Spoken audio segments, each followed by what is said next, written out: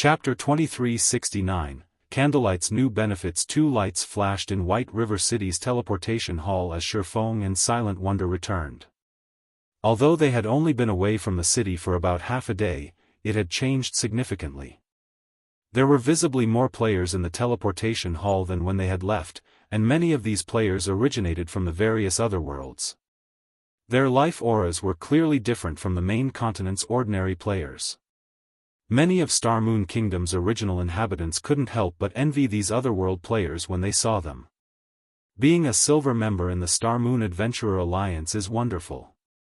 The Alliance actually lets them tag along with so many experts when questing and leveling up, a level 92 shield warrior in full level 90 mysterious iron equipment said as he watched a team walk toward the teleportation array. I wonder when I'll get promoted to silver rank. When I do, my friends in guilds will die from envy. Silver members might get excellent benefits, but becoming one of the Alliance's elites is easier said than done, one of the shield warrior's teammates, a level 93 assassin, said. Major powers from several other worlds founded the Star Moon Adventurer Alliance recently, and they've made huge investments in the Alliance. As a result, they've substantially raised the requirements to reach silver rank. You only used to need to reach the Trial Tower's 5th floor to become a silver member, but now, you need to reach the early stage of the Trial Tower's 6th floor. That's old news. I've heard they've recently raised the bar to the 6th floor's middle stage, and you need to make significant contributions to the Alliance. Isn't that a little too much? The level 92 shield warrior exclaimed. Even in our adventurer team, only a handful of people can meet that requirement. I know, right? The level 93 assassin said, sighing. As players' average combat standards rose, the requirements to be considered an expert increased as well, but even at this stage of the game, the various major powers considered a player an ordinary expert if they could reach the late stage of the Trial Tower's 5th floor. The Star Moon Adventurer Alliance, however, required its silver members to reach the 6th floor's middle stage, much to the despair of many of the Alliance's ordinary experts.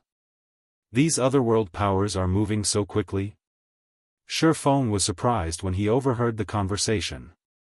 The various otherworld powers had only established adventurer alliances to recruit independent players after encountering resistance on the main continent during his previous life. Since individually, these powers' abilities and resources were limited, they usually worked together to run an adventurer alliance. And yet, these otherworld powers had begun to work together much sooner than they had in the past.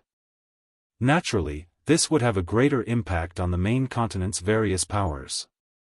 After all, independent players made up the majority of God's domain's player base. With this thought in mind, Shifeng hurried toward the Candlelight trading firm. The Otherworld Powers partnership would even have a massive impact on Super Guild's development, not to mention Zero Wing. If Zero Wing wanted to survive this invasion, not only would it have to grow its members' overall strength, but it would also have to recruit far more capable players. While they walked, Shifeng instructed Silent Wonder to level up so she could complete her Tier 3 promotion quest sooner than later. Her combat standards weren't low, and she was just a step away from the Void Realm. She shouldn't have any issues completing her promotion quest as soon as she reached level 100 with the help of the enhanced Crimson Sunset. She'd likely have an even easier time completing it than Kola and the others. The first thing Shifeng did upon returning to the Candlelight trading firm was to contact Melancholic Smile and have her prioritize the Crimson Dragon flying ship's production and material collection. He also told her to recruit more lifestyle players with high potential. After players reached level 100, lifestyle players would become a guild's main source of weapons, equipment, tools, and potions. The power that commanded the most lifestyle players would gain control over weapon and equipment supply after level 100. Fortunately, the various major powers would only figure this out once they began to explore level 100 neutral maps. Guild Leader, the various otherworld powers have been rapidly expanding their lifestyle player recruitments lately. Moreover, they are offering considerably high salaries. It won't be easy to compete with the Adventurer Alliance in this regard since it is an independent organization, Melancholic Smile said, smiling bitterly. To make matters worse, the kingdom's independent players have gone crazy since the Star Moon Adventurer Alliance has published its membership policy. Some lifestyle players have even begun to withdraw from their large guilds to join the alliance. Although Candlelight had a massive competitive edge thanks to its 4-star shop in White River City, that edge was only effective against the various large guilds. Independent organizations like the Star Moon Adventurer Alliance were a different story. As long as the alliance offered some benefits, both lifestyle players and combat players would be more than willing to join. The alliance's rules weren't particularly strict, after all. I understand. Shifeng nodded. But no matter what, we need to accelerate the trading firm's development. From now on, I intend to give normal members access to the meditation rooms as well, but they'll have to pay 10,000 GCPs per hour. We'll also open the research workshop to all internal members for 50,000 GCPs per half hour. Core members will receive a 20% discount for the research workshop. These conditions should be enough to lure in quite a few capable lifestyle players, Melancholic Smile said, her eyes glowing with excitement. The basic meditation room was extremely helpful to lifestyle players, especially those who hadn't yet reached the master rank. The room's environment was miraculously effective when players practiced production methods. In addition, the meditation room could help players when they created basic master designs or recipes. Access to the rooms was a very attractive benefit to lifestyle players. Candlelight's normal members hadn't had any access to the basic meditation rooms thus far since there were too few available, but now that Candlelight had a 4-star shop and 5 3-star shops, the number of rooms available had skyrocketed. Renting some of the basic meditation rooms to the trading firm's normal members wouldn't affect the internal members' development in the least. Moreover, Candlelight wasn't strict with its normal members. Normal members were only required to produce a certain number of items every day. If lifestyle players learned that they could rent basic meditation rooms as a normal member in Candlelight, they'd lose their minds. Only 3-star shops and greater had basic meditation rooms, and at this stage of the game, very few powers had 3-star shops, most of which were superpowers. Generally, these superpowers reserved the basic meditation rooms for their master lifestyle players. Normal members had no hope of using them. Read latest chapters at Wuxia World. EU. However, Candlelight's players, regardless of lifestyle rank, would be able to rent a basic meditation room in the Candlelight trading firm. Furthermore, based on the value of Candlelight's GCPs, 10,000 GCPs were only equal to 30 gold. Renting a basic meditation room for 30 gold an hour was a bargain that lifestyle players wouldn't find anywhere else in God's domain. The various adventurer alliances might be able to offer more resources and freedom, but these factors wouldn't be nearly as helpful to a lifestyle player's development as a basic meditation room. Shifeng left Melancholic Smile to oversee the adjustments and recruitment. He then resumed the Crimson Sunset's production to help the guild's core members prepare for their Tier 3 promotion quests. After half a day of work, White Autumn's Secret visited the Candlelight trading firm to fulfill his transaction with Shifeng. In exchange for 50 Crimson Sunsets, Shifeng instantly obtained 900,000 gold and 600,000 magic crystals. I finally have enough money. Time to visit the Adventurers Association. Shifeng brimmed with confidence as he gazed at the astronomical sum of coins in his bag. He left the Candlelight trading firm immediately, heading toward the Adventurers Association. Chapter 2370, Night Division takes shape. White River City, Adventurers Association. Due to the new Star Moon Adventurer Alliance in Star Moon Kingdom, White River City's Adventurers Association had become extraordinarily lively. When Shifeng arrived, he spotted teams entering and leaving the building. Nearly half of these players were from other worlds. There were now many times more otherworld players than there had been several days ago. Moreover, every one of these otherworld players was impressively strong, with the lowest level among them level 98, while many had already reached level 99. These otherworld players' average level was far higher than the local players. There are so many people here. Has it started already? Feng was a little surprised as he watched the teams flow in and out of the association.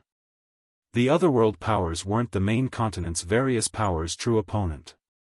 Rather, it was the otherworld's general populace. When the planar passages had first opened, only the otherworld's major powers had been able to cross to the main continent since they had monopolized their respective passages. However, as the passages activated fully, not even those major powers could control them completely, and as a result, players surged toward the main continent. Competition on the main continent had already been intense, and now, as powerful otherworld players joined the fray, it was easy to imagine the impact they had on the main continent's various powers. Players would especially fight over the resources in the various NPC cities. Take the Adventurers Association, for example. There were only so many high-ranked quests available, and with an increase in player population, it was natural that players would have fewer quests to complete.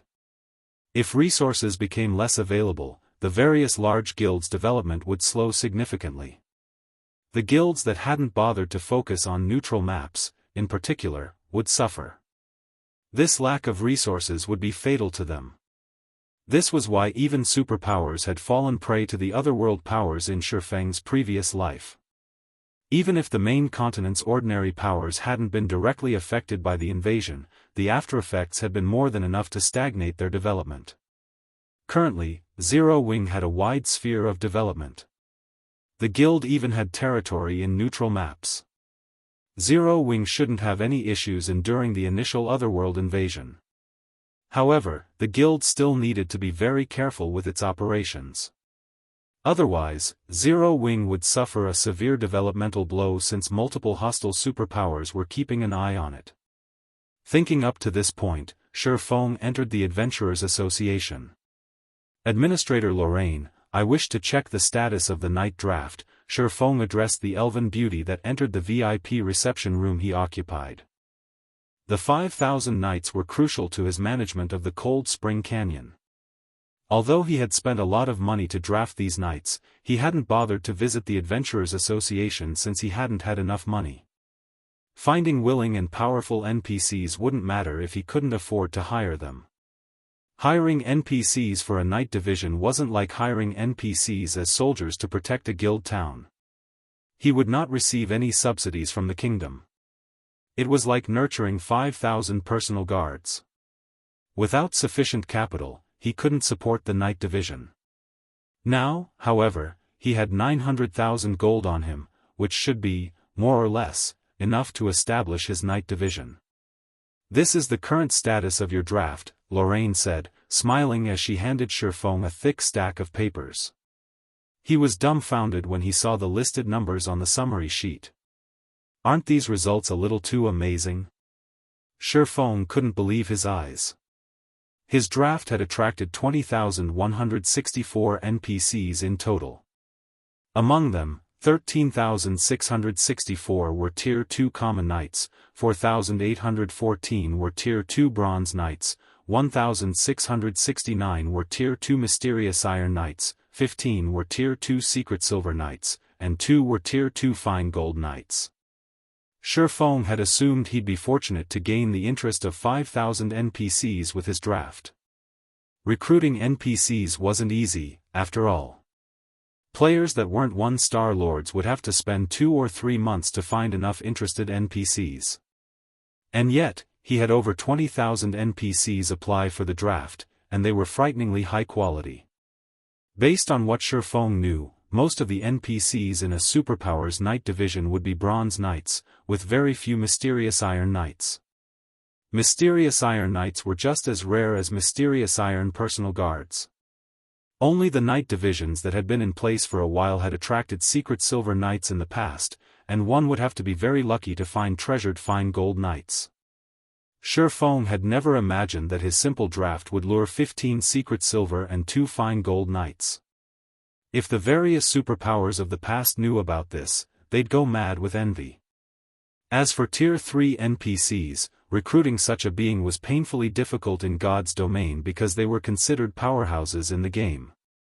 They qualified to rule over a small city. Naturally, they wouldn't be willing to lower themselves to becoming someone's knight. However, when Shifeng saw the prices to recruit these NPCs, his excitement vanished. The Bronze Knights only requested a weekly salary of 30 gold, with a 20 gold per week nurturing fee, but the Knights of higher ranks cost far more.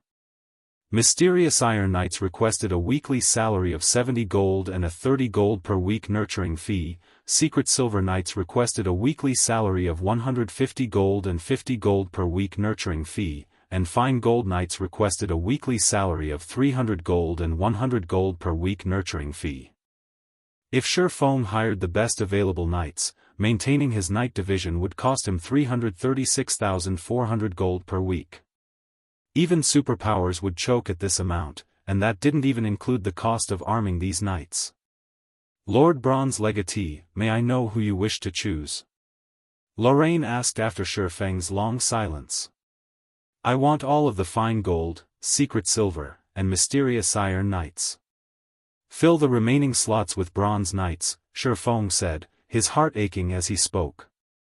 Also, outfit the Secret Silver and Fine Gold Knights with epic equipment, and give the rest Secret Silver equipment. Fortunately, arming these knights cost as much as arming NPC soldiers.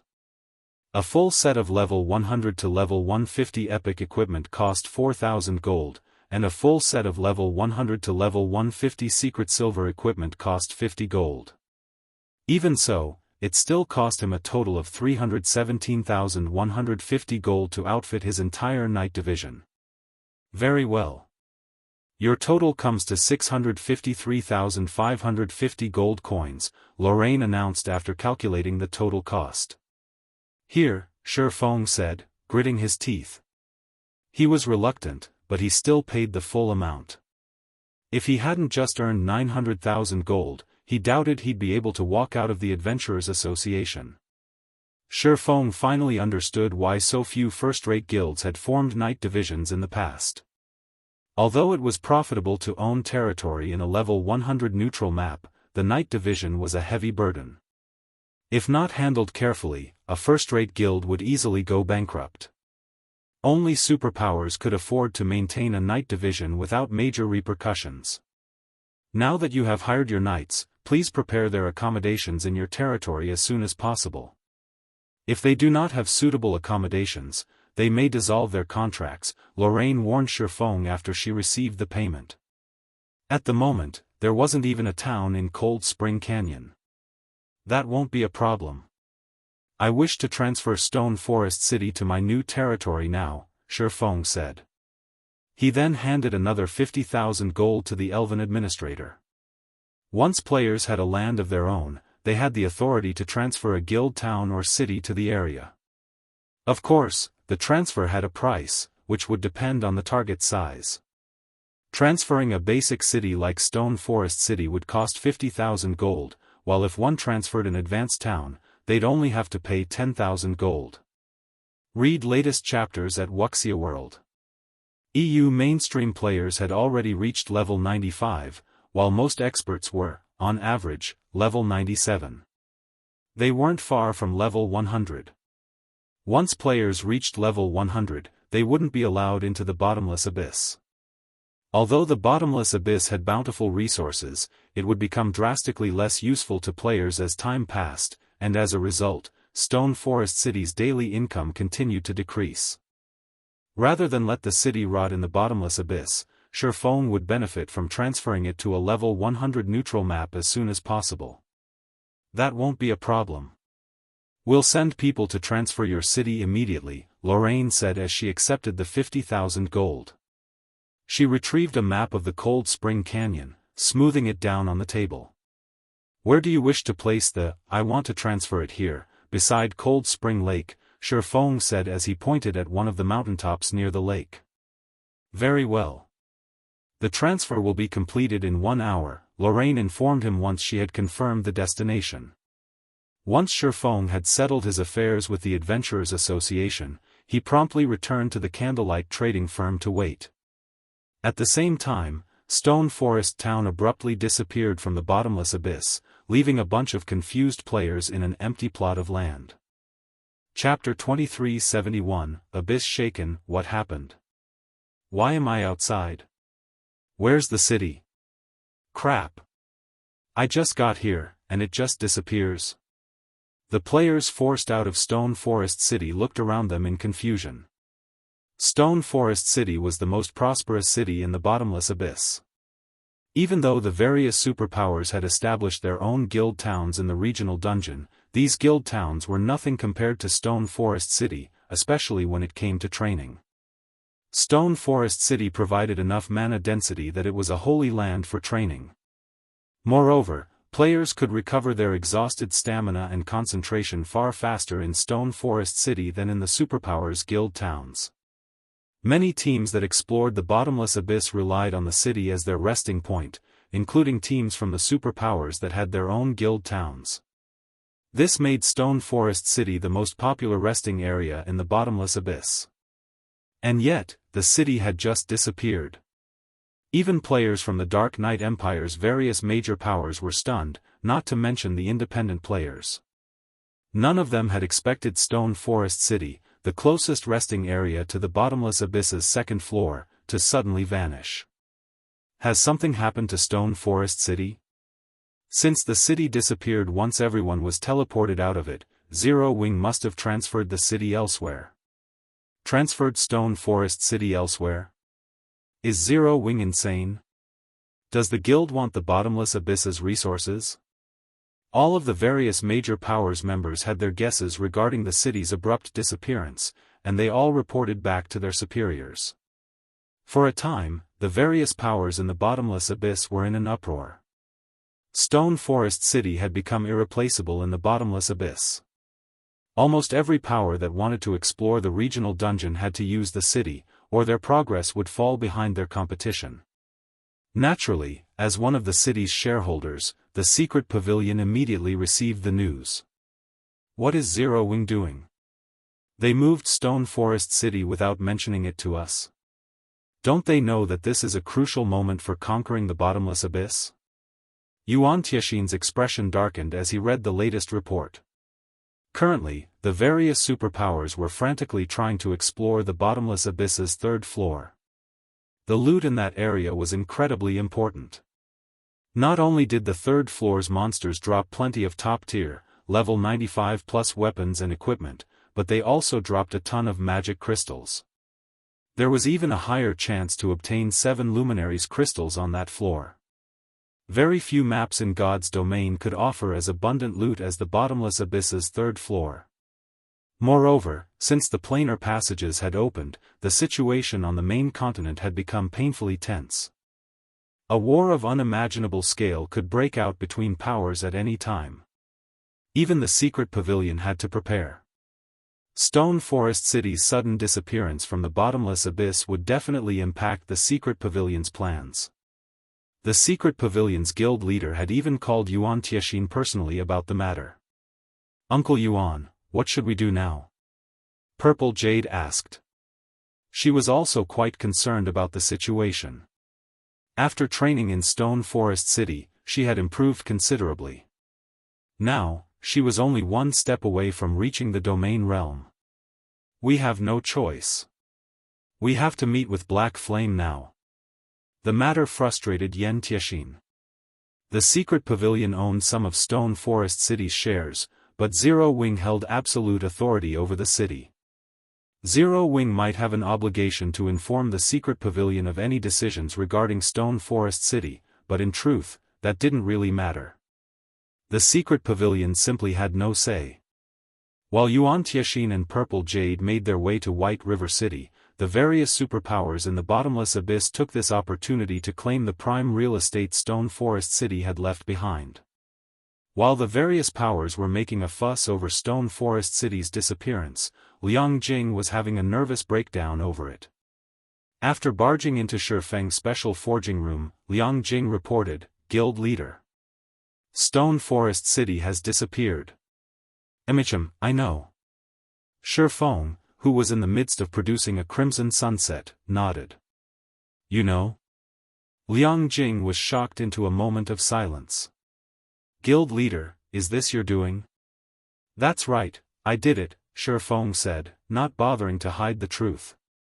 After all, he had the most authority over the city. No one could transfer a city without permission. Guild leader. Stone Forest City is one of our guild's main sources of income. Although we're not earning as much from the house's rent, we have just as many players interested in renting them. That rent alone is enough to fund normal operations of Zero Wing's main headquarters. With Stone Forest City gone from the bottomless abyss, many players are going to demand a refund. Liang Jing exclaimed as she massaged her temples. Currently, she was in charge of most of Zero Wing's headquarters affairs, especially now that Blackie and Gentle Snow had left their daily tasks to her. What gave her the biggest headache, however, was handling the payments that required credits. To ease the management flow, Shifeng had granted her authority to manage Stone Forest City's income. After a few months, she had finally managed to balance the headquarters' expenditures and Stone Forest City's income. And yet, Shifeng had just relocated Stone Forest City elsewhere, rendering her efforts useless. Relax. They won't ask for a refund, Shifeng said, chuckling. If they do, we can give them a refund based on the original price. We can even refund them in coins if they want.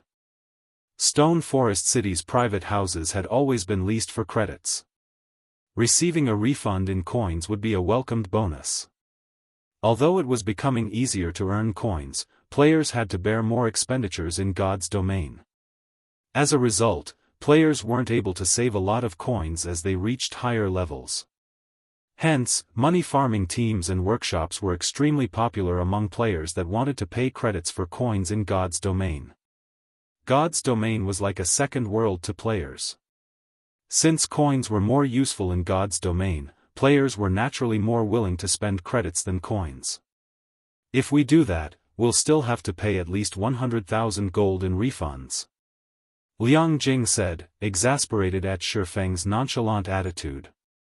At this point, she was neither Chairman Zhao's secretary, nor was she ignorant of God's domain. On the contrary, she spent more time in the game than in the real world. She knew exactly how valuable 100,000 gold was. Even to the various superpowers, it was a significant sum. Here's 100,000 gold, hold on to it for now, Shifeng said as he passed the gold to Liang Jing. He then continued, later, send me a summary of how many people wanted a refund. I intend to hold a leasing auction for the empty houses. We'll start the bidding at 30,000 credits per week. 30,000 per week? Liang Jing gaped when she heard the price. When Stone Forest had still been in the bottomless abyss, they had leased the private houses for 40,000 to 50,000 credits per month, except for the first month's auctions. Even so, most players couldn't afford the rent. Yet now, Shifeng wanted to lease the houses for 30,000 credits per week. It was utterly insane. The bottomless abyss was the best grinding spot in God's domain at the moment. Outside of the regional dungeon, the property value in Stone Forest City would plummet. Read latest chapters at Wuxia World.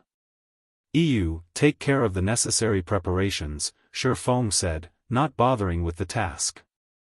He sent Liang Jing away to take care of Stone Forest City's new leasing plan. He had already considered the consequences of relocating Stone Forest City out of the regional dungeon. The city did provide a considerable supply of top-tier, level 95 plus weapons and equipment, but that wasn't what Zero Wing needed most right now. The guild needed funds and strength. Rather than trying to squeeze the bottomless abyss for everything it had, Zero Wing would benefit more from focusing on level 100 neutral maps. Exploring these areas would be particularly profitable since the various superpowers were just beginning to encounter level 100 neutral maps. It was an opportunity for Zero Wing to make a killing, and there wouldn't be another in the future. Shortly after Liang Jing left, Shifeng heard the sound of a system notification. System, Stone Forest City's transfer is complete. You may open Stone Forest City at any time. Chapter 2372, Territory strengthened. The transfers finally complete. Shifeng stopped working when he heard the system notification. Hurriedly, he called up Stone Forest City's system interface to inspect the city's current status. In God's domain, not only did a territory's lord have the authority to transfer a guild town or city to their land once, but their town or city would also gain a random bonus once the transfer completed. Of the potential bonuses, one was increased defensive capabilities, which would strengthen the town against monster assaults. Another potential bonus was increased size, allowing the town or city to accommodate more players. Shifeng knew it was possible for the system to increase the town or city's mana density as well. Based on what he knew of this bonus, the town or city's mana density would undergo a qualitative transformation. Naturally, this bonus was particularly valuable in level 100+ maps. These maps had harsh environments, and the mana density in the town or city would determine players' stamina and concentration recovery rates. In the past, any town or city that had received the mana density bonus had become instantly popular among players exploring level 100+ neutral maps. The powers that had owned these towns or cities had no lack of customers. After calling up Stone Forest City's system interface, Shifeng browsed through the lines of data until he found what he was looking for.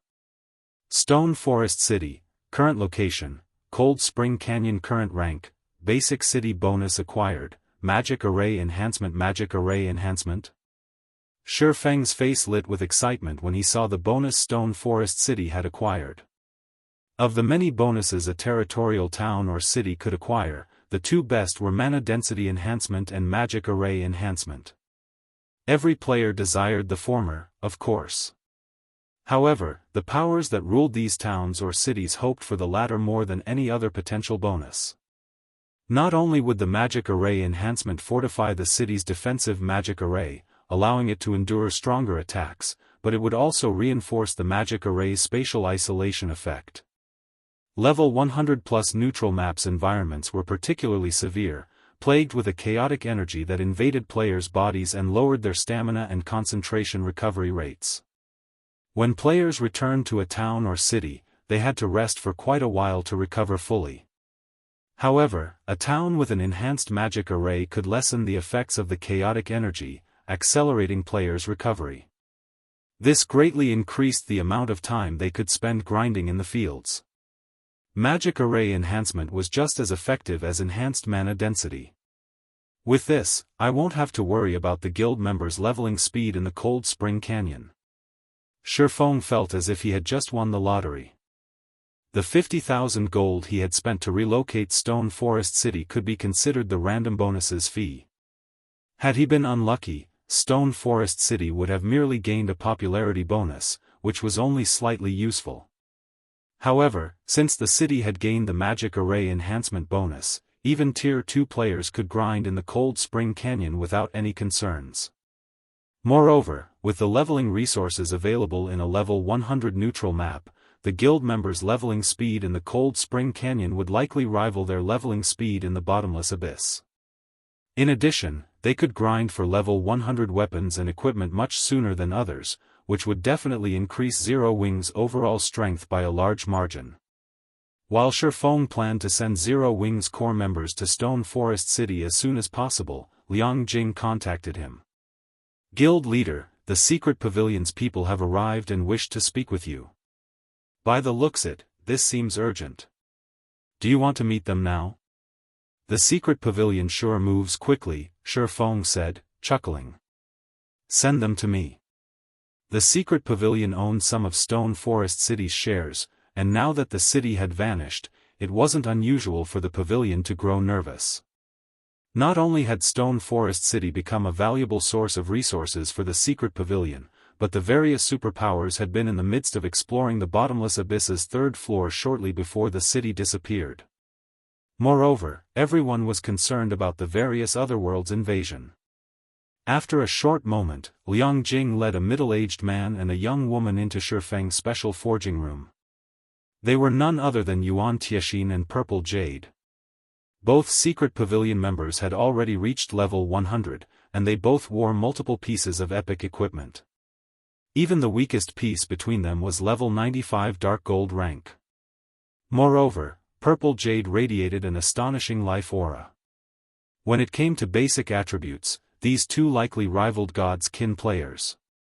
Regarding combat power, they could rival domain realm experts. Purple Jade might even be stronger than a domain realm expert. If Xianxia and Purple Jade worked together, even the various superpowers would have to be cautious. However, they showed no sign of the arrogance experts of their caliber usually possessed as they entered the room. On the contrary, they looked upon Shifeng with awe and admiration. They had already learned that Shifeng had been promoted to Tier 3, and they knew his strength transcended that of Tier 2 players. Now, he was a powerhouse that even the various superpowers would have to be careful of. I assume you two are here to ask about Stone Forest City? Shifeng said, getting straight to the point. That's right, that's exactly why we've come, Xianxia said, nodding as he gave Shifeng a confused look. We're in the final stages of exploring the bottomless abyss. The third floor is a treasure trove of top-tier, level 95 weapons and equipment. Why has Zero Wing given up on the regional dungeon and relocated Stone Forest City? You know that the situation on the main continent has become more complicated. The various otherworld powers have begun to set their sights on various areas of the continent. A large-scale war will break out in the near future. Everyone has been frantically preparing for it. Meanwhile, due to Stone Forest City's sudden disappearance, some superpowers have begun to question the secret pavilion's abilities. Our guild leader is hoping that Zero Wing has an explanation for this. Of course, I do, Shifeng said, chuckling. But before I tell you, I was wondering if the secret pavilion can help me with something. Xianxia was a little exasperated with Shifeng's reply. They had come here to demand answers of the man, yet he asked them for help before he'd offer an explanation. May I know what you need help with, Guild Leader Black Flame? Xianxia asked after taking a deep breath. It's simple. I'd like to ask the secret pavilion to revoke Starlink's membership in the secret chamber of commerce, Shifeng calmly stated. Read latest chapters at Wuxia World. EU Starlink constantly targeted Zero Wing, particularly on an economic front. However, since a powerful corporation backed Starlink, and the guild had access to the secret chamber of commerce's connections, his guild couldn't effectively retaliate. If Zero Wing could cut off one of Starlink's income sources, the enemy guild would be much easier to deal with economically. Xianxia and Purple Jade were stunned, staring at Shifeng as if he were a fool.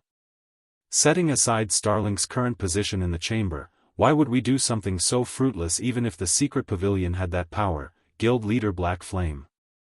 You should know that every member is an important resource for the chamber. We cannot remove Starlink over one city, Xianxia answered seriously. As far as Xianxia was concerned, Shifeng must have lost his mind. Stone Forest City was an excellent asset, but even if it were still located in the bottomless abyss, it wasn't so valuable that the secret pavilion would revoke Starlink's membership for it. Even if Zero Wing offered all of the city's shares, the secret pavilion would refuse. What if Stone Forest City were located in a level 100 neutral map? Shifeng asked, smiling. Chapter 2373, New Stone Forest City. When Xianxia and Purple Jade heard Shifeng, they froze. His statement felt like a curse to both of them. Is this true, Guild Leader Black Flame? Snapping out of his daze, Xianxia couldn't hide his excitement as he gazed at Shifeng. Even his breathing had become a little rushed. He showed none of the composure someone of his status should possess. The various superpowers were doing all they could to explore level 100 neutral maps. These areas would help prepare their players for their Tier 3 promotion quests, which made them desperate. However, these maps' environments were incredibly harsh, and the effects these environments had on players couldn't be mitigated with simple potions. Most importantly, the monsters in level 100 neutral maps were far too dangerous. These problems were giving the various superpowers huge headaches and preventing them from making any considerable progress. Although the various superpowers had considered transferring their guild towns to a level 100 neutral map, doing so required a town transfer token that was specific to level 100 neutral maps. Based on the superpowers reports, obtaining such a token was impossible at the moment. Only super large-scale team dungeons in level 100+ neutral maps dropped the item. Exploring level 100 neutral maps was currently a huge problem. Raiding a large-scale team dungeon in these maps was nothing but a dream at this stage of the game. And yet, Shifeng had just told him that he had relocated Stone Forest City to a level 100 neutral map. Why wouldn't Yuan Tiexian be astonished? If what Shifeng said were true, the secret pavilion would have a much greater advantage when it came to developing level 100+ players. Of course, Shifeng said, smiling. Is the secret pavilion interested in my condition now? Yuan Tiexian hesitated, but after a moment, he shook his head. Guild leader Black Flame, you know how important that matter is. If we revoke Starlink's membership, we'll essentially be cutting off all relations with the guild. Meanwhile, Starlink had increased the scale of its operations. In fact, it now had influence across both main continents. Many superpowers are fighting to ally with the guild. Even if you offer more of Stone Forest City's shares, I doubt our guild leader will agree to the condition. Please reconsider, guild leader Black Flame. Demoting Starlink from an advanced member to a normal member and revoking Starlink's membership were two very different things. Starlink's demotion had only reduced the amount of resources and connections the pavilion received from the guild, but if the secret pavilion revoked Starlink's membership, it would lose all access to those resources and connections. Zero Wing had absolute authority over Stone Forest City and could refuse to open the city to the public, which would prevent the city from earning income, and the secret pavilion would lose access to the city's benefits. Unfortunately, the secret pavilion found those losses more acceptable than losing access to the resources and connections Starlink could provide. In the long run, Starlink's resources and connections would benefit the secret pavilion far more than some convenience when exploring a level 100 neutral map. That's a pity. Yuan Tiexian's answer didn't particularly surprise Shifeng. He then calmly asked, I intend to make a trip to Stone Forest City. Would you like to accompany me, Elder Yuan? We'd love to, Yuan Tiexian said, nodding enthusiastically. Since Yuan Tiexian accepted his offer, Shifeng gave his two guests temporary access to teleport to Stone Forest City. Meanwhile, Purple Jade started a private conversation with her companion. Uncle Yuan, are we really going to the city? She asked. She could tell what Shifeng was trying to do right now. He likely wanted to show off the city before they'd officially make a decision, but in her opinion, the act was futile. The benefits a guild city could provide and those from an alliance with a superpower were on entirely different levels. There was no need to consider Shifeng's request. Of course, we're going. Yuan Tiexian said, smiling. Black Flame may be immature, but he has relocated Stone Forest City to a level 100 neutral map. It is best if we go and inspect the situation for ourselves. As long as we stand firm, he'll understand that his condition is impossible. Purple Jade understood Yuan Tiexian's reasoning, but she couldn't help but pity Shifeng. Shifeng must believe that Yuan Tiexian would have a change of heart once they arrived in Stone Forest City, but he didn't realize that the older man was using his own trick against him, allowing Shifeng time to realize how useless the struggle was. While Yuan Tiexian and Purple Jade privately conversed, Shifeng finished granting them temporary teleportation rights. Alright, it's done. Let's head over, Shifeng said as he retrieved a guild transfer scroll for the city and activated it. Seeing this, Yuan Tiexian and Purple Jade did the same for the secret pavilion's temporary residence in Stone Forest City. After a moment, the three players transformed into streaks of light and vanished from the special forging room.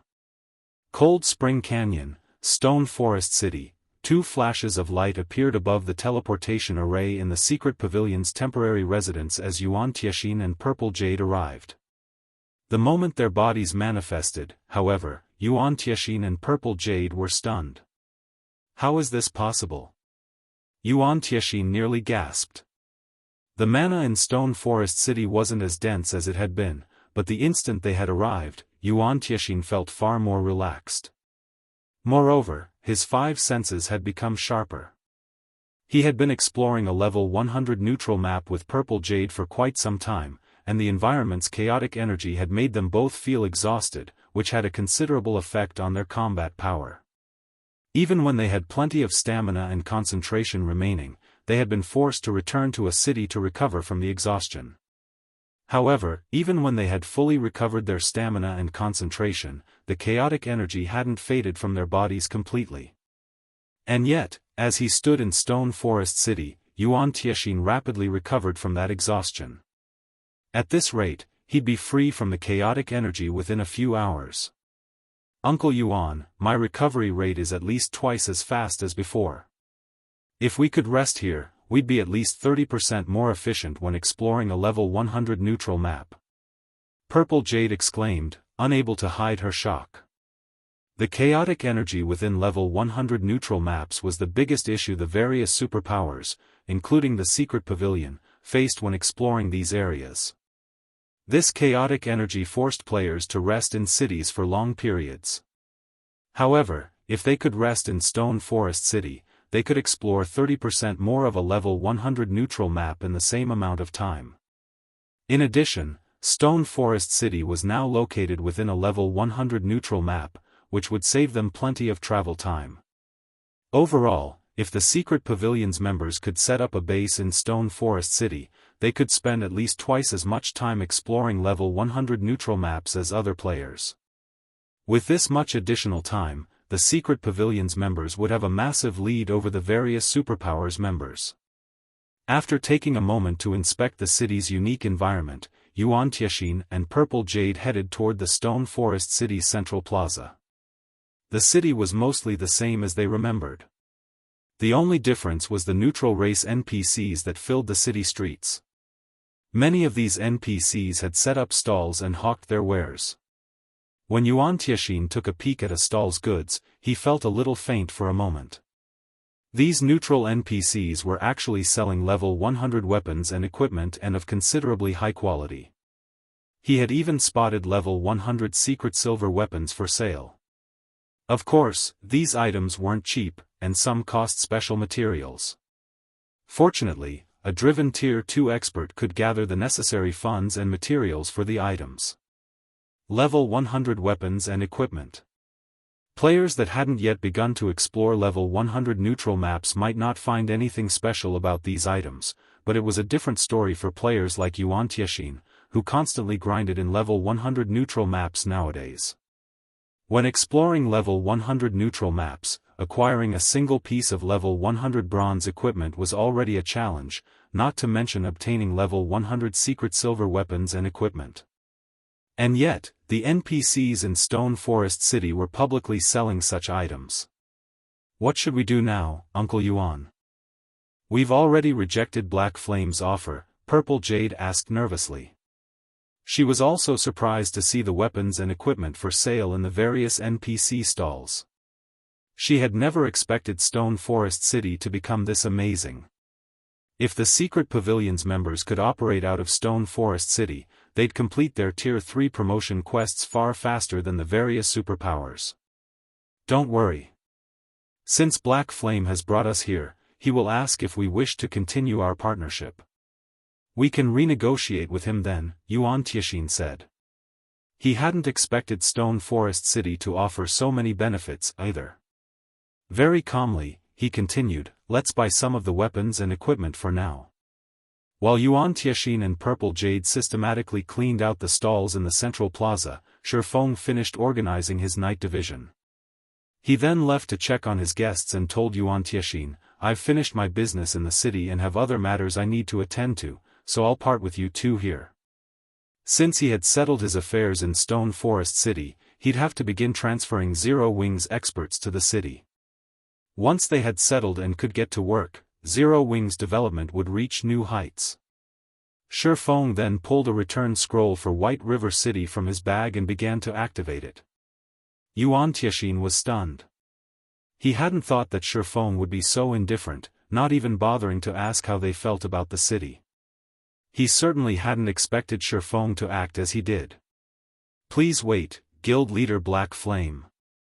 Xianxia shouted as Shifeng unfurled his return scroll. Is there something else you need, Elder Yuan? Shifeng asked, giving the older man a strange look. It's about the condition you mentioned earlier, Yuan Tianxin said, exasperated. We'd like to renegotiate. If Zero Wing can offer more of Stone Forest City's shares, we might be able to agree to the condition. I'm afraid that won't be possible. Zero Wing will not hand over any more of Stone Forest City's shares. If the secret pavilion must still reject my condition, I'll have to accept the unfortunate answer, Shifeng said, instantly rejecting Yuan Tianxin's offer. With the enhanced magic array in Stone Forest City, Zero Wing's development speed would skyrocket. Even if Zero Wing couldn't cut off one of Starlink's main sources of income, it wouldn't be long before his guild could strike back at Starlink. Hence, he had no reason to give away more of Stone Forest City's profits. Read latest chapters at Wuxia World. Alright, you win. The secret pavilion will revoke Starlink's membership, Yuan Tianxin said, sighing. Shifeng's immediate rejection made it clear that the secret pavilion wouldn't gain any more from the transaction. He continued, however, our guild leader asks that you can open the city to the secret pavilion's members within 2 days. That won't be a problem. Shifeng nodded. Stone Forest City was a basic city and required a lot of players to fortify it. In the bottomless abyss, Shifeng had been able to rely on NPC soldiers, but now, he could only rely on players and his knight division. However, his knights would guard his entire territory, not just Stone Forest City, and unfortunately, if he relied solely on Zero Wing's experts to defend the city wouldn't be able to operate at full capacity.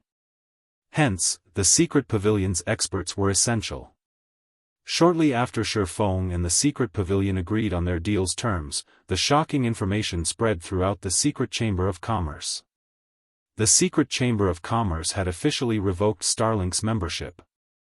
Chapter 2374, God's Domain. Shocked as news of Starlink's revoked membership spread, a commotion erupted among God's Domain's various superpowers. What's going on? Starlink got kicked out of secret? Is the secret pavilion crazy? Maybe they sent the revocation letter to the wrong guild? That's Starlink we're talking about. Not only has it recently annexed a bunch of top adventurer teams and workshops, but it's also recruited many retired peak experts. It's the strongest among the up-and-coming superpowers, and Starlink had influence on both main continents. Why would the secret pavilion even think of revoking Starlink's membership? The various superpowers fell into heated discussions about the secret chamber of commerce's sudden internal announcement. They all felt as if the secret pavilion were playing some kind of prank. Many of God's Domain's chambers of commerce were trying to recruit Starlink to obtain the resources and connections it had to offer. By revoking Starlink's membership, not only would Secret grow weaker, but it would also strengthen its competitors. This would only harm both the secret chamber of commerce and the secret pavilion. Dark Knight Empire, Dark Knight City. The Dark Knight Empire's various powers were in an uproar over Starlink's revoked membership, particularly Crimson Emperor and Unyielding Soul. Starlink's departure from the secret chamber of commerce was a huge loss for both Starlink and the secret pavilion, but particularly for Starlink. The secret pavilion's influence spanned across the main continent, and few could rival its sales connections and resources. Otherwise, the secret pavilion wouldn't have been a publicly acknowledged transcendental power in God's domain. Without the secret pavilion's support, Starlink's development speed would slow considerably. It wouldn't be surprising if this incident reduced Starlink's income by over 30%.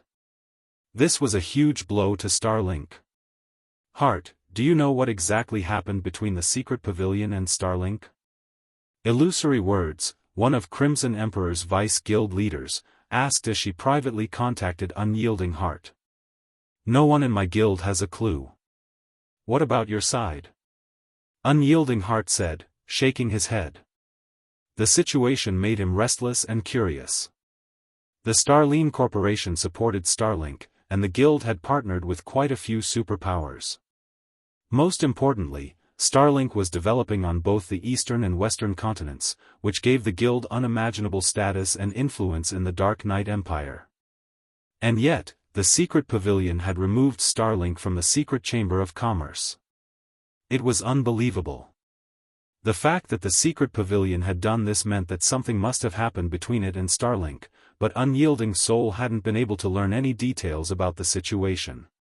We don't know anything either. Not even our spies in Starlink have a clue, Illusory Word said, frowning. The secret pavilion has always maintained a neutral stance regarding the secret chamber of commerce. I have never heard of Starlink provoking the secret pavilion either, yet it abruptly revoked Starlink's membership. It's possible that Starlink has provoked some transcendental existence, and the secret pavilion was forced to make this move. If we don't get to the bottom of this, the Dark Knight Empire will become a very dangerous place to develop. The various otherworld powers had been rapidly spreading across the continent, and it was only a matter of time before a massive war erupted between the main continent's powers and those from the various otherworlds. The main continent's resources were limited, after all, and some people were destined to be eliminated. Seeing a superpower like Starlink in such a situation, if Unyielding Soul and Crimson Emperors, lesser superpowers, were not careful, their names could be permanently removed from God's domain. I know. That's why I've already tasked people to poke around in the secret pavilion. It shouldn't be long before we have an answer, Unyielding Heart said, nodding. He, too, understood how severe the matter was. Since some mysterious power, which was strong enough to force the secret pavilion to abandon Starlink, had arrived, ordinary superpowers like them wouldn't have a place in the Dark Knight Empire if they weren't careful and accidentally provoked this mysterious newcomer. Unyielding Heart wasn't overly surprised that a new, mysterious power had arrived. The planar passages were open now, and although he didn't understand much about God's domain's multiple otherworlds, those he was familiar with were strong enough to make him shudder. It wasn't entirely impossible that some otherworlds had a secret power he didn't know about. While Crimson Emperor and Unyielding Soul fervently investigated the matter, other empires and kingdom superpowers did the same. This incident had sparked a passionate discussion in the Fire Dragon Empire, one of the continent's 4 great empires. The empire's various superpowers thought it best to take greater precautions during their important operations. The superpowers that had planned to declare a guild war, in particular, put their plans on hold, afraid of unexpected complications. Who actually has the strength to force the secret pavilion to abandon Starlink? Long Xianglong stared at the report in his hands in astonishment. Even on the western continent, Starlink was famous. Because of the guild's powerful background, even the Azure Gamber of Gomers HND to show the superpower some respect. And yet, without warning, the secret pavilion had abandoned Starlink. Even Long Xianglong found the situation a little unsettling. Should we warn Second Sis about this, Third Uncle? Burning Owl asked with a serious expression. If a power could force the secret pavilion to revoke Starlink's membership, it was an even greater threat to the Azure Chamber of Commerce. Yes, notify her, Long Xianglong said after giving the matter some thought. The situation on the eastern continent is more complex than we assumed. For the foreseeable future, you and your team should continue to grind in the level 100 neutral maps here. If anything happens to Wonder, I want you to lend her a hand, so her development doesn't stagnate. Don't bother to help Zero Wing, however. Since that kid dared to make such a boastful declaration before me, I want to see his guild struggle on the eastern continent. Not only had the planar passages fully opened, but some mysterious power with such strength had also arrived on the eastern continent.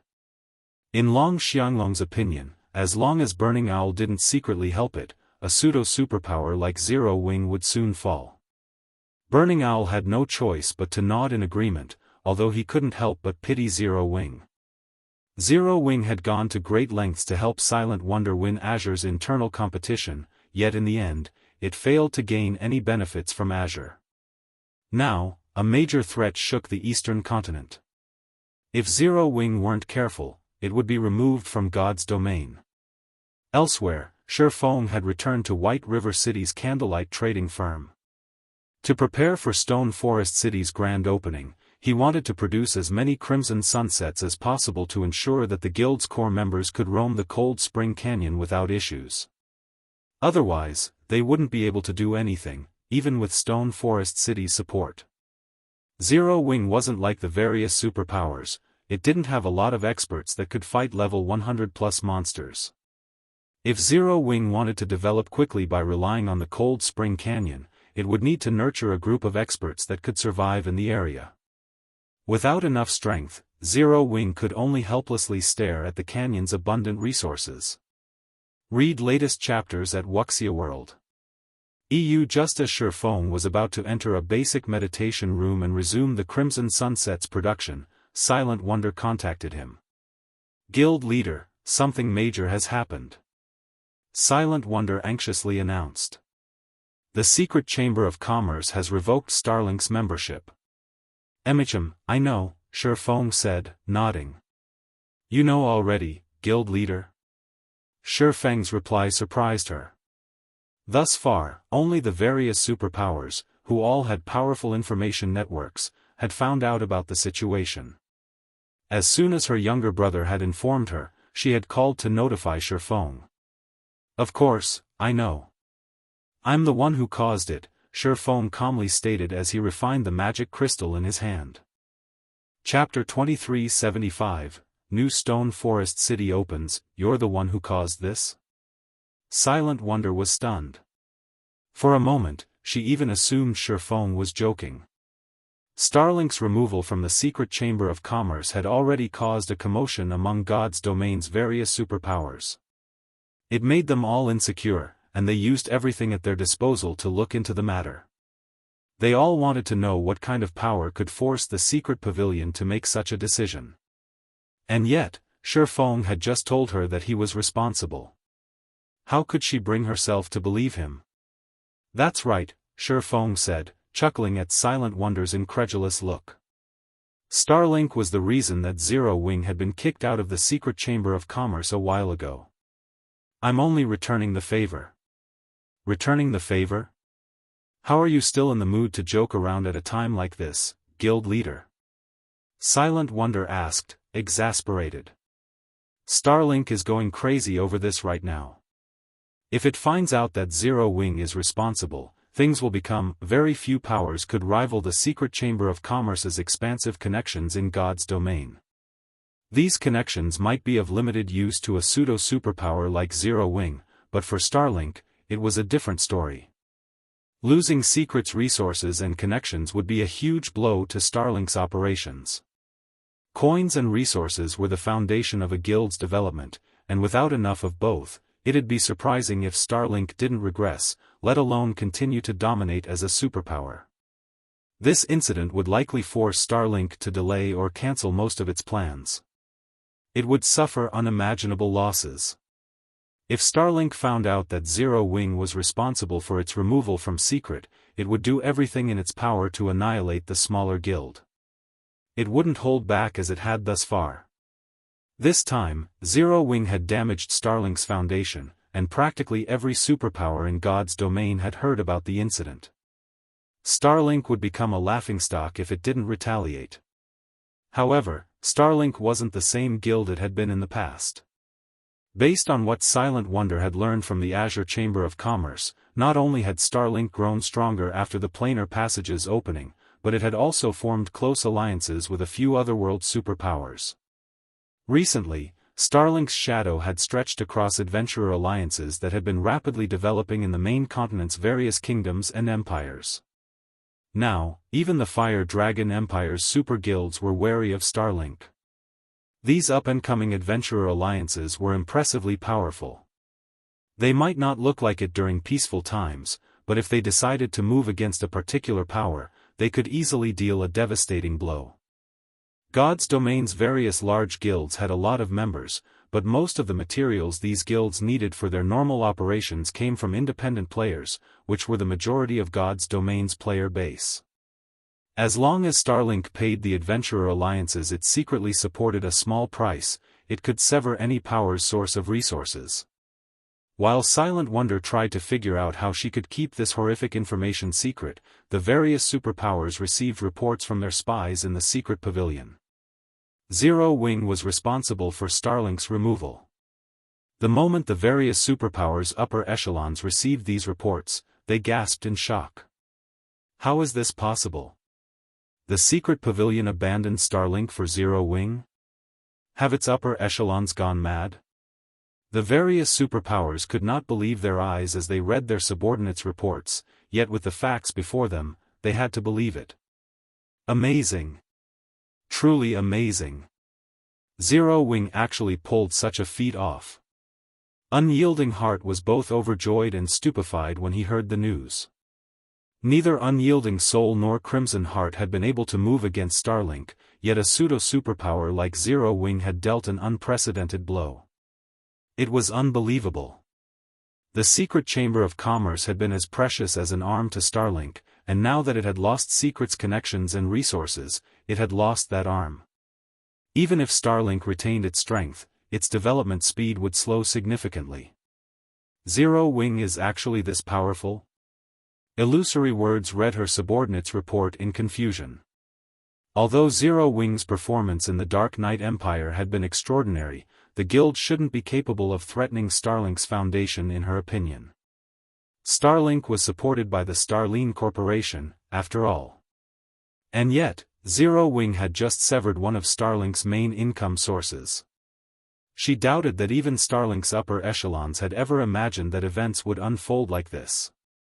It's no wonder why that kid so boldly rejected me. So, his guild has the secret pavilion support. Long Xianglong was greatly surprised when he discovered the perpetrator for Starlink's removal from the secret chamber of commerce. However, his surprise quickly turned into disdain as he sneered and hissed, "It's a pity the guild's efforts are a waste. Starlink cannot be stopped by a single Tier 3 player. The secret pavilion will pay for its foolishness, as well." Long Xianglong knew a little regarding the conflict between Zero Wing and Starlink. Although losing the secret chamber of commerce's connections and resources was a major loss to Starlink, the setback wouldn't cause the organization's fall. Long Xianglong, who spent his time on the Western continent, knew this. Starlink had already sent the majority of its manpower and resources to the Western continent to establish a foothold, and as a result, it had lacked those assets on the Eastern continent. Now that Starlink's position in the West was secure, Zero Wing's recent actions were tantamount to suicide. As for the secret pavilion, Long Xianglong found its decision to abandon a superpower like Starlink to be utterly foolish. Third uncle, since Zero Wing is responsible for such a major incident, Second Sis will definitely run into trouble. Should I head over there now? Burning Owl asked. Read latest chapters at Wuxia World. He only had a moderate impression of Zero Wing, and he agreed with Long Xianglong about Silent Wonder returning to the Azure Chamber of Commerce. She'd have more space to develop in Azure, and if she remained in Zero Wing, she'd never reach her true potential. I doubt Zero Wing will last much longer. Head over there with your team, Long Xianglong said, nodding, sending Burning Owl to Star Moon Kingdom. Long Xianglong wasn't the only one with such thoughts. The various superpowers' upper echelons shared the sentiment. As long as Starlink posted a bounty on Zero Wing, the independent players from the adventurer alliances it supported would move against the smaller guild. Not only would this restrict Zero Wing's resource income, but the guild's members would also have a tough time grinding in the fields. If this continued long-term, Zero Wing's members would become frustrated and begin to withdraw from the guild. As a result, Zero Wing would grow weaker as time passed, while all Starlink needed to do was spend some coins and resources. While Starlink set up its bounty, a commotion occurred within Zero Wing. Stone Forest City had finally opened to Zero Wing's members. Chapter 2376, Leveling Heaven. Star Moon Kingdom, White River City. Several dozen lights flashed in the teleportation hall as Burning Owl and his team arrived in White River City. So, this is Zero Wing's territory? Burning Owl muttered, surprised as he observed his surroundings. Usually, one could determine how prosperous an NPC city was based on how much activity there was in its teleportation hall. The average level of the players in the hall was also a testament to the region's average standards. White River City's teleportation hall was extraordinarily lively. Although the city couldn't yet rival imperial capitals, it could easily compete with Empire's top-ranked cities. God's Domain's empires were incredibly large, with easily several times the player population found in the largest kingdoms. Thus, even Empire's top-ranked cities were more prosperous than Kingdom's capital cities. As far as Burning Owl knew, very few kingdoms had cities like White River City. He was also surprised by these players' average level. Most of the players in the teleportation hall had already reached level 96, with many experts at level 98. White River City's players could even rival those in imperial capitals in terms of levels. While Burning Owl assessed the situation in the teleportation hall, several more lights flashed behind him. As these players arrived, they attracted a lot of attention. They were rather hard not to notice. The moment this group appeared, everyone in the teleportation hall was overwhelmed by a sense of dread. Players' instincts urged them to flee as the newcomers' auras washed over them. What? Starlink actually dispatched its newly formed Hellfire Legion? Burning Owl frowned when he saw them. After the planar passages had opened, Starlink had allied with the superpower that ruled over the demonic Hell World, one of the 6 large-scale otherworlds that were connected to the eastern continent. Like Dark players' favored areas, the demonic Hell World focused on slaughter, and many of its players possessed a powerful legacy, L. Individually, these players were even stronger than those from the Sea God's realm. Relying on the demonic Hell World special legacy, Starlink had formed the Hellfire Legion, which was now the strongest legion under the guild's command. The weakest of the legion's members was a refinement realm expert, and with their special legacy, even peak experts would find these players incredibly difficult to kill.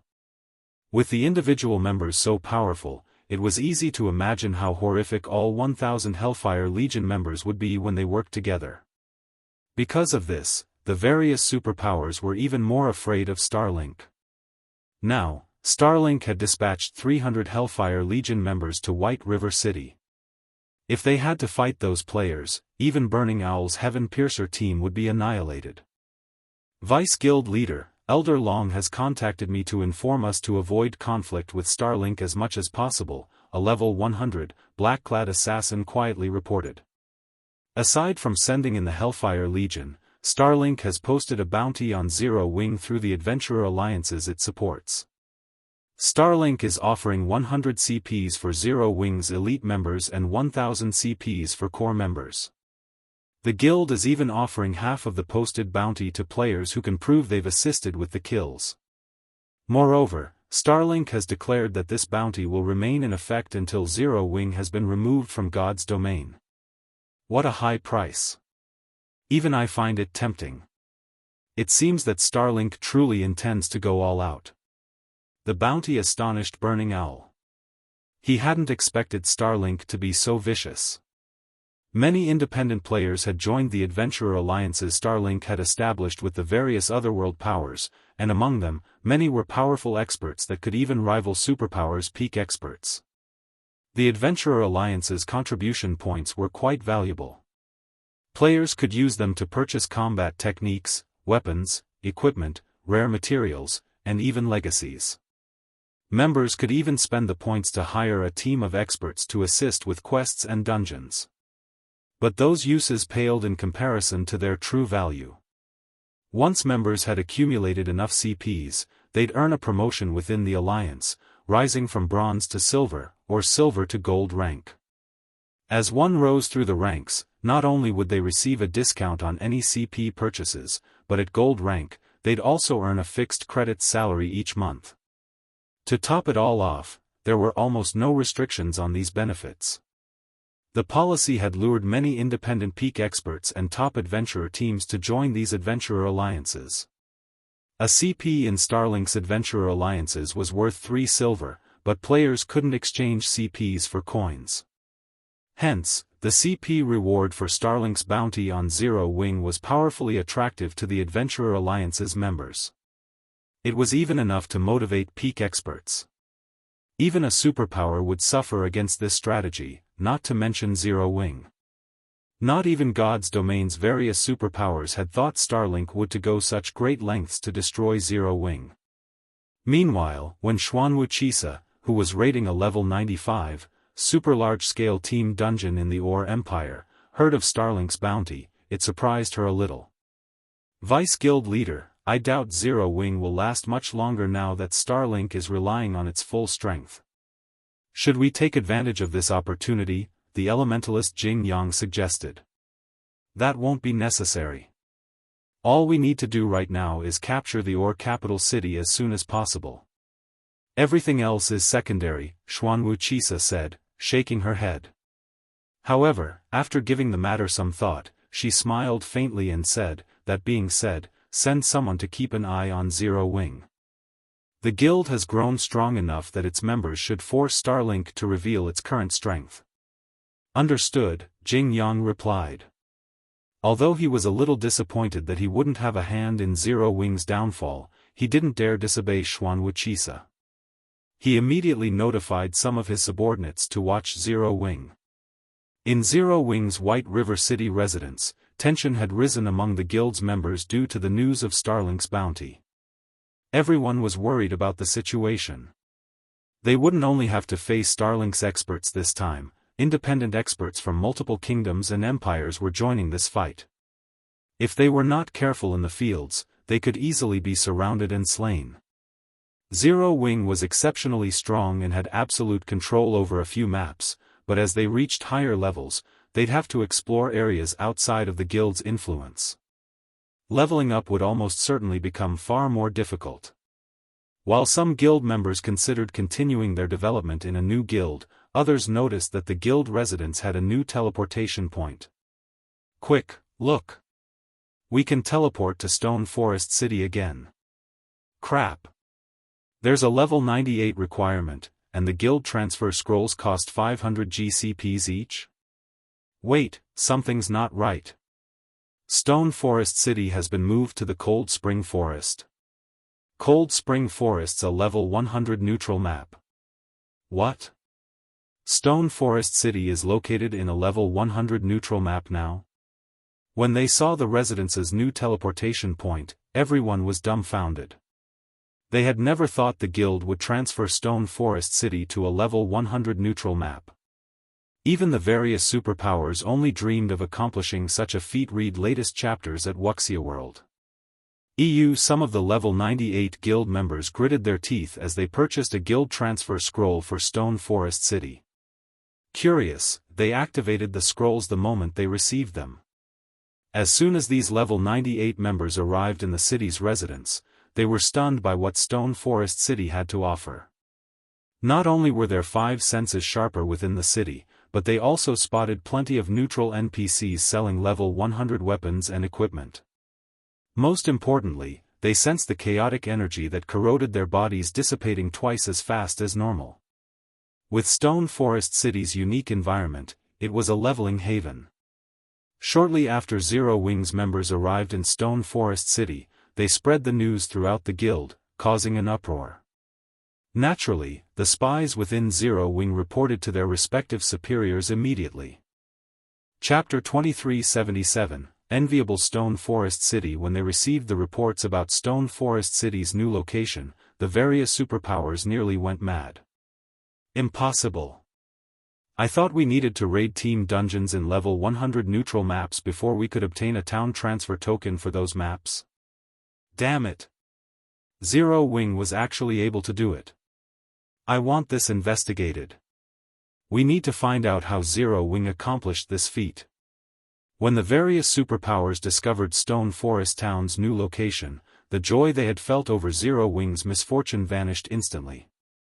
Now, only envy and admiration remained. The various superpowers were desperate for means to accelerate their exploration in level 100 neutral maps. Unfortunately, they had found nothing, and their teams were helpless against these maps' environments and monsters, yet the areas were the future of God's domain. Players could earn significantly more EXP from the monsters in those maps than monsters in lower-level maps. In addition, level 100 maps were the only sources of level 100 weapons and equipment at this point. The various superpowers could only afford to send a large number of players to challenge their Tier 3 promotion quests once they had a sufficient amount of level 100 weapons and equipment. Moreover, fighting the monsters in level 100 neutral maps would be very helpful to players trying to improve their combat standards. Lower-level monsters were almost entirely different creatures, after all. Now that Stone Forest City was located in a level 100 neutral map, Zero Wing had an unimaginably massive advantage. Meanwhile, in the Dark Knight Empire's Dark Knight City, it's no wonder why Zero Wing dared to sever one of Starlink's main income sources. So, the guild still had such a card to play, illusory words muttered, shock and envy flashing in her eyes. A guild city in a level 100 neutral map would do more than increase the guild members' leveling speed. It could also become a new source of resources for the guild. Level 100 neutral maps had more abundant resources than level 90 plus maps, and these resources catered to level 100 players. The advantage these resources would provide was imposingly large. With Stone Forest City's new location, Starlink would likely be rendered powerless against Zero Wing. The two guilds were no longer playing on the same field. Even if Starlink could target Zero Wing via its various adventurer alliances, the tactic would only be effective against Zero Wing's lower-level members. Any level 98+ members could easily avoid Starlink's bounty hunters by relying on Stone Forest City's level 100 neutral map. Moreover, they'd gain far more than they would from grinding in level 90+ maps. At this stage of the game, even mainstream players had reached level 95. Needless to say, Zero Wing's members, who were known for their high quality, would have reached higher levels. And the idea of Starlink targeting Zero Wing in a level 100 neutral map was a joke. If Starlink attacked Zero Wing in the Cold Spring Forest, Zero Wing could rely on its city's inherent advantages to beat its enemy to a pulp. Trying to sever Zero Wing from its resource sources was even more laughable. The various powers shops might still need lower-level resources, but they needed level 100+ resources far more. If Zero Wing were willing to trade these resources for lower-level items, no power would refuse it. Furthermore, Zero Wing still had the secret pavilion support. Stone Forest City will be very helpful to players when they challenge their Tier 3 promotion quests, Vice Guild Leader. If we can secure a temporary residence in the city, we'll have an edge over other superpowers when it comes to nurturing Tier 3 players, the level 100 Berserker beside illusory words realized, glowing with excitement. Players had to conduct their Tier 3 promotion quests in level 100 neutral maps, yet these areas were far too dangerous. Finding the lost Tier 3 legacies was also quite time-consuming. However, if players had a city like Stone Forest City, they'd be able to complete their promotion quests in far less time. I know. Unyielding Soul has certainly secured a huge advantage. When Illusory Words thought about Unyielding Soul, which had allied with Zero Wing a long time ago, she could not help but envy the guild. Make the necessary arrangements. We're going to negotiate with Zero Wing. I'll get it done immediately, the level 100 Berserker answered. Aside from Crimson Emperor, a few superpowers had considered obtaining a temporary residence in Stone Forest City. Like Crimson Emperor, these superpowers promptly sent representatives to White River City. Nothing was more important to them than helping their players complete their Tier 3 promotion quests right now. Meanwhile, in an Adventurer Alliance's residence in the Fire Dragon Empire. Nothing can stop Zero Wing now, Big Sis Jade. Zero Wing actually has a city in a level 100 neutral map. Not even Azure's Demon Stone Town can hold a candle to Stone Forest City, the blue-clad assassin youth beside Jade Bamboo exclaimed. So, he was telling the truth. Realization dawned on Jade Bamboo when she read the latest report regarding Stone Forest City. When Shifeng had declared that Zero Wing could nurture Silent Wonder just as well as the Azure Chamber of Commerce and without Azure's resources, Jade Bamboo had found the notion laughable. And yet, times had changed. With Stone Forest City's new location, Zero Wing would have no trouble acquiring the necessary resources to continue its rapid development. Not even the Otherworld's various powers could affect Zero Wing's progression. Meanwhile, in one of White River City's restaurants. How is this possible? Burning Owl felt as if he were dreaming as he read his subordinate's report. Zero Wing had successfully transferred Stone Forest City to a level 100 neutral map, which was something the various superpowers could only dream of accomplishing. Shortly after the various powers had learned about Stone Forest City's relocation, news had spread among the game's independent players, particularly those in White River City. Stone Forest City is amazing. If I could travel to the city, I'd reach level 100 in no time. That's not the only benefit you could get by operating out of Stone Forest City. One of my close friends is a core member in Zero Wing, and he told me that the city even enhances players' senses. If you train in the city's battle arena, your progress will be miraculous. This won't do. I'm going to take the test to join Zero Wing. The latest news about Stone Forest City inspired many independent experts to join Zero Wing. Aside from the help the city could provide as players challenged their Tier 3 promotion quests, the fact that the city could help players gain more progress when training made it impossible to reject. Read latest chapters at Wuxia World. EU. For a time, the independent experts that had hesitated about joining Zero Wing due to the recent incident with Starlink fervently applied to the guild. Some of the independent experts from Starlink's adventurer alliances even decided to switch sides, applying to become a Zero Wing member rather than target the guild. Because of Stone Forest City, many independent experts are now applying to join Zero Wing, guild leader. Based on the latest statistics, we've received over 10,000 new applications. Some of them are even from Starlink's adventurer alliances, Liang Jing excitedly reported. I doubt even Starlink expected that the experts it sent to attack us would end up joining our guild. Zero Wing had constantly been trying to recruit new members and expand its operations, yet its efforts had yielded limited results. However, due to Stone Forest City's new location, a flood of experts had shown up to join the guild. This would undoubtedly make it easier for Zero Wing to manage its territories. Moreover, since a large number of experts from Starlink's adventurer alliances had turned traitor, the pressure on Zero Wing's members in Starmoon Kingdom had lessened considerably. It's too early to celebrate, Shifeng said, chuckling. Since Lu Xinglua wants to play, we'll have to humor him. Spread the news that Zero Wing intends to establish a Starmoon adventurer alliance in the kingdom. Any alliance member that reaches the silver rank will have access to Stone Forest City, while gold members will qualify to purchase a private house in the city. Chapter 2378, Popular Starmoon Adventurer Alliance. Starmoon Kingdom, White River City. Flashing lights filled White River City's teleportation hall as group after group of players arrived. If one carefully watched these players, they'd notice that many of them wore cloaks embossed with symbols from various adventurer teams. Most were top adventurer teams from other kingdoms and empires. There were even some from other worlds. This is insane. Even Origin Curse, the Dark Knight Empire's third-ranked adventurer team, is making a move. I've heard that Starlink is going all out to eliminate Zero Wing this time.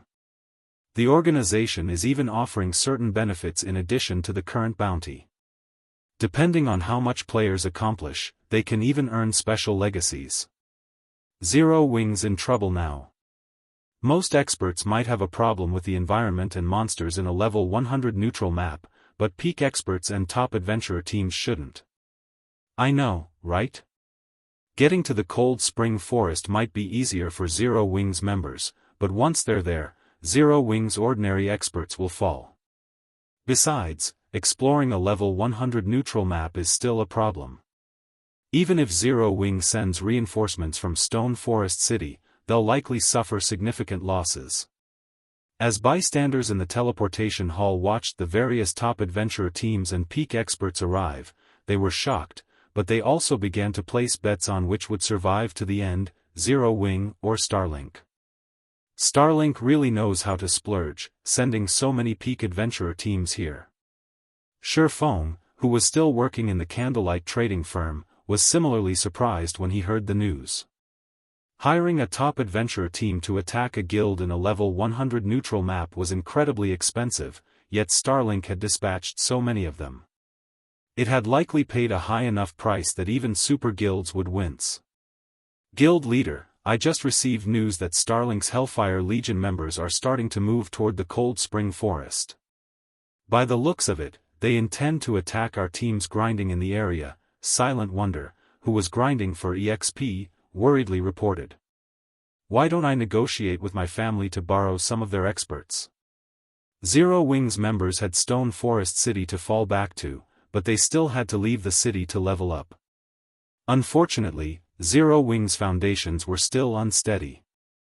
Although an expert could rival a peak expert with the Crimson Sunset, Zero Wing didn't have enough of the sets to match the number of peak experts Starlink had dispatched.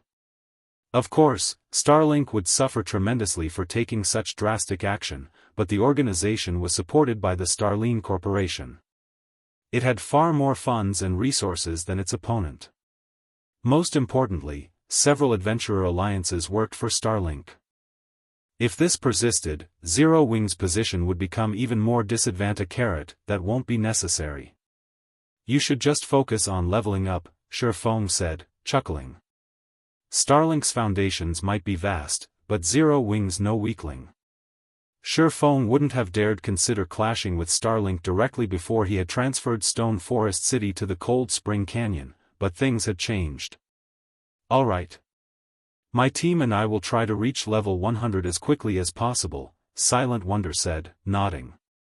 She knew that she could only display the Crimson Sunset's full strength by reaching level 100. After Shifeng disconnected his call with Silent Wonder, Liang Jing entered the basic meditation room. Guild leader, I've planned the basic organization and benefits for the Adventurer Alliance. The Alliance's residence is ready, as well. We now have residences in White River City, Starmoon City, Zero Wing City, and Stone Forest City. We can begin to recruit members at any time, Liang Jing proudly announced. She brimmed with anticipation and confidence about the new Adventurer Alliance Zero Wing was about to establish. Independent players might consider the benefits the other Adventurer Alliances offered outstanding, but those benefits were nothing compared to what Zero Wing's Adventurer Alliance had to offer. Alright, make the announcement to the public now, then. Shifeng nodded. He had wanted to wait until the Azura Adventurer team had grown powerful enough before he established an Adventurer Alliance on the main continent with Azura's help, but since Starlink had bared its fangs, he had no choice but to move his plans forward. With Shifeng's go-ahead, Liang Jing published the news on Star Moon Kingdom's official forums. She also sent her subordinates to manage the recruitment at the newly established Star Moon Adventurer Alliance's residences. In no time, the kingdom was in an uproar. What? Zero Wing's establishing an Adventurer Alliance? Maybe it's a move to counter Starlink's assault, but Starlink's Adventurer Alliances offer incredibly generous benefits. I doubt many people will be interested in Zero Wings. Wait, you're wrong. Look at what benefits the Star Moon Adventurer Alliance is offering. Any silver member will have access to Stone Forest City, and gold members will qualify to purchase private houses in the city. A private house? Isn't that a little too generous? So far, Zero Wing has only leased Stone Forest City's houses, yet countless people fought over them. If we could buy one of our own, our leveling speed would skyrocket. That's not all. The Star Moon Adventurer Alliance has quite a few residences, as well. There's even one in Stone Forest City and Zero Wing City, and members can rest in the residences for free. When the kingdom's independent players saw the benefits the Star Moon Adventurer Alliance offered, they were ecstatic. Many even dropped what they were doing and ran toward the recruitment venues. Stone Forest City was the only city in God's domain located in a level 100 neutral map. Countless experts dreamed of entering the city, not to mention purchasing one of Stone Forest City's private houses. Not even the various superpowers' peak experts had that privilege. And yet, as long as they became a silver member in the Star Moon Adventurer Alliance, they could visit Stone Forest City whenever they wished.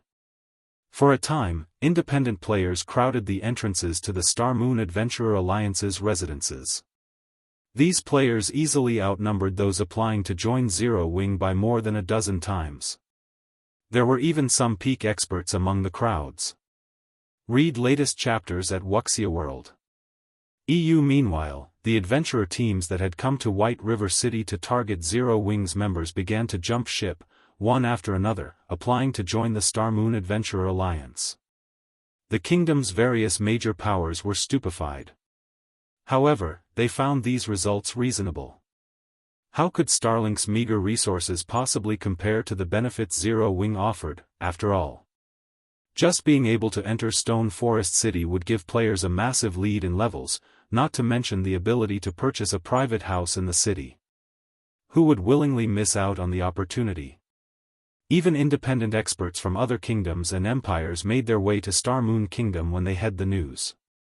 The Adventurer Alliance's the various otherworld powers controlled rapidly lost members. While the Star Moon Adventurer Alliance's member count ballooned, Shifeng received a message from Kola. Guild Leader, we've completed our promotions. Chapter 2379, Overestimating Oneself, they're finally done. Joy blossomed in Shifeng's heart when he read Kola's message. Any player that successfully completed their Tier 3 promotion quest at this stage of the game instantly became an apex combatant. Their combat power would be leagues ahead of Tier 2 players. Not even Tier 2 domain realm experts were a match for Tier 3 players. Now that Kola and the others had completed their Tier 3 promotion quests as well, they could be the guild spearhead, quelling any troubles that plagued their guildmates. Shifeng would no longer have to spend all day running around and putting out fires, having more time to invest in his own affairs. He still had many important, unfinished quests, but since Zero Wing had been at risk and lacked enough powerful experts to protect it from the various superpowers, Shifeng had been forced to put his quests on hold. Now that Kola and the others had returned, he could return to his quests without worry. Suddenly, Liang Jing contacted Shifeng, nervously informing him, Guild Leader, a group of people from Demon Palace wish to discuss business with you. The Demon Palace? Shifeng was confused when he heard the name. What business do they have with me? Demon Palace had been extremely famous during his previous life. Not only had the guild taken over the entire demonic hell world early on, but it had also been one of the few up-and-coming superpowers in God's domains. After years of development, it had grown into one of the few existences that had the power to contend with the 5 great super guilds of God's domain. However, the demonic hell world's planar passage was connected to the 10 Saints Empire, one of the 4 great empires. The 10 Saints Empire was also quite far from Star Moon Kingdom. Teleporting between the empire and the kingdom cost roughly 9 gold per person.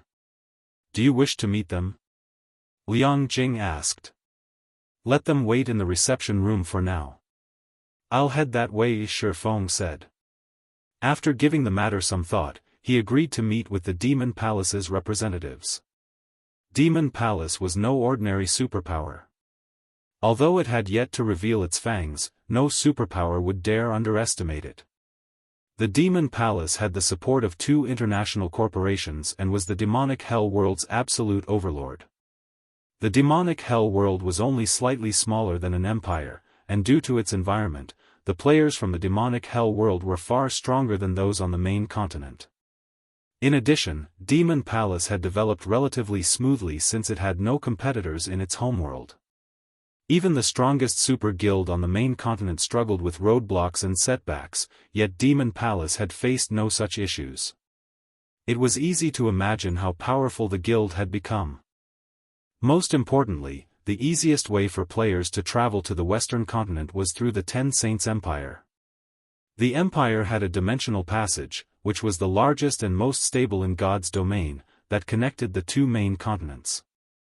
This passage also had the least restrictions. Naturally, the Ten Saints Empire's various superpowers had taken control of the dimensional passage after its activation. One of those superpowers was Demon Palace.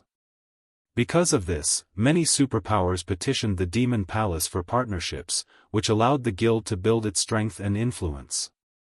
At this point, it was only slightly weaker than the 5 great super guilds. Once Shifeng had tidied up his work with the Crimson Sunsets, he made his way to the reception room in Zero Wing's residence. 3 demonic fighters in pitch-black armor quietly waited in the top-floor reception room. Not only were all 3 level 100, but their auras felt as if the demon god himself stood in the room with them. The Tier 2 expert standing guard by the doors shuddered as these auras washed over them. Zero Wing is quite interesting. Despite such weak members, it dares to provoke Starlink. If these core members were in our guild, they wouldn't even be elite members, a white-haired youth said, shaking his head as he eyed the several Zero Wing core members that had just left the room. They are a little underwhelming, but this is a kingdom, after all. It's a miracle that they've grown this strong, a robust, 2-3-meter-tall, middle-aged man calmly stated. Moreover, Zero Wing's guild leader has reached Tier 3. It is not without reason that the Vice Guild leader has set his sights on Zero Wing. Naturally, the Vice Guild leader knows what he's doing. Zero Wing is lucky our Vice Guild leader has noticed it. Even Starlink's guild leader had to go to great lengths to negotiate a partnership, a tall, slim woman said with a reverent look whenever she mentioned Demon Palace's Vice Guild leader. As far as these 3 were concerned, neither Zero Wing nor the prosperous Starlink was of any significance. Only super guilds were worth Demon Palace's attention. While the trio conversed, Shifeng entered the room. However, the 3 players didn't seem overly interested in him. They only observed Shifeng in silence. Greetings, Guild Leader Black Flame. I am Evil Qilin, an elder from Demon Palace, the middle-aged man introduced himself. My 2 companions are the vice-commanders of Demon Palace's 3rd Trump Card Legion. Greetings, Shifeng replied. When he sensed the trio's violent auras, he realized that all 3 were very strong. The middle-aged man, in particular, was likely only slightly weaker than Giant's Heart's White Autumn. If not for White Autumn's Sea God's blessing, he wouldn't even be a match for the middle-aged man. May I know what business you have with me? Our Vice Guild leader values the Star Moon Adventurer Alliance and desires a cut of the action. We aren't asking for much of the Alliance's shares, 30% will be enough. In return, Demon Palace will supply Zero Wing with the demonic Hell World's rare materials and special legacies, Evil Qilin said. In addition, we would like a temporary residence in Stone Forest City and 30% of the city's shares. In exchange, Demon Palace will step in to resolve the Zero Wing's trouble with Starlink. I'm sure Starlink will back away out of respect for Demon Palace. With our members garrisoned in Stone Forest City, I'm sure we can provide a sufficient deterrent to the other superpowers if they have ideas of trying to steal the city. Zero Wing will be able to develop in peace and join the ranks of God's domain's superpowers. Naturally, Zero Wing welcomes a partnership between Demon Palace and the Star Moon Adventurer Alliance. However, we can handle Starlink on our own.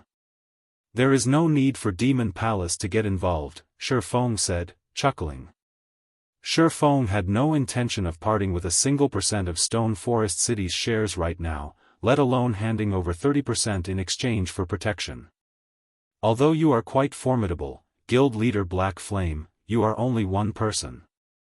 Meanwhile, thanks to some of the demonic Hell World special legacies, Starlink has established the Hellfire Legion, its strongest force.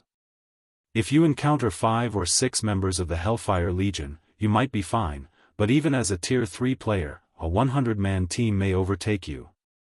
You should reconsider, Evil Qilin said, sneering disdainfully when he heard that Shifeng had no intention of sharing Stone Forest City. He assumed Shifeng must think himself invincible now that he had reached Tier 3, but even Tier 3 players would have to flee from a 100-man team from the Hellfire Legion, not to mention Zero Wing's other experts. Demon Palace had already shown a lot of respect by offering to help Zero Wing.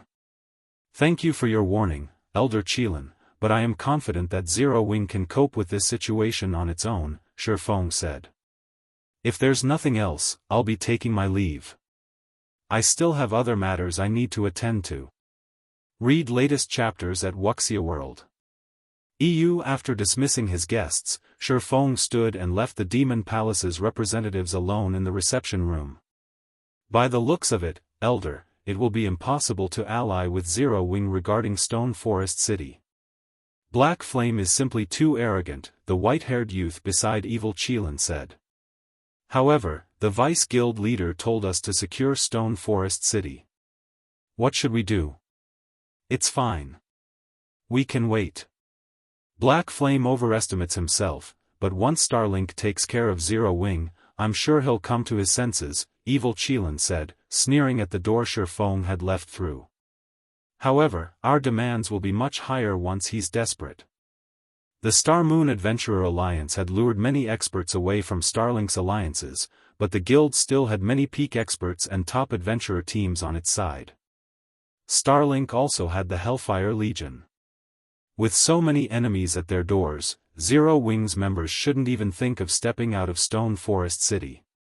Shortly after Evil Qilin's group left Zero Wing's residence, another group of 24 players wearing Zero Wing's guild emblems entered. Chapter 2380, Tier 3 Team. Many players waited in Zero Wing's residence for their turn to take the recruitment test, making the residence quite lively. Because of the commotion, no one noticed the 24 cloaked Zero Wing members' arrival. At this point, seeing Zero Wings leave or enter the residence in their cloaks had become the norm. Starlink's bounty was no trivial matter, and for poorer experts, killing Zero Wing's members for a quick buck was easy.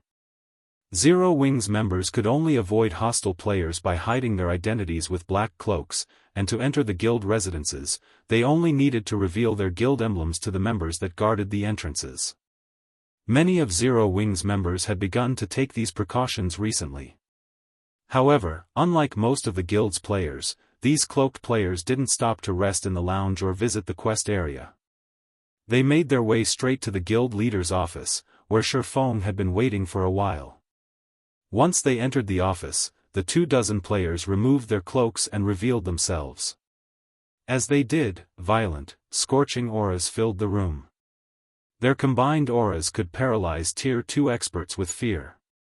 What do you think, guild leader? We're much stronger than before, aren't we? Kola boasted as he radiated dense mana. Guild leader, don't listen to him. He was the last of us to complete his promotion quest. He just got lucky and constructed an advanced gold mana body with an 80% completion rate, Shadow Sword said. Hey, I'm satisfied with that. At least my mana body is better than yours. I'm happy enough to squeeze into the 8th place on the team. Kola said joyfully. Before they had left to challenge their Tier 3 promotion quests, Shifeng had informed them of the importance of their mana body and told them that they should try as hard as they could to earn a gold mana body. Shifeng had also offered tips about the mana body's construction process. Initially, Kola had only aimed to construct an intermediate gold mana body with an 85% completion rate, but during his second try, he had been inspired and constructed an advanced gold mana body. Of their group, only 10 people had completed an advanced gold mana body with a 75% completion rate or higher. Although the difference was only one rank, the difference between their stamina and concentration recovery rates was significant. An advanced gold mana body would be immensely helpful to them in the future. An advanced gold mana body with an 80% completion rate? Shifeng was surprised by Kola's achievement. Compared to magical class players, physical class players were at a disadvantage when constructing their mana bodies. Although Kola's combat standards were considerable, he was only averagely talented among Zero Wing's main force members.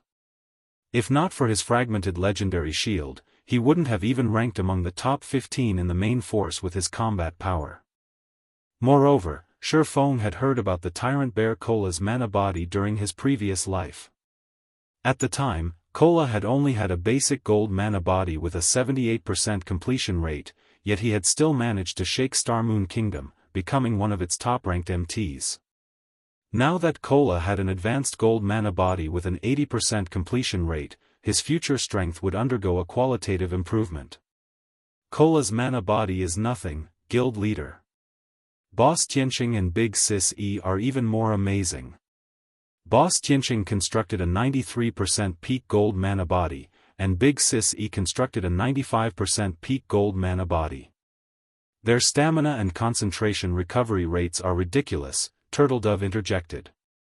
Originally, Turtledove had been relatively proud of constructing an advanced gold mana body. After all, Shifeng had told them that the difference between intermediate and advanced rank was considerable. However, Yan Tianxing, Iluafei, Zhao Yueru, Silent Blade, Alluring Summer, and Yulan were so much more powerful. Every one of them had successfully constructed a peak gold mana body.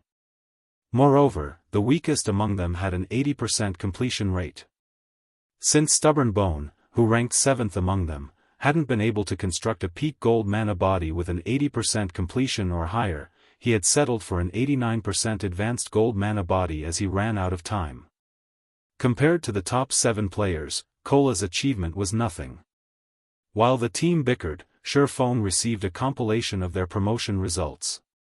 He was shocked when he examined the data.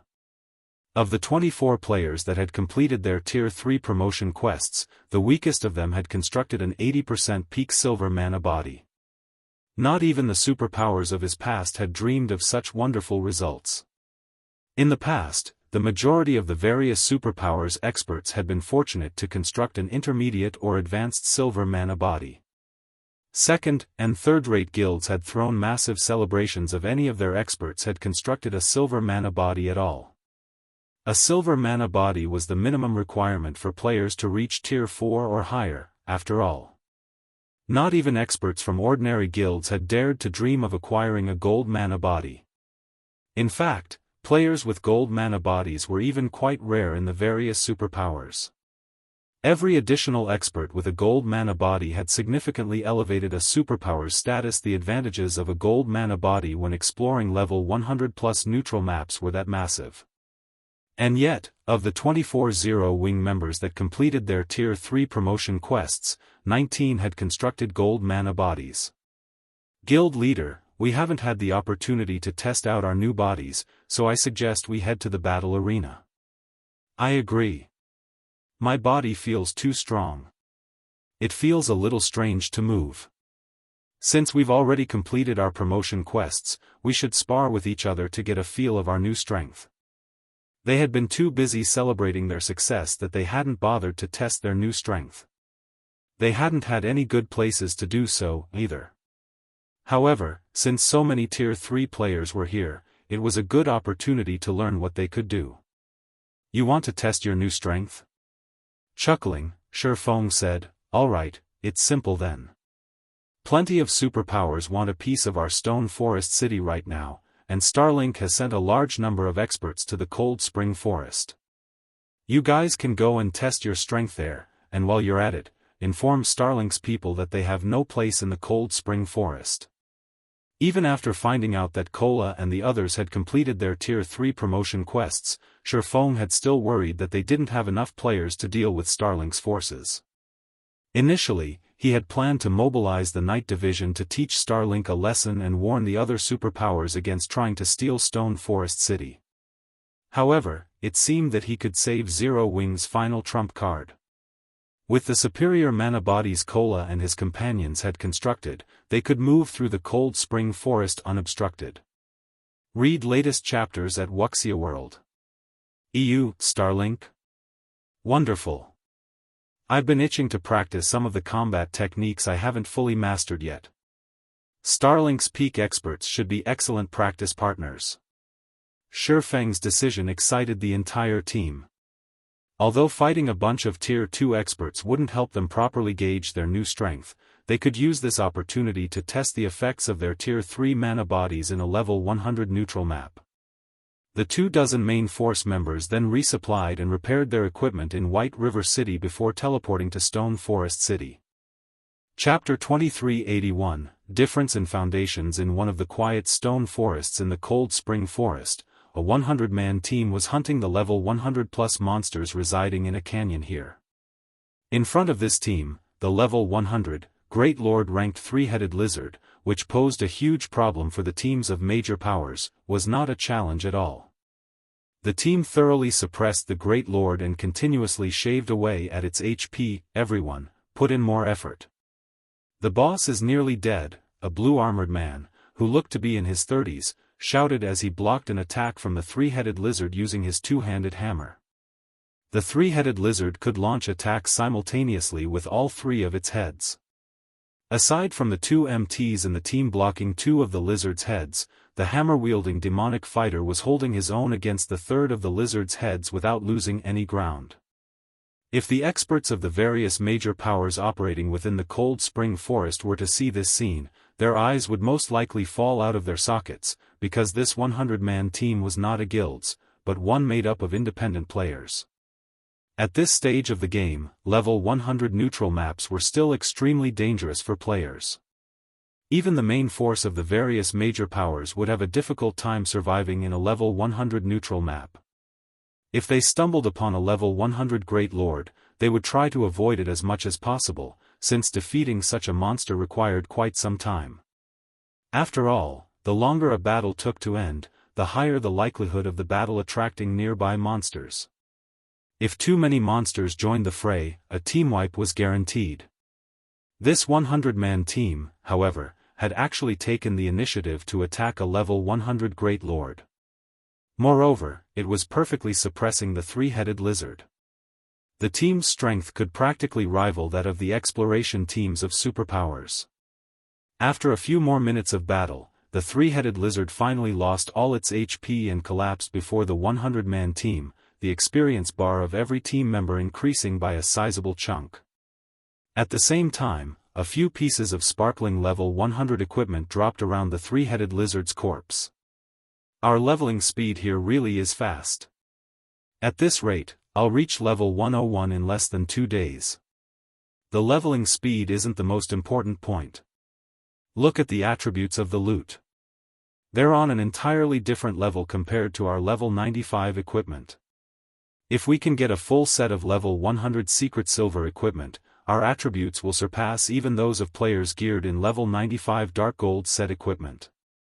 It's too difficult to obtain level 100 secret silver equipment. Normally, only Grand Lords will drop it. Even until now, we've only come across a few Grand Lords, and some of them are too strong for us to raid. Plus, our operation time is very limited. Collecting a full set of level 100 secret silver equipment is simply too difficult. Zero Wing sure is lucky. It actually managed to transfer Stone Forest City to this place. If our Dark Dragon Adventurer team could get a resting spot in a level 100 neutral map as well, let alone secret silver equipment, even level 100 fine gold equipment would be possible. We could start challenging our Tier 3 promotion quests. When Dark Dragon's members spoke about Stone Forest City, envy filled their eyes. Compared to players that had yet to venture into level 100 neutral maps, they had a much clearer idea of how valuable a resting spot in a level 100 neutral map was. However, as Stone Forest City was not open to the public, they could only stare at the city from outside.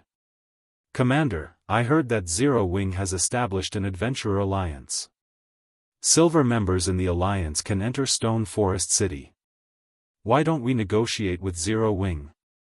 With our adventurer team's strength, I believe Zero Wing will be happy to recruit us and promote us into a silver-ranked adventurer team right away, a level 100 Dark Cleric said as he looked at the demonic fighter leading the team. Everyone else on the team nodded in agreement with the Dark Cleric's words. Dark Dragon was one of the famous top adventurer teams of the demonic hell world. Dark Dragon might have only 1,000 members or so, but it was fully capable of toppling the main continent's first-rate guilds. If Dark Dragon decided to join Zero Wing's newly established Adventurer Alliance, Zero Wing would definitely be more than willing to offer Dark Dragon additional benefits. It is indeed inefficient for us to continue like this, Dark Dawn, the commander of Dark Dragon, said after giving the matter some thought. After this grinding trip, a few of you should go and negotiate with Zero Wing. Say that our bottom line for joining the Star Moon Adventurer Alliance is for us to become a Silver Adventurer team. If Zero Wing isn't willing to give us that much, then we can forget about any partnerships. In Dark Dawn's opinion, the only benefit of joining the Star Moon Adventurer Alliance was the right to enter Stone Forest City. If Dark Dragon's members could not enter Stone Forest City immediately after joining the Star Moon Adventurer Alliance, then there would be no point in seeking membership at all. Meanwhile, as the Dark Dragon Adventurer team's members were resting, explosions resounded, and dazzling lights appeared a short distance away. "Commander, some players are fighting against each other nearby," a ranger that had been monitoring the surroundings suddenly shouted. "Who are they?" Dark Dawn asked. "There aren't many of them. One side is wearing Zero Wing's emblem, so they should be Zero Wing's team. As for the other side, I think it's Starlink's Hellfire Legion," the ranger reported. "The Hellfire Legion? It seems Zero Wing's members are in trouble." Dark Dawn frowned at the mention of the Hellfire Legion. As an original inhabitant of the demonic Hell world, Dark Dawn understood just how powerful Starlink's Hellfire Legion was. The Legion's members all possessed the demonic Hell world special legacy. This special legacy was something all players inhabiting the demonic Hell world wished to obtain. Unfortunately, Dark Palace kept a tight grip on the source of this legacy and would release only a small number to the public. The Dark Dragon Adventurer team had paid a steep price and secured merely a dozen or so of these special legacies. Even so, these special legacies were already more than enough to let Dark Dragon undergo a qualitative transformation and become a top adventurer team in the demonic Hell world. Meanwhile, all 1,000 members of Starlink's newly established Hellfire Legion actually owned this special legacy. One could easily imagine how powerful the Hellfire Legion was. "Commander, should we lend Zero Wing's members a hand?" the Dark Cleric asked. "If we help them now, our negotiations with Zero Wing should go much more smoothly. No rush. Let's head over and suss out the situation first," Dark Dawn replied, shaking his head. After saying so, he hurriedly led his team to the scene of the battle. Meanwhile, on the other side of the Stone Forest, one of Zero Wing's core teams was fending off the Hellfire Legion members' assault while desperately retreating towards Stone Forest City. "Big Sis wonder, these people are too strong. At this rate, we won't make it back to Stone Forest City.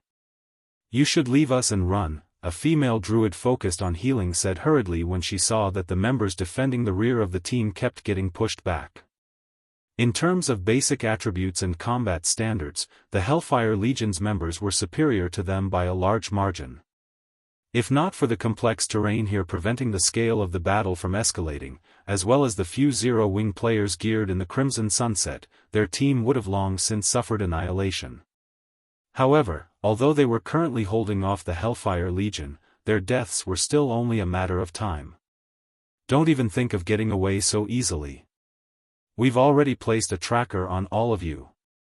Bright Dawn, one of Starlink's vice guild leaders, shouted. He then commanded, "Everyone, make sure none of them leave here alive." As soon as Bright Dawn said so, four Void Realm experts from the Hellfire Legion immediately adjusted to prevent Silent Wonder from escaping. Silent Wonder did not have brilliant silver with her, so she could rely on only the strengthened Crimson Sunset to do battle. As a result, her advantage over the Hellfire Legion members in terms of basic attributes was small. Facing the combined assault of 4 peak experts, even Silent Wonder had no choice but to focus on evading for now. While Silent Wonder was occupied, a few Hellfire Legion members used this opportunity to break through Zero Wing's defensive line and charge at Zero Wing's healers. "Commander, should we make a move?" the Dark Cleric from Dark Dragon asked the demonic fighter. "We don't stand a chance. That's a 100-man team from the Hellfire Legion. Even if we join the fight, we'll only delay the inevitable," Dark Dawn replied, shaking his head.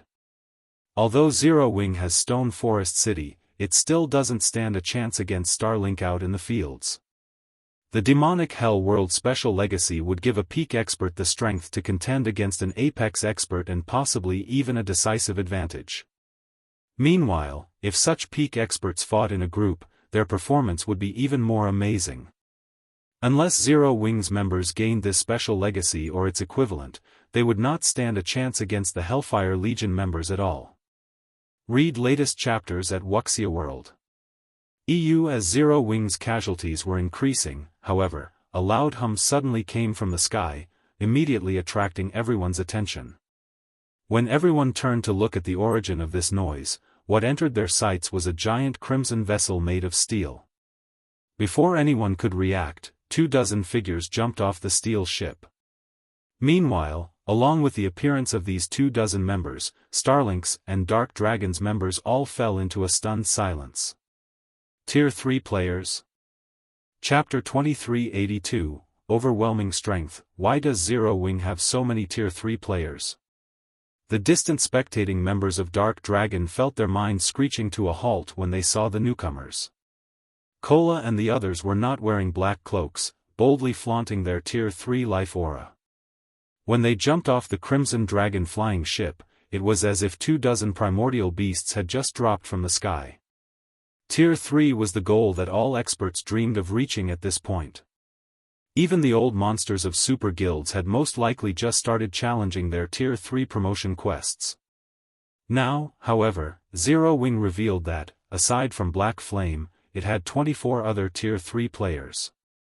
At this moment, let alone Dark Dragon's members, even Silent Wonder and the other beleaguered Zero Wing members were stunned by this situation, utterly speechless as they stared at Kola and his companions. Silent Wonder, in particular, was filled with an indescribable sense of shock. Originally, she thought that she had already seen through Zero Wing's foundations. She had never imagined that what she saw was merely the tip of the iceberg. With these additional 24 Tier 3 players, Zero Wing could definitely reign supreme over the entire Cold Spring Forest. Meanwhile, gloom descended upon Starlink's members at this sudden development. The imposing aura they exuded before was now nowhere to be found. They also tried to remain as silent as possible, lest they catch the attention of the newcomers. You punks from Starlink. Weren't you guys having fun chasing our people? Why are you stopping now? Kola demanded, smirking as he retrieved the Titan shield slung on his back and glancing at the Hellfire Legion members before him. Kola, why are you wasting words with them? Since they dare ambush our guildmates out in the fields, the only outcome awaiting them is death. Shadow Sword said as he glared coldly at Bright Dawn's team. Moreover, the sooner we get rid of them, the sooner we can return. The guild leader is still waiting for us to report back to him. Upon hearing Shadow Sword's words, Xianxia and the others nodded in agreement and promptly readied their weapons. They then stalked toward the Hellfire Legion, each step they took making the hearts of the Hellfire Legion members shudder. At the same time, the Hellfire Legion members also started retreating unconsciously. Vice Guild Leader, what should we do? The Berserker standing beside Bright Dawn asked anxiously. Zero Wing has far more Tier 3 players than we anticipated. Our 100-man team can't handle this. The Hellfire Legion had come to the Cold Spring Forest, assuming that Shurfeng would take action against them. Hence, they decided to hunt for Zero Wing's members in teams of 100. That way, even if Shurfeng made a move, they could handle him. Now, however, 24 Tier 3 players had appeared before them. This was totally different from what they planned. Zero Wing. Bright Dawn gnashed his teeth in anger as he looked at the Tier 3 players. We don't have any other choice. Use all the deification crystals we have. Everyone else, do your best to escape. Even now, Starlink remained considerably fearful of Shurfeng's existence as a Tier 3 player. Hence, the guild had specifically assigned 10 deification crystals to each of the Hellfire Legion's 100-man teams. That way, a team could instantly produce 10 Tier 3 players, enough to take down even an expert like Shurfeng easily. Now, however, their deification crystals would only serve to buy time for the others to escape. After saying so, Bright Dawn and 9 other peak experts of the team took out a deification crystal from their bags and activated it, instantly raising themselves to Tier 3. Immediately afterward, all 10 of them charged at Cola's group. They were prepared to pin down Cola and the others to the best of their abilities and allow the rest of their teammates to retreat safely from the area. To think that Starlink made such preparations as well. Although Zero Wing is powerful, Starlink is no pushover either. It seems Zero Wing won't be able to just swat the Hellfire Legion, Dark Dawn said, his understanding of superpowers getting refreshed upon seeing Bright Dawn's team use 10 deification crystals. After Dark Dragon became a top adventurer team in the demonic hell world, Dark Dawn had believed that Dark Dragon was superior to the main continent's various superpowers in terms of peak combatants. Looking at this scene now, however, that was not the case at all. Even if Dark Dragon's members had the demonic hell world special legacy, the main continent's superpowers possessed powerful treasures like the deification crystal, which could forcibly promote a Tier 2 player into a Tier 3 player for a short period. Come. Cola revealed an excited expression when he saw Bright Dawn and the others becoming Tier 3 players. He then raised his shield and charged forward all by himself, the confidence he exuded making it seem as if the 10 Tier 3 peak experts before him were no different from common monsters. Coming at us alone? Bright Dawn sneered at Cola's recklessness. If you want to die so badly, we'll grant your wish. Everyone, get rid of him first. Although they were at a numerical disadvantage in terms of Tier 3 experts, every one of them was a true peak expert.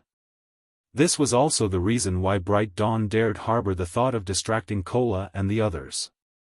Now, Cola was actually charging at their group all alone. Even if Cola was an MT, this was simply suicidal.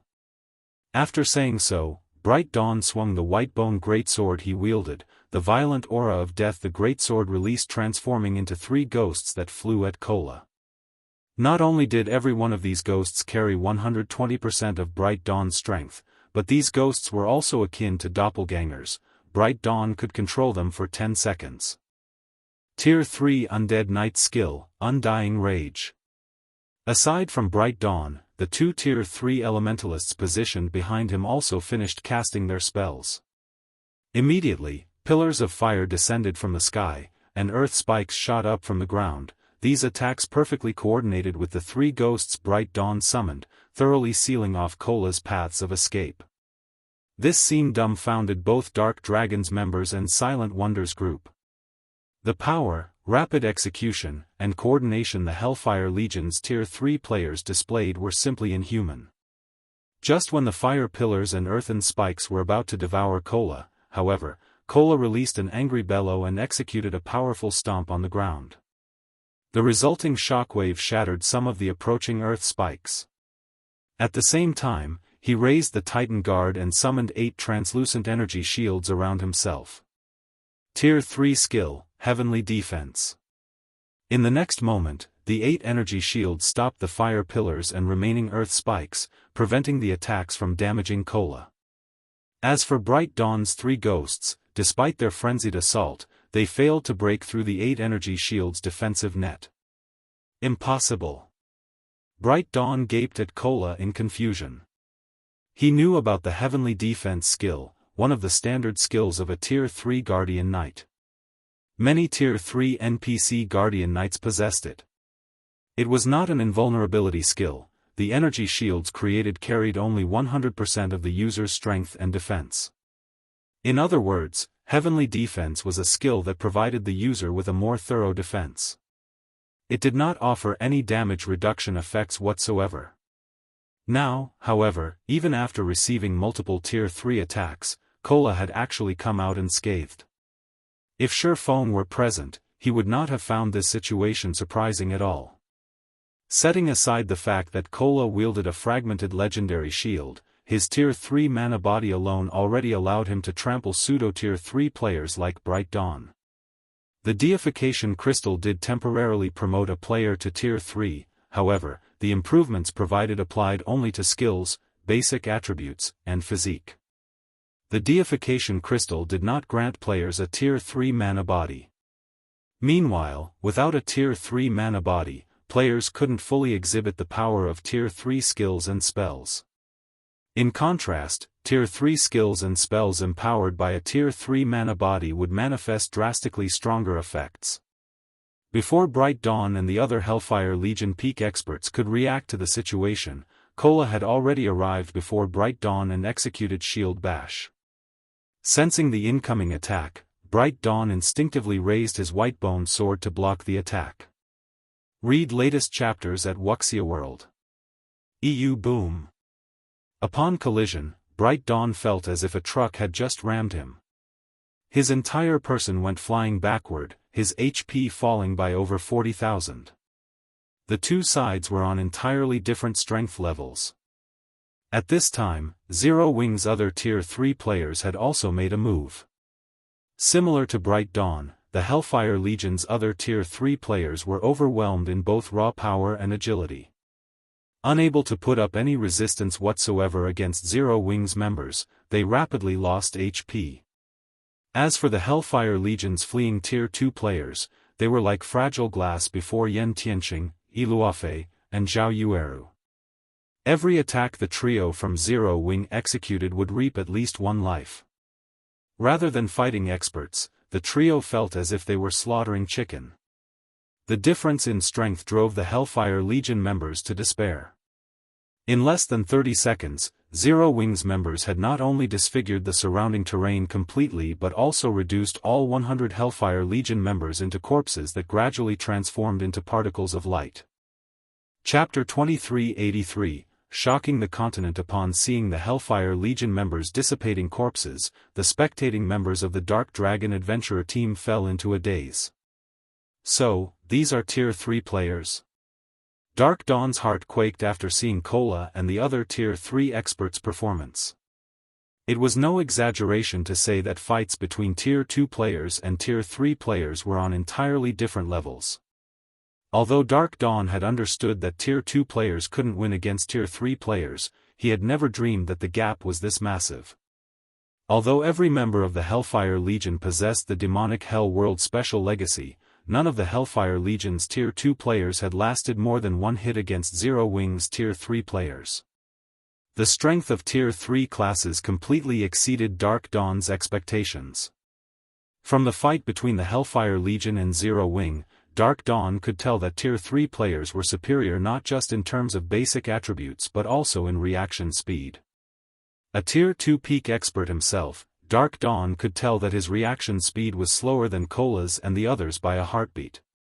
Although the difference wasn't massive by any means, it was still enough to determine whether one could block an attack or not.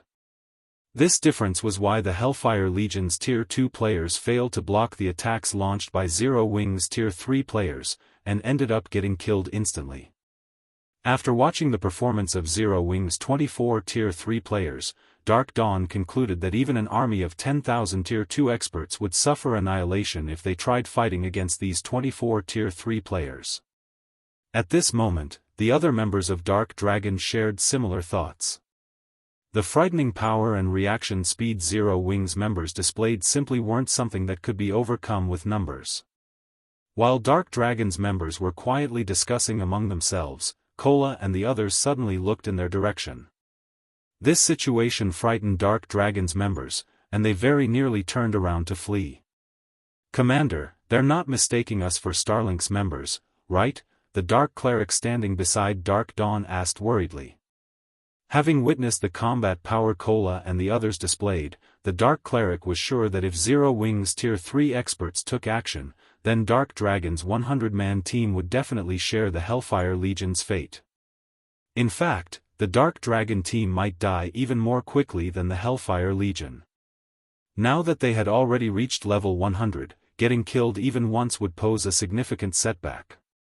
After all, the amount of EXP required to go from level 99 to level 100 was massive.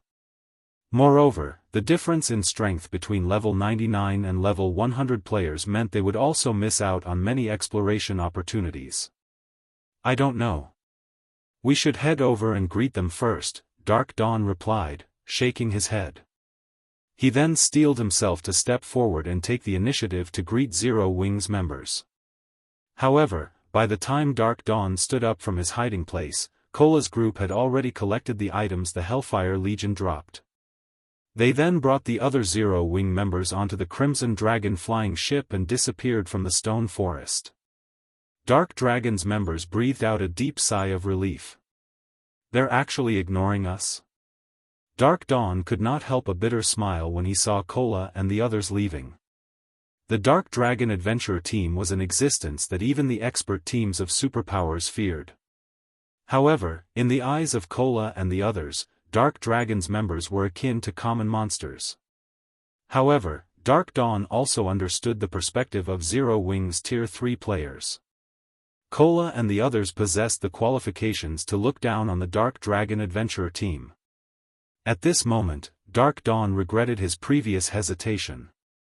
Had his team moved to help Zero Wing earlier, they might have been able to form a close relationship with Zero Wing's Tier 3 players. Commander, they're gone. Should we head back to the canyon? The Dark Cleric standing beside Dark Dawn asked. No, we're returning to White River City, Dark Dawn said, shaking his head.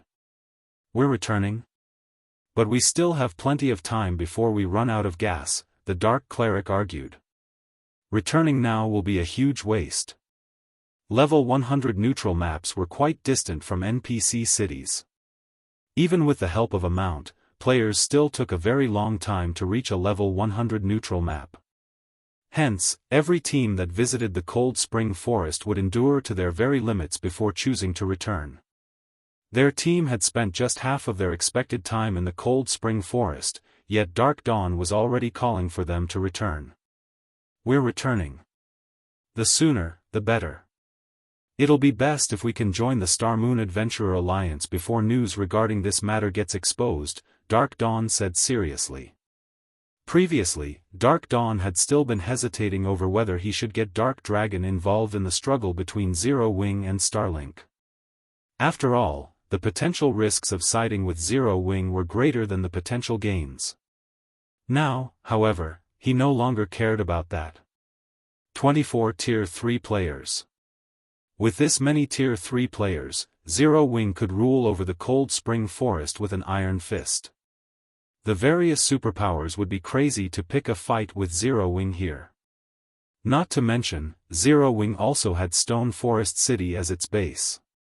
Once news of Zero Wing's Tier 3 players got out, adventurer teams and experts would definitely flock to the Star Moon Adventurer Alliance. Hence, Dark Dragon had to join the Alliance before that happened and quickly accumulate CPs to raise its position in the Alliance. After all, once the demand for the Alliance's CPs increased, acquiring CPs would become more difficult. The Dark Cleric immediately understood what his commander meant. Following which, Dark Dragon's members hurried back to White River City.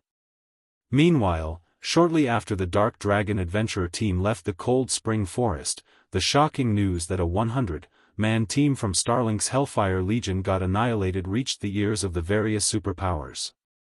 A 100-man team from the Hellfire Legion got annihilated? 24 Tier 3 players? How is this possible?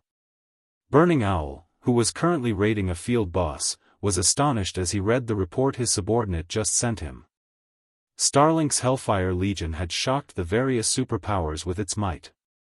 Even Burning Owl was not confident that his Heaven Piercer team could survive an encounter with the Hellfire Legion.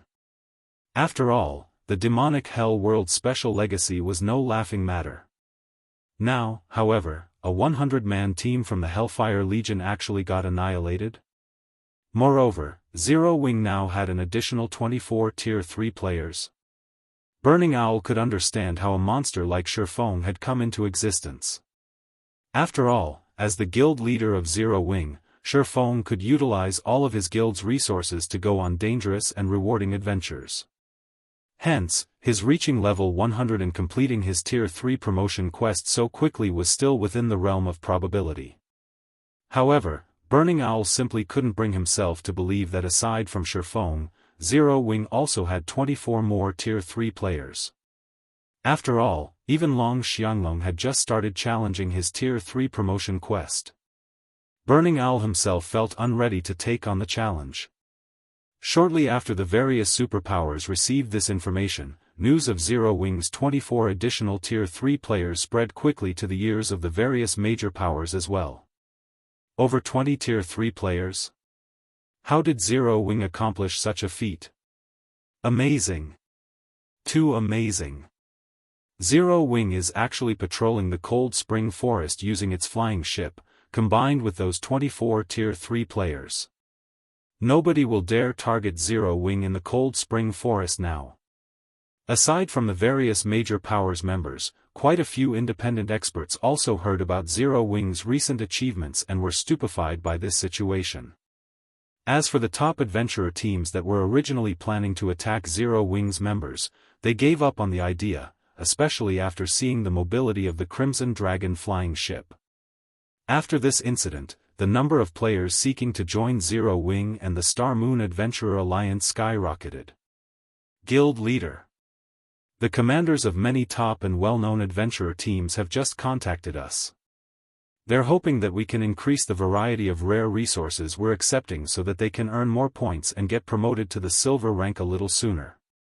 Some superpowers also want to form a partnership with us in exchange for letting their members enter Stone Forest City, Liang Jing announced excitedly after contacting Shifeng. Read latest chapters at Wuxia World. It seems the actions of Cola's group yielded quite a result, Shifeng said, chuckling. How are things coming along with Stone Forest City's private houses? Shifeng had to admit that the deterrent effect of having over 20 Tier 3 players was much greater than just having one Tier 3 player. Now, even the various superpowers that had adopted a wait-and-see approach could no longer sit still. It's done.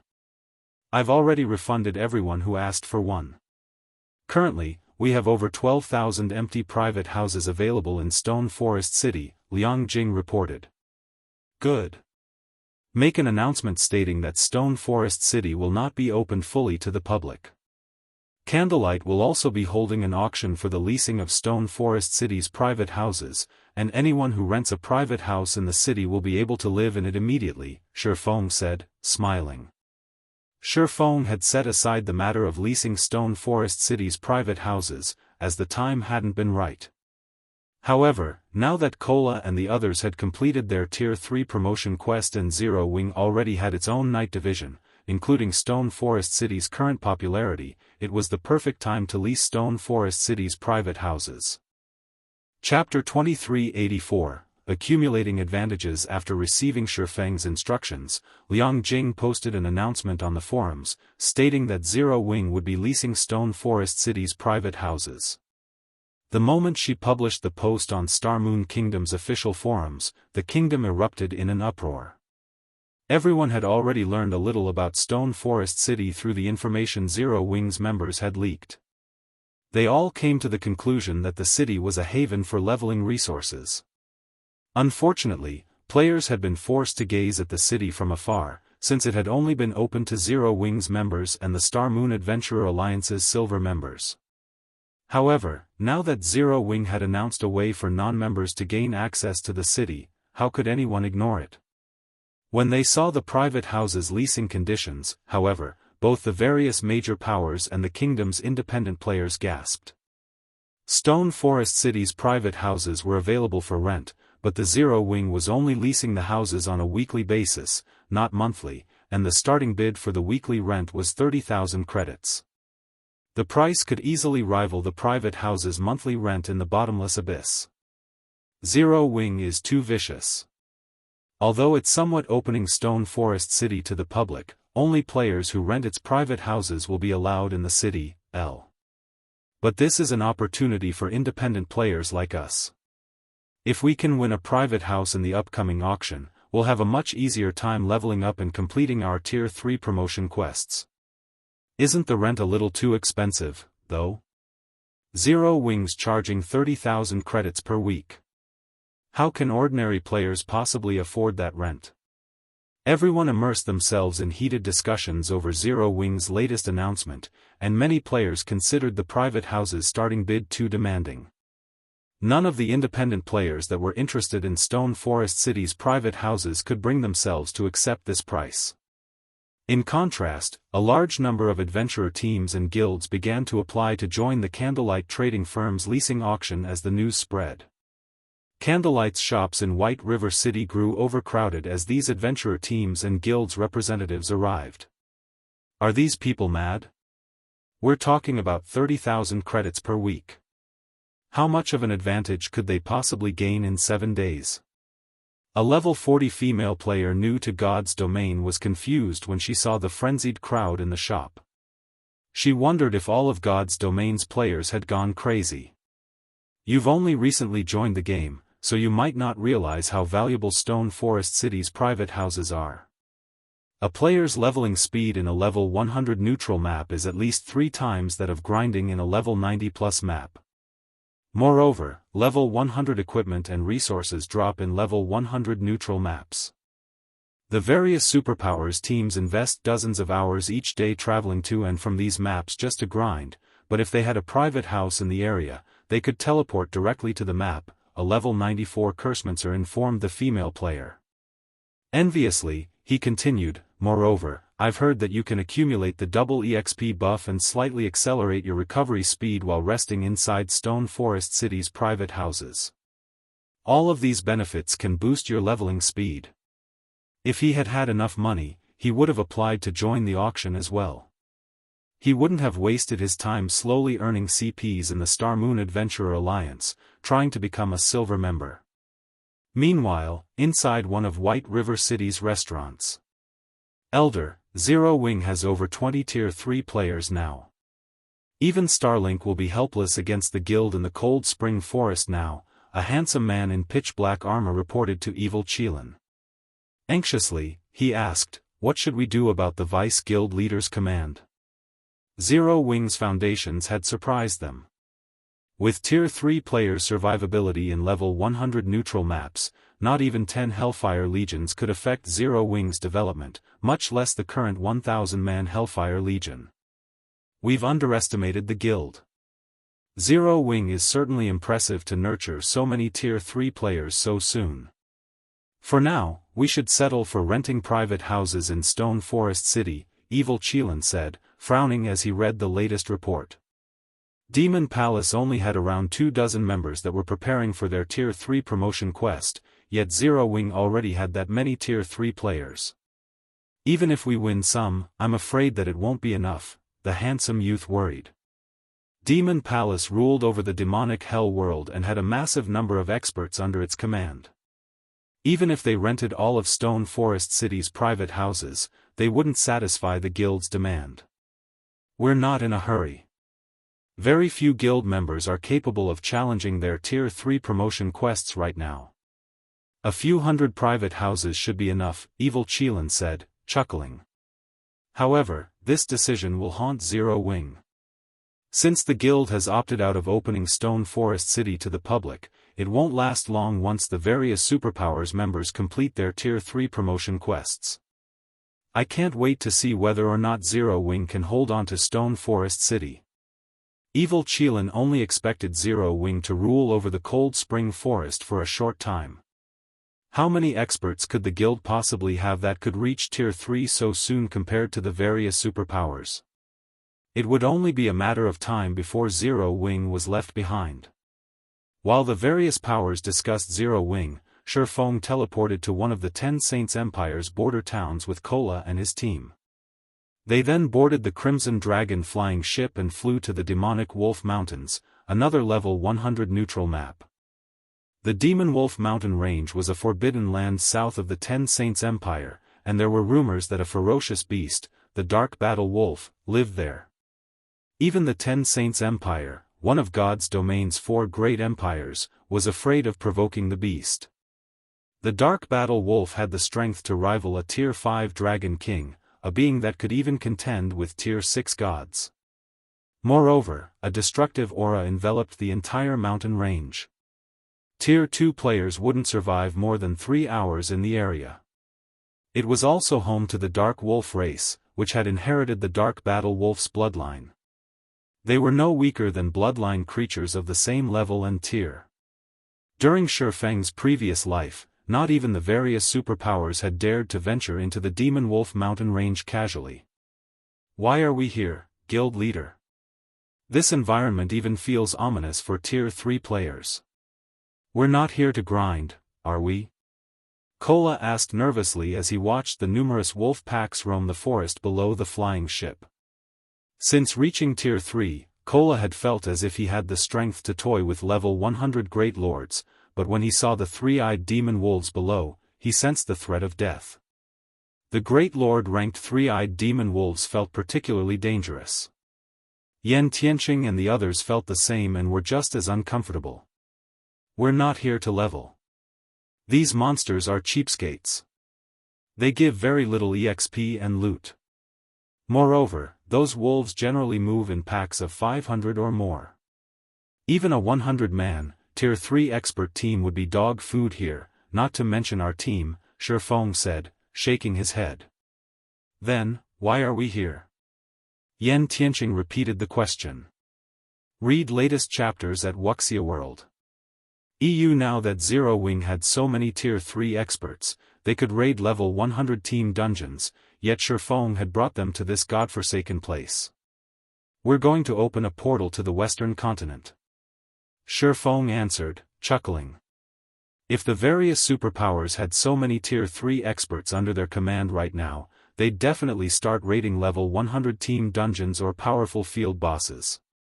It was the easiest way to gain more level 100 weapons and equipment, which would enable more of the guild's members to challenge their Tier 3 promotion quests, after all.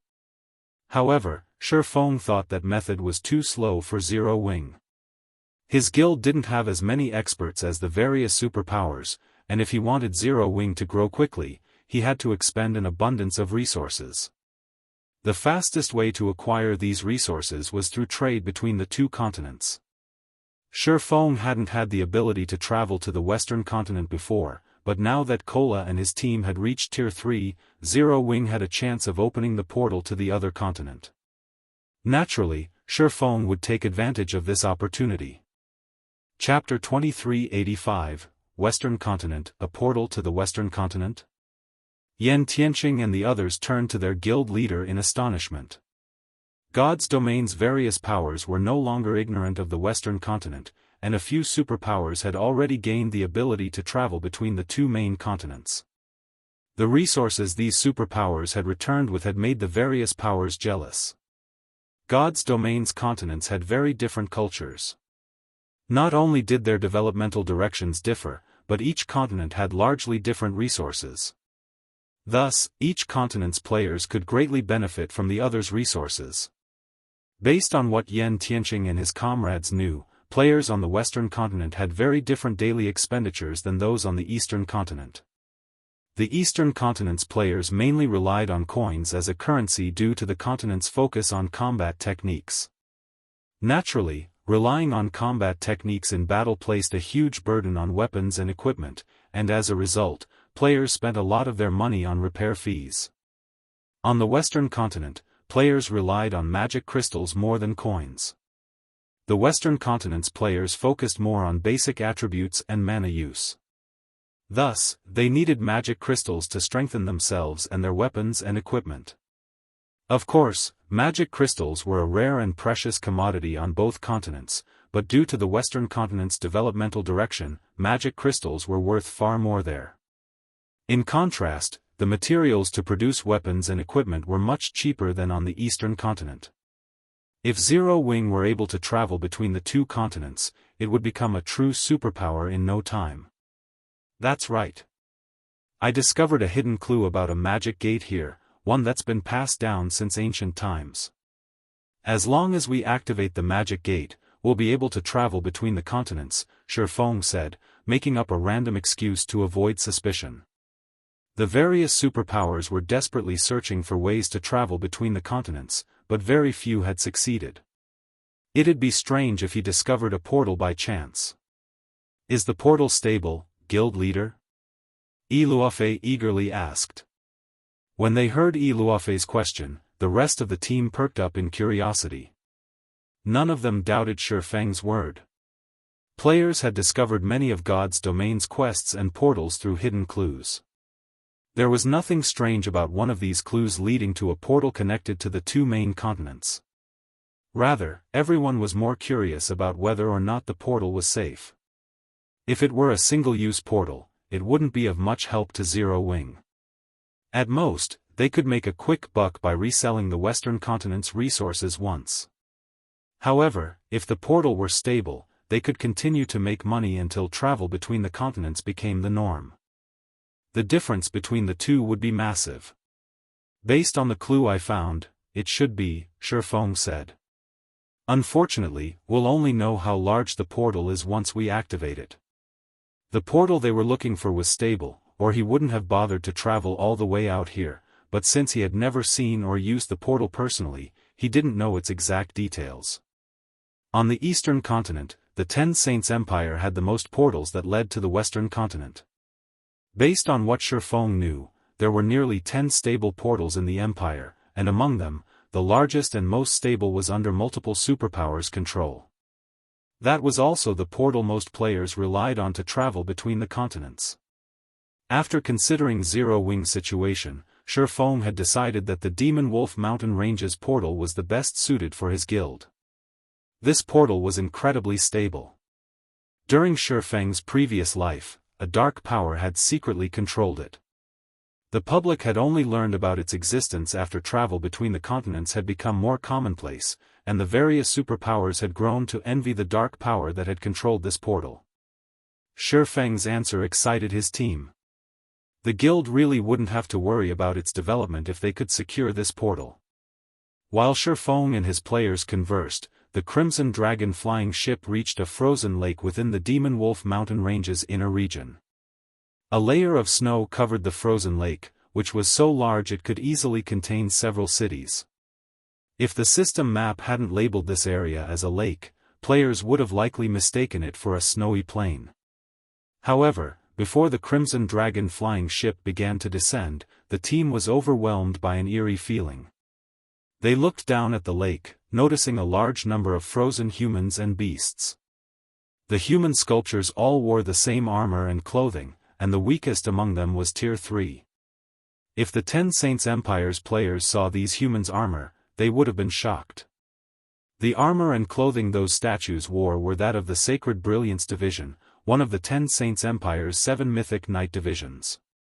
The 7 Mythic Knight divisions had been the Ten Saints Empire's prided source of apex combat power since ancient times. It was rumored that just one of these knight divisions could destroy an entire kingdom. However, these several thousand knights stood, frozen, on the lake below. Based on their positions and expressions, it was obvious that these knights had been frozen before they had even begun to prepare for battle. Those were several thousand Tier 3 NPCs they were talking about. Just thinking about the implications of this made Yen Tianqing and his companions shudder. God's domain operated on a system of cause and effect. A group of Tier 3 NPCs wouldn't freeze to death for no reason. Something must have attacked these Sacred Brilliance Division knights.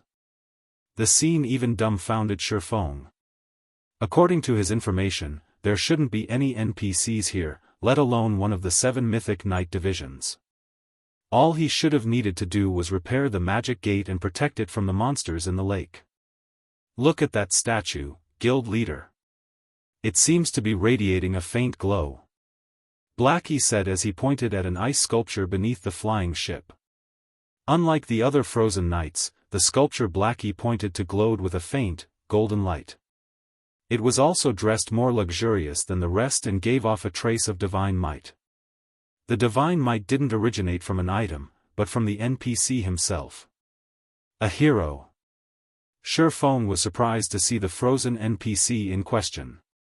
Heroes were apex beings among the human race, and although everyone knew they existed, meeting a living hero was an extraordinarily rare encounter.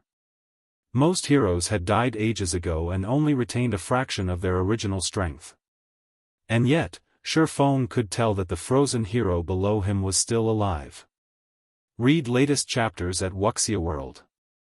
EU Guild Leader, should we check them out? Blackie asked. Let's go take a look, Shifeng agreed after considering the situation. They didn't really have a choice. The magic gate they were after was sealed under the hero's feet. They couldn't avoid approaching the NPC unless they gave up on the magic gate. Shortly after the Crimson Dragon flying ship landed on the lake, a deep, powerful voice addressed the team. "Adventurers, might I trouble you to remove this seal?" Shifeng, the team leader, then received a system notification. Chapter 2386, Another Inferior Legendary Quest System, Inferior Legendary Quest, Last Night, triggered. You have 3 minutes to accept the quest or not. You will not be penalized for refusing the quest. System: if you choose to accept the quest and complete it, you will gain Holy Knight Alba Gray's favor.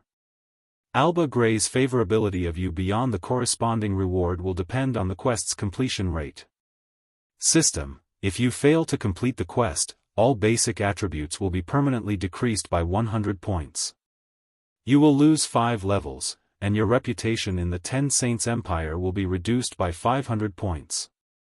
The system notifications repeated 3 times. He's Alba Gray? Shifeng stared at the frozen, middle-aged man before him in astonishment. The penalties for failing the quest didn't particularly surprise him. In fact, for an inferior legendary quest, the penalties were a bit light. Even epic quests had more severe consequences for failure. What truly surprised Shifeng was the hero's name. Alba Gray. Every player in Shifeng's previous life had known this name. Alba Gray had been one of the 8 famed smiths in the past. Before him, even a talented Grandmaster Forger amounted to nothing. The various superpowers had gone crazy over Alba Gray in the past because only the famed smiths could forge legendary items. The easiest method of obtaining a suitable legendary item was to seek the help of a famed smith. Relying on players to craft such an item was barely a dream. Hence, the various superpowers had done everything they could to gain any of the known famed smiths' favorability. Even Tier 6 God-ranked players would go crazy for a custom-made legendary item. They'd even destroy an entire kingdom to get their hands on one. Unfortunately, gaining a famed smith's favorability was easier said than done. Players would be lucky enough to meet a famed smith, much less earn their favorability. Famed smiths enjoyed even higher status than kings, and even the War God's Temple, one of God's domain's few apex powers, treated such NPCs with great respect. It was easy to imagine how difficult it would be to earn such an influential individual's favorability. Shifeng had never thought that not only would he meet the legendary Alba Gray here, but he'd even get a chance to earn the NPC's favorability by simply accepting the quest. If the various superpowers of his past life found out about this, they'd kill him out of jealousy. Without any hesitation, Shifeng accepted the inferior legendary quest. He then received another notification stating that his favorability with Alba Gray had increased by 10 points. The rest of the team was also notified of the quest. Are we really going to challenge this inferior legendary quest?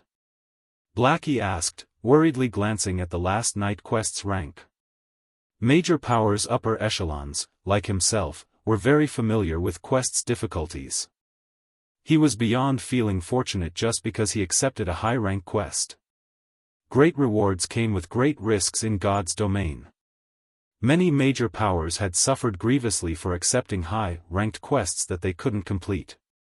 Some guilds had even destroyed themselves due to uncompleted quests. Meanwhile, not only was the last night an inferior legendary quest, but it was also in such a dangerous location. Even with Zero Wing's 25 Tier 3 players, Blackie wasn't confident in completing the quest. The rest of the team was just as concerned.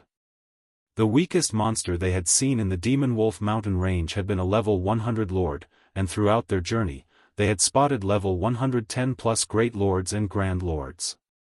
Aside from Shifeng, they were all new to Tier 3. Furthermore, they had yet to upgrade their weapons and equipment. Just standing in the Demonwolf mountain range was incredibly risky for them, let alone trying to complete an inferior legendary quest. The quest rewards are incredible. Not accepting it would be a waste, Shifeng said, chuckling. He didn't bother to explain his decision, however. We've already reached Tier 3. Even if we fail and lose 5 levels, we can earn them back quickly. Enough worrying. Let's get going. The 10 favorability points they had just gained were far more valuable than the basic attributes and levels they risked losing. Countless superpowers would willingly make such a trade. There were many methods to increasing basic attributes, and gaining levels was even easier. Furthermore, if they completed this quest, they'd gain even more favorability with Alba Grey. Regardless of the outcome, accepting this quest would only benefit players. Only a fool would reject it. Shifeng then approached Alba Grey, and after a moment of thought, the rest of the team saw their guild leader's reasoning. Now that they had reached Tier 3, their leveling speed was far faster than Tier 2 players. Even if they lost 5 levels, they could recover and maintain their advantage over others relatively easily. Lord Hero, may I know what we need to do to remove your seal? Shifeng asked Alba Grey. Unfortunately, my night division came across the Jealous Witch at a bad time, and she cursed us, adventurers. Since my comrades lacked the protection and blessings of the gods, they died when they were frozen. Although I am protected by the gods, I cannot fully stop the curse from eroding my body. I ask that you collect some of the mana the Jealous Witch left behind in this land. I will also need you to stop the Ice Elf, Ulunium, whom the Jealous Witch left to oversee my demise. That will buy me enough time to break free from the curse, Alba Grey mentally relayed. System, Inferior Legendary Quest, Last Night. Quest Content, collect 1000 strands of mana the Jealous Witch left behind in this land to remove Alba Grey's curse. Before removing Alba Grey's curse, you must do all you can to stop the Ice Elf, Ulunium. You have 10 days to complete the quest. The less time you spend completing the quest, the higher the quest's completion rate will be. Shifeng's teammate gasped when they saw the quest's contents. Crap. This quest is fraudulent. Blackie's face twitched as he read the quest details. Collect 1000 strands of mana in 10 days? How are we supposed to do that? They were all familiar with the concept of collecting mana for a quest. Normally, players could complete the task by killing Great Lord rank or higher monsters in a specified location. Although killing level 100 Great Lords might be easy with their strength, collecting 1000 mana strands within 10 days was a joke. Level 100 Great Lords had incredibly high HP. Even their team would need at least 15 minutes to kill one. Although God's Domain's days consisted of 48 hours, they'd have to grind non-stop for 5 days to complete this quest. To make matters worse, Great Lords only had a chance of dropping the required mana. To put it simply, this quest was the system's way of toying with them. It's no wonder why only a few superpowers had earned enough of the famed smith's favorability to commission an item. Shifeng couldn't help his bitter smile after listening to Alba Grey's request. Not even a 100-man, Tier 3 team could complete this quest, especially since players had just recently reached level 100. Guild leader, we should call in all of the guild's experts, Xianxia suggested. That's not a viable option, I'm afraid, Shifeng said, shaking his head. More help would increase their chances of success, but the Ten Saints Empire was quite far from Starmoon Kingdom. The teleportation fees alone would be a huge burden on the guild, and players would need a long time to travel from the Ten Saints Empire to the Demonwolf mountain range. Most importantly, ordinary Tier 2 experts would have no hope of surviving in this forbidden land. But at this rate, we won't be able to complete the quest, Xianxia insisted. He had considered the same issues with his suggestion, but their team of 25 simply couldn't slay enough Great Lords within the time limit. Read latest chapters at Wuxia World. We're not completely out of options, Shifeng said after giving the matter some thought. Blackie, contact Melancholic and tell her to gather all of the secret silver guards I asked her to find in White River City's Candlelight trading firm. I'll head over right away. While I'm gone, I want the rest of you to collect as many mana strands as possible. He had already instructed Melancholic Smile to locate high-growth potential secret silver guards for him. He had even shared all of the clues he knew of with her. He had intended to use soul strengthening to upgrade these secret, silver guards to fine gold rank and use them to boost Zero Wing's combat power. While secret silver guards could fend off peak experts, they'd be no match for apex experts.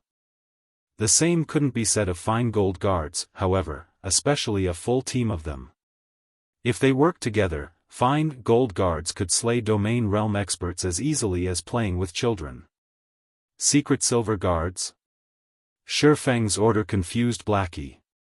He didn't understand why Shifeng would want a bunch of secret silver guards, but he did as he was told. Shifeng then boarded the Crimson Dragon flying ship and left the Demonwolf mountain range, which prevented any form of teleportation, in a hurry. Once he was free of the Forbidden Land, he used a return scroll and teleported to White River City's Candlelight trading firm. Chapter 2387, Strengthening the Ancient Gods Literature. Fragment. White River City, Candlelight trading firm. Compared to the surrounding player-owned shops and NPC shops, the Candlelight trading firm's 21-story shop loomed a giant overseeing the city's business district. Almost every new visitor to White River City gasped when they saw it. The players that focused on their subclasses gave the magnificent building particularly longing looks. These players' reactions weren't simply because White River City's Candlelight trading firm was a 4-star shop, but also due to Zero Wing's latest announcement.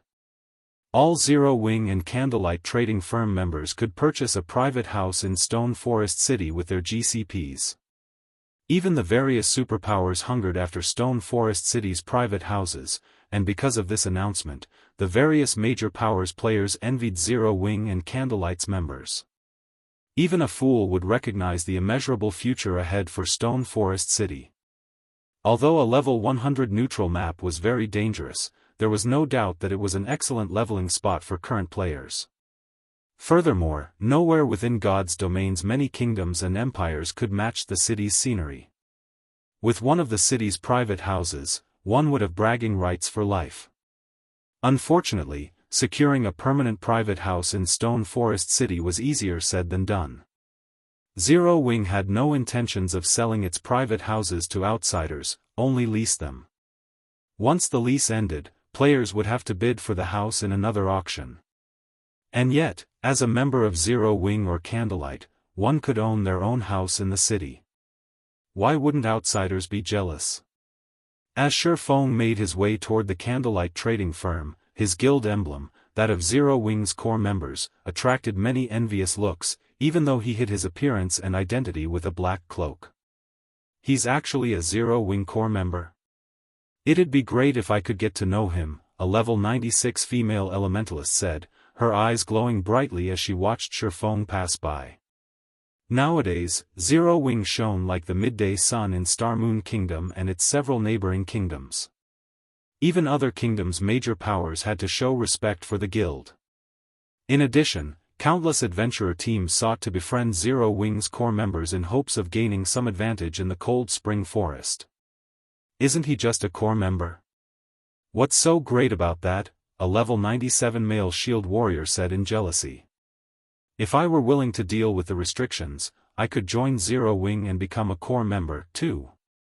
Even for you, that'd be a challenge, the female elementalist said, shaking her head at the disgruntled shield warrior. I've heard that since Zero Wing has so many members now, they've raised the requirement for elite members to the middle stage of the Trial Tower's 5th floor.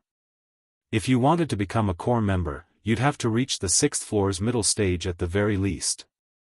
At this stage of the game, players only needed to reach the late stage of the Trial Tower's 5th floor to be considered an expert. There was a huge difference between the 5th and 6th floors. Even in well-known adventurer teams, the experts that could reach the 6th floor's middle stage could be counted on one hand. When he heard the requirement to become a Zero Wing core member, the level 97 shield warrior fell silent.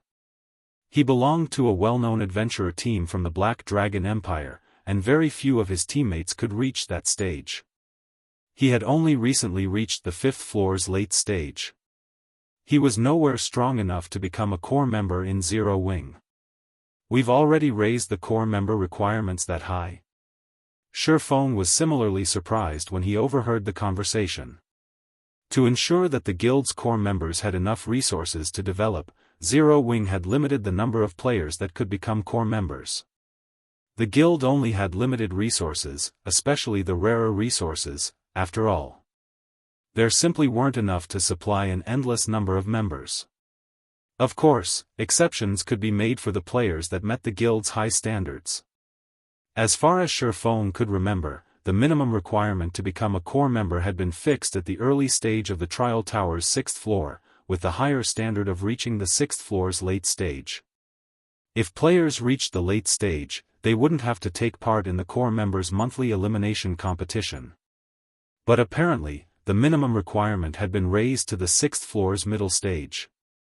It was easy to imagine how many experts had recently joined his guild. Feng had to admit that using Stone Forest City to promote Zero Wing had been amazingly effective. Moreover, as time passed, the core membership minimum requirements would become more demanding, and the guild would acquire even more experts. Although Feng was pleased with his guild's development, he felt a little pressured. More experts meant greater demand for resources.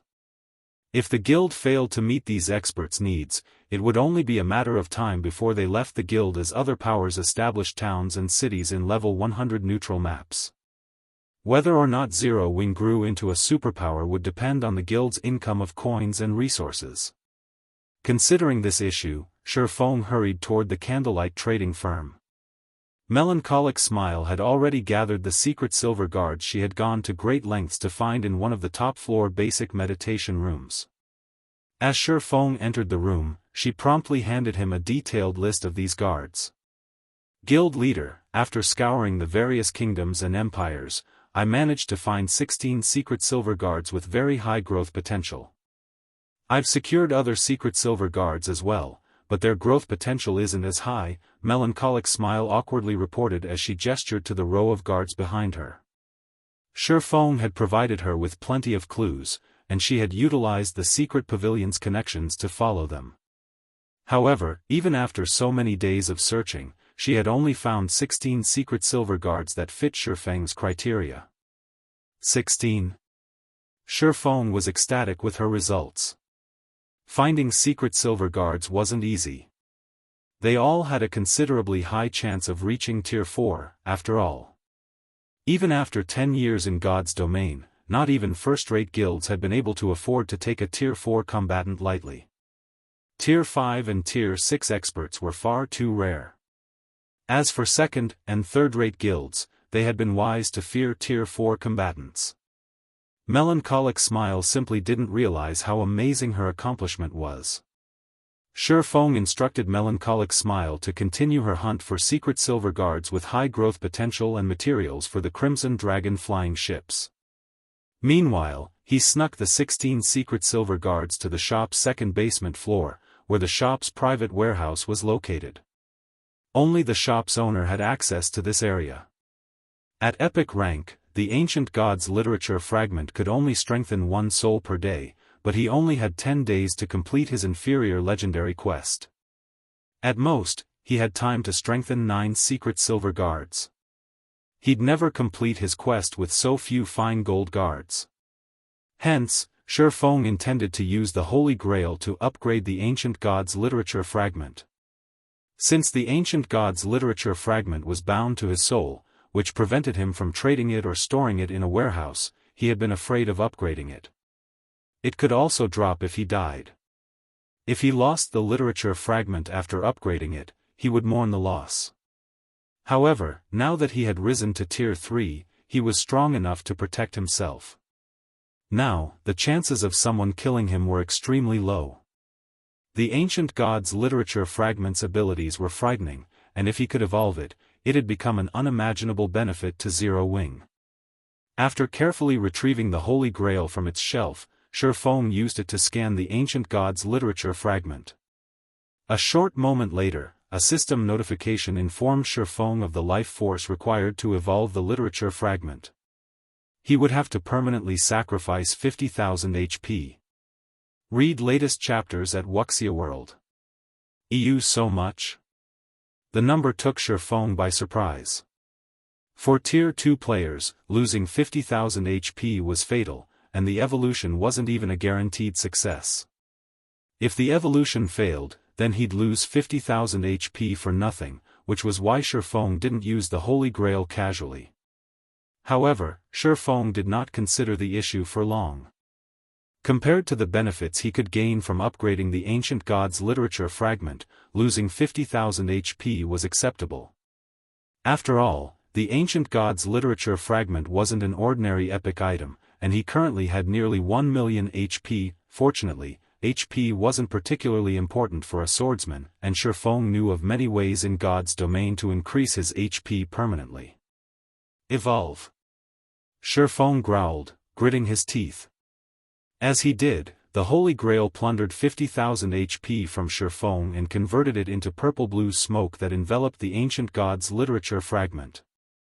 Chapter 2388, Evolution Effects Suspended in Mid-Air. The Ancient Gods Literature Fragment radiated a golden light as it hungrily devoured the purple-blue smoke. As the literature fragment absorbed more of the smoke, the engraved divine runes sharpened.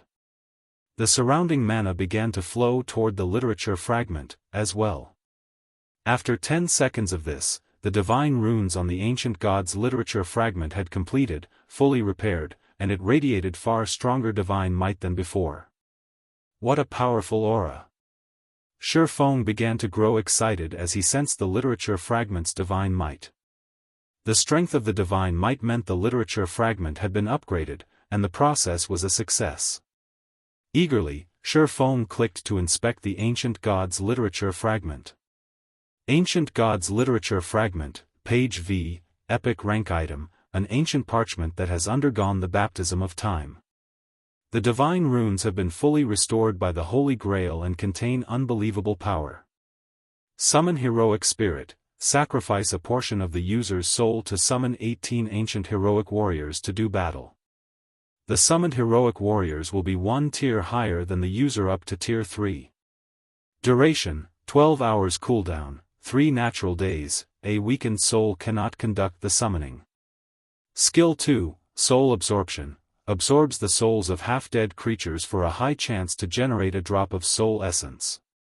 Cooldown, 3 hours, stronger targeted creatures increase the chances of generating soul essence. Skill 3, Soul Strengthening, consumes soul essence to strengthen a creature's soul. Cooldown, 3 hours, stronger targeted creatures require more soul essence for soul strengthening. Skill 4, Divine Resonance, automatically detects any Ancient Gods Literature fragments within a 1,000-yard radius. This item is bound to the owner's soul and cannot be traded or stored in a warehouse. This fragment also has a chance of dropping on death. Drops on death if in a weakened soul state. Why is it still epic rank? Shifeng was confused when he saw the Ancient Gods Literature fragment statistics.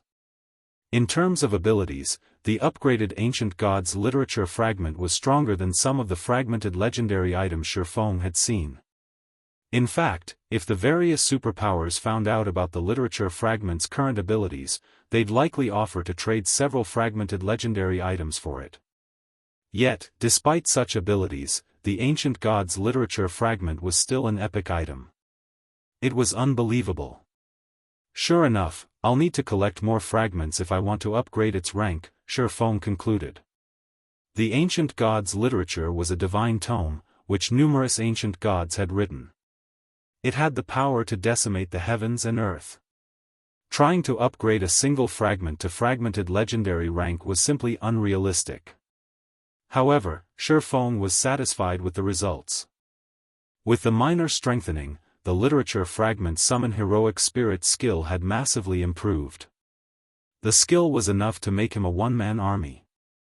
Furthermore, soul absorption and soul strengthening's cooldowns had shortened significantly. Every one of the changes had exceeded Shifeng's expectations. Most importantly, his Ancient Gods Literature fragment now had the ability to locate other fragments within range. This effect would make it much easier to compile the fragments. If he could complete the tome, the ancient gods' literature would benefit the guild far more than 4 or 5 more fragmented legendary items. Following which, Shifeng stored the Holy Grail and turned to face the secret silver guards behind him. These secret silver guards weren't like monsters like Anna and Kite. Each only needed 3 drops of soul essence for their first soul strengthening. Fortunately, Shifeng had collected over 100 drops, so he could strengthen all 16 secret silver guards at least once. With 16 fine gold guards and Anna and Kite's strength, he could move through the Demonwolf mountain range unhindered. Shifeng wasted no time as he began to chant the soul strengthening's incantation and target the elementalist before him. A 5-fold magic array, one far stronger than the one that had appeared when Shifeng had strengthened Kite's soul, immediately appeared under the elementalist's feet. The array even absorbed mana from its surroundings and the void at least 3 times faster than it had with Kite. Very quickly, a fist-sized ball of liquid mana appeared before the elementalist. This ball of mana melted into the elementalist's forehead, and the secret silver guard released a bone-piercing howl. Although the elementalist was in pain, Shifeng could clearly sense the guard's aura rapidly growing stronger. This excruciating process continued for 5 seconds. By the time the ball of liquid mana and the elementalist had merged completely, the elementalist felt like a completely different person. To Shifeng, the level 103, Tier 3 Great Mage had only felt slightly threatening, but now, even he'd have to tread carefully in a fight with this NPC. This NPC improved so drastically? Shifeng could not believe his eyes when he saw the Great Mage's statistics. Previously, the Great Mage had only had 78 growth potential, which was considerably high for a Secret Silver Guard. Secret Silver Guard's growth potential only ranged between 71 and 80, and this Great Mage had only been 3 points away from Fine Gold rank. When Shifeng used Soul Strengthening on Kite, the NPC's growth potential had only risen by 2 points. While Shifeng had expected a greater increase for a Secret Silver Guard, he had only expected a 3 or 4 point increase at best. However, the Great Mage's growth potential had risen by 5 points, to 83. The Great Mage had crossed the Fine Gold threshold and more. Every additional point of growth potential was significant to personal guards. At 83, a personal guard could perfectly suppress an apex expert of the same level and tier. Shifeng couldn't help his growing excitement. With the ancient gods' literature Fragment's new strength, he could even elevate secret silver guards with 76 growth potential to Fine Gold rank. Now, Zero Wing could amass a small army of Fine Gold guards. Read latest chapters at Wuxia World. Shifeng immediately contacted Melancholic Smile and had her send him the guild's secret silver guards with at least 76 growth potential to the basic meditation room on the top floor. Guild leader, those guards are currently protecting Silverwing Town. I'm afraid that I'll need some time to find temporary replacements and recall them all to White River City, Melancholic Smile said. Of the secret silver guards she had found, she had ordered those that met Shifeng's requirements to stand guard in White River City. She had sent the rest to defend Silverwing Town in the meantime. Secret silver guards had incredible combat power, and once they reached level 100, they could complete their promotion to Tier 3. They were an excellent deterrent in the chaotic or empire. Don't worry about it. Just recall them all here, Shifeng said. He did not mind waiting. The upgraded soul strengthening still had a 3-hour cooldown, and it would take a full, natural day to strengthen the 16 secret silver guards before him. Alright, I'll start making the necessary arrangements, Melancholic Smile said, not giving the matter much thought. She then contacted the core members that owned the secret silver guards in question. Chapter 2389, Fine Gold Team. While Shifeng waited quietly for Silverwing Town's secret silver guards to arrive in the top floor basic meditation room, Liang Jing contacted him. Guild leader, we've got trouble in the Dark Knight Empire. Liang Jing exclaimed. The Dark Knight Empire? What's happened? Shifeng asked when he saw Liang Jing's anxious expression. Although Zero Wing hadn't been developing in the Dark Knight Empire for long, it had received help from Unyielding Soul. Because of that, both Zero Wing's strength and the Candlelight trading firm's business had been progressing relatively smoothly, and thanks to Stone Forest City, more of the Empire's experts sought to join Zero Wing. Moreover, Starlink hadn't been able to do anything drastic against Zero Wing for fear of unexpected attacks from Unyielding Soul and Crimson Emperor. Hence, Zero Wing's branch in the Dark Knight Empire was booming. Starlink has established a city at the Gloomy Hills, a map near the Gloomy Ruin, a level 100 neutral map. Moreover, Starlink has announced that it is opening the city to all of its Adventurer Alliance's members. Many of the Empire's experts are siding with Starlink because of this, and some experts and adventurer teams that had been thinking of joining the Star Moon Adventurer Alliance have changed their minds, Liang Jing explained. In addition, the Dark Knight Empire's various major powers have started to side with Starlink. Even Crimson Emperor is considering a partnership. Starlink has also announced that it will lease its new city's private houses with a starting bid of only 10,000 credits per week. Even many of Star Moon Kingdom's major powers and adventurer teams have been discussing the idea of shifting their development to the Dark Knight Empire.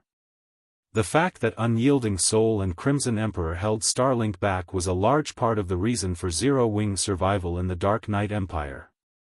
In addition, the Dark Knight Empire's various major powers had sided with Zero Wing to keep Starlink in check. Hence, the most Starlink had been able to do was pressure Zero Wing's territory in the Empire. However, if Crimson Emperor and the various major powers sided with Starlink, the Zero Wing's members in the Empire would be in danger. Furthermore, now that Starlink had a city in the Gloomy Hills, Zero Wing's experts couldn't operate in the level 90+ resource map. Needless to say, this also made it impossible for the guild members to reach the Gloomy Ruin. And with Starlink's bounty still in effect, a large number of independent experts and adventurer teams would target Zero Wing's members. If this persisted, it wouldn't be long before Zero Wing could no longer survive in the Dark Knight Empire. Zero Wing had already grown to a substantial size, and there were only so many high-level maps in each country. The high-level maps available around Star Moon Kingdom weren't enough to fulfill Zero Wing's needs. Although the Cold Spring Forest was rich in resources, very few guild members were strong enough to grind in a level 100 neutral map right now. At this stage of the game, a grinding team would need a peak expert to lead it if it wanted to survive in such an area. Unfortunately, unlike the various superpowers, Zero Wing only had a small number of peak experts. The majority of the guild's players would still need some time to grind in level 90+ maps. Starlink wants to gather both manpower and resources. Shifeng had a rough idea of what the enemy guild planned after listening to Liang Jing's report. Starlink's new city might not be as impressive as Stone Forest City, but it was near a level 100 neutral map.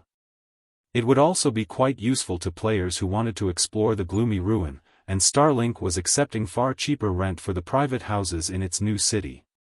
It was enough to tempt many players. However, this wasn't good news for Zero Wing, which needed credits and resources.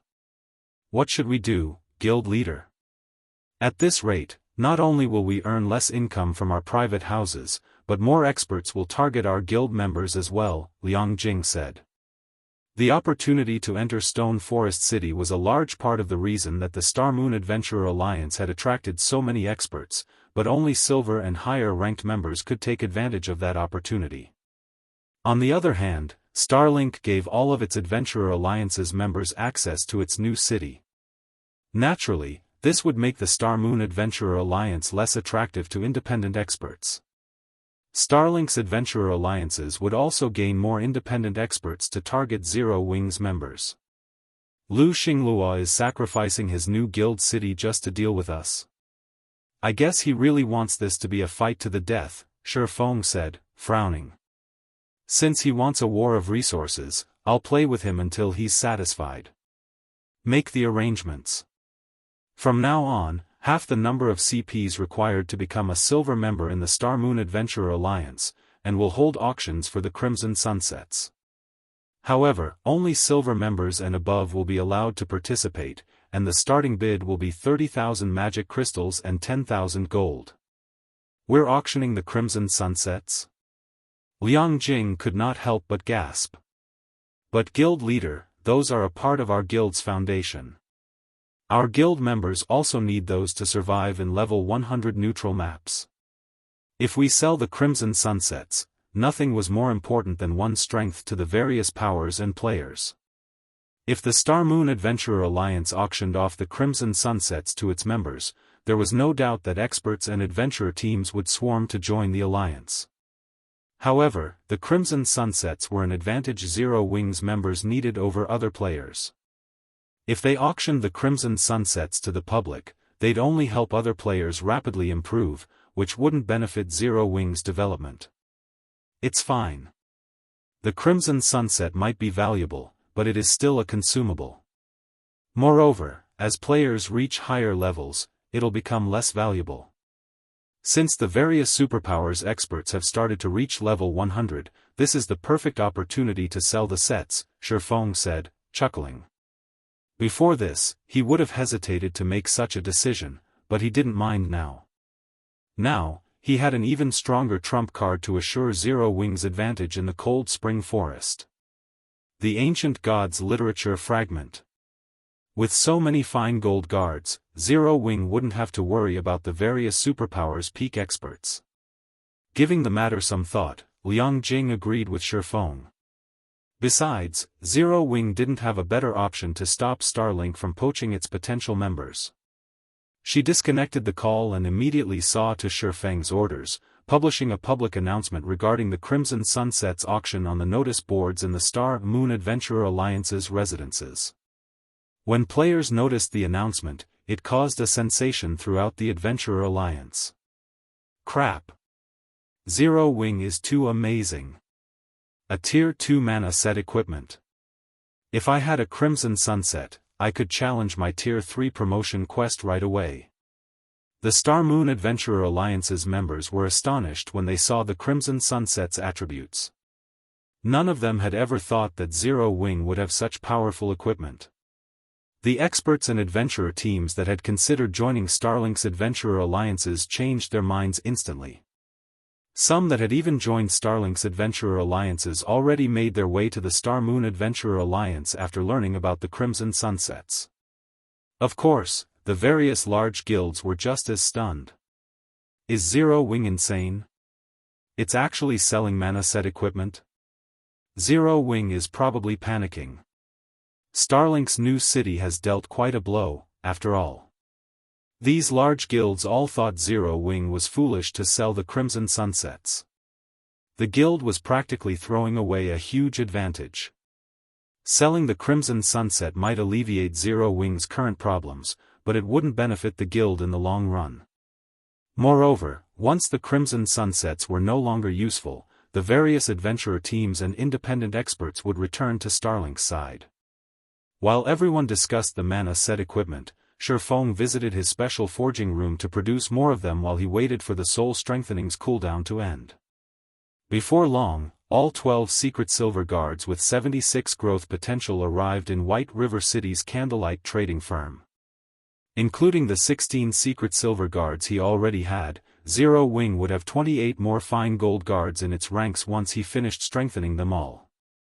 Even 28 secret silver guards would be more than enough combat power for a guild to rule a level 100 neutral map with an iron fist, not to mention 28 fine gold guards. After nearly 2 days, Shifeng had finally strengthened all of the 28 secret silver guards. The smallest improvement had still been a 5-point growth potential increase, while the largest had been a 7-point increase, rising from 79 to 86 growth potential. Even among fine gold guards, 86 growth potential was incredibly rare. Read latest chapters at Wuxia World. EU 28 fine gold personal guards. If the various superpowers of my past knew about this, they'd go mad. Shifeng sighed ruefully as he gazed at the 2 rows of personal guards before him. If he had had so many fine gold guards under his command during his previous life, he wouldn't have even been afraid of standing up to superpowers, let alone first-rate guilds. Fine gold guards were exceptionally rare in God's domain, and every one of them had the potential to reach Tier 5. If they were provided enough resources, fine gold guards could have up to a 40% chance of completing their promotion to Tier 5. Even among the various superpowers, Tier 5 combatants were apex beings. Every one of them was a priceless treasure. Of course, Tier 5 NPCs were even stronger than Tier 5 players. To suppress a single Tier 5 NPC, one would need several players of the same tier. And now, he had 28 fine gold guards standing before him, waiting for his commands. Chapter 2390, Powerful Guard Team 10 Saints Empire, Demonwolf Mountain Range. After nearly 2 days of fervent work, Shifeng had produced 50 Crimson Sunsets. When he handed them to Liangjing, he instructed her to keep 20 sets to gradually auction off in the Star Moon Adventurer Alliance, while the rest would be given to Zero Wings core members. These core members would lead their own grinding teams in the Cold Spring Forest, helping to alleviate the lack of manpower in that area. Shifeng had taken a break from crafting the advanced mana set equipment after giving his new stock to Liangjing, and he had made his way back to the Demonwolf Mountain Range with his 28 newly upgraded fine gold guards. Although the Crimson Sunset would help resolve Zero Wings' need for manpower in the Cold Spring Forest, it was a temporary solution. Moreover, Shifeng was the only person capable of producing the Crimson Sunsets, and he couldn't forge enough of them for Zero Wings members to secure a firm foothold in the Cold Spring Forest. He needed to take care of the root of this problem. The simplest method to do so was to secure a portal to the Western Continent and acquire a large amount of the Western Continent's resources. Crafting level 100+ weapons and equipment in God's domain was an arduous task, especially for secret silver rank and above. The required materials were very rare, and obtaining them in bulk was a major challenge. However, through their research, the forgers of Shifeng's previous life had discovered that they could replace some of the rare materials the Eastern Continent's forgers needed to craft level 100+ secret silver and better weapons and equipment with some of the Western Continent's specialty materials. Likewise, some of the Eastern Continent's specialty materials could replace some of the materials the Western Continent's forgers needed. Not only had this discovery allowed the superpowers that could travel between the continents to earn tons of resources and coins, but they had also been able to acquire level 100+ weapons and equipment far sooner than their competitors. Since the various superpowers that had access to intercontinental travel had yet to realize this and were simply using their advantage to earn resources and coins, Shifeng had to strike while the iron was hot.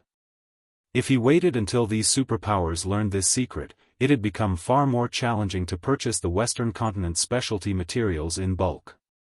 These specialty materials were essential to crafting level 100+ weapons and equipment at secret silver rank and higher, and if this secret got out, the various powers would try to collect and hoard the materials, rather than sell them. If Shifeng waited too long, he'd only be able to purchase materials from independent players and adventurer teams, which would limit his collection rate. After piloting the Crimson Dragon flying ship through the Demonwolf Mountain Range's outer region for about 15 minutes, Shifeng finally located Kola and his team, who were engaged in a battle against several hundred battle wolves. After the past 2 days of grinding in the mountain range, Kola and the others had risen to level 101. If the various Tier 2 experts heard that this team could gain a full level every 2 days, they'd be incredibly jealous. However, Kola and his team weren't having an easy time against these battle wolves, especially as they fought the Alphas, the two-headed battle wolves. Two-headed battle wolf, demonic creature, Great Lord, level 108 HP 270 000 000/270 000 000. Although the two-headed battle wolves had average HP for monsters of their rank and level, these monsters possessed the dark battle wolf's bloodline. Their defense and agility were just as high as actual bloodline creatures, and their combat standards were on par with the Trial Tower's 5th floor. If a Tier 2 peak expert tried to take on a two-headed battle wolf, they wouldn't last more than a few exchanges. Furthermore, the Demonwolf Mountain Range's wolves tended to move in packs of 300 to 400, and around 24 two-headed battle wolves led each pack. Although the rest of the battle wolves were only Lord-ranked monsters, they could even pose a threat to Tier 3 players when a dozen of them worked together. Although Kola and his companions had reached Tier 3, they still had to be careful, or members of the team would fall. The team had yet to upgrade their weapons and equipment and had to rely on their epic weapons and equipment to support them in the fight. If Kola and his team had Tier 3 standard equipment, they'd have no issues taking a pack of battle wolves out. Check it out. The guild leader is back. Blackie was excited when he noticed the approaching Crimson Dragon flying ship. With only 24 players, their team had faced plenty of trouble while fighting these battle wolves over the past 2 days. Not even the magical class players' powerful AoE attacks could alleviate the pressure. These battle wolves were too smart.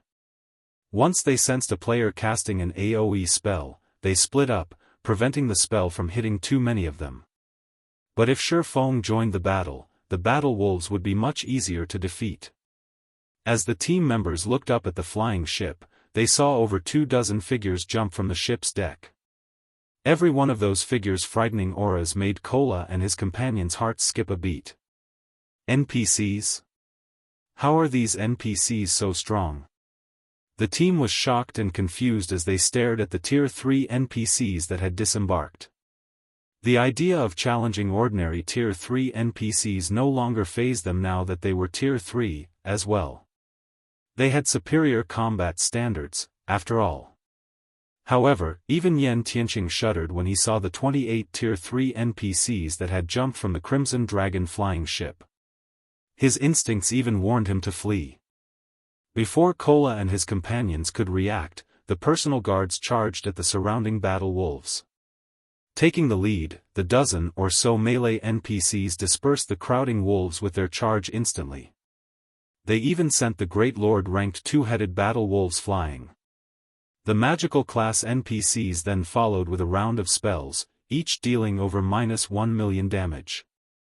The Lord ranked battle wolves lost 1/3 of their HPs in that single bombardment, while the Great Lords had lost 1/10 of their HPs. The ferocity of the Fine Gold Guard's attacks easily outshone Iluafe's, a Tier 3 magical class player. After about 3 minutes, the 300+ Lord-ranked battle wolves and 20+ Great Lord-ranked two-headed battle wolves had been slain, leaving only a bunch of items behind. Kola and the others were dumbfounded. Normally, they needed over an hour to defeat a battle wolf pack, yet these 28 NPCs had done so in 3 minutes. The difference between their combat power was massive. From his position on the Crimson Dragon flying ship, Shifeng leveled from 104 to 105 after the battle ended, crossing the first minor threshold after level 100. Where did you find so many powerful NPCs, guild leader? Kola asked once Shifeng had descended from the flying ship. Yan Tianqing and the others were just as curious, waiting for Shifeng's reply.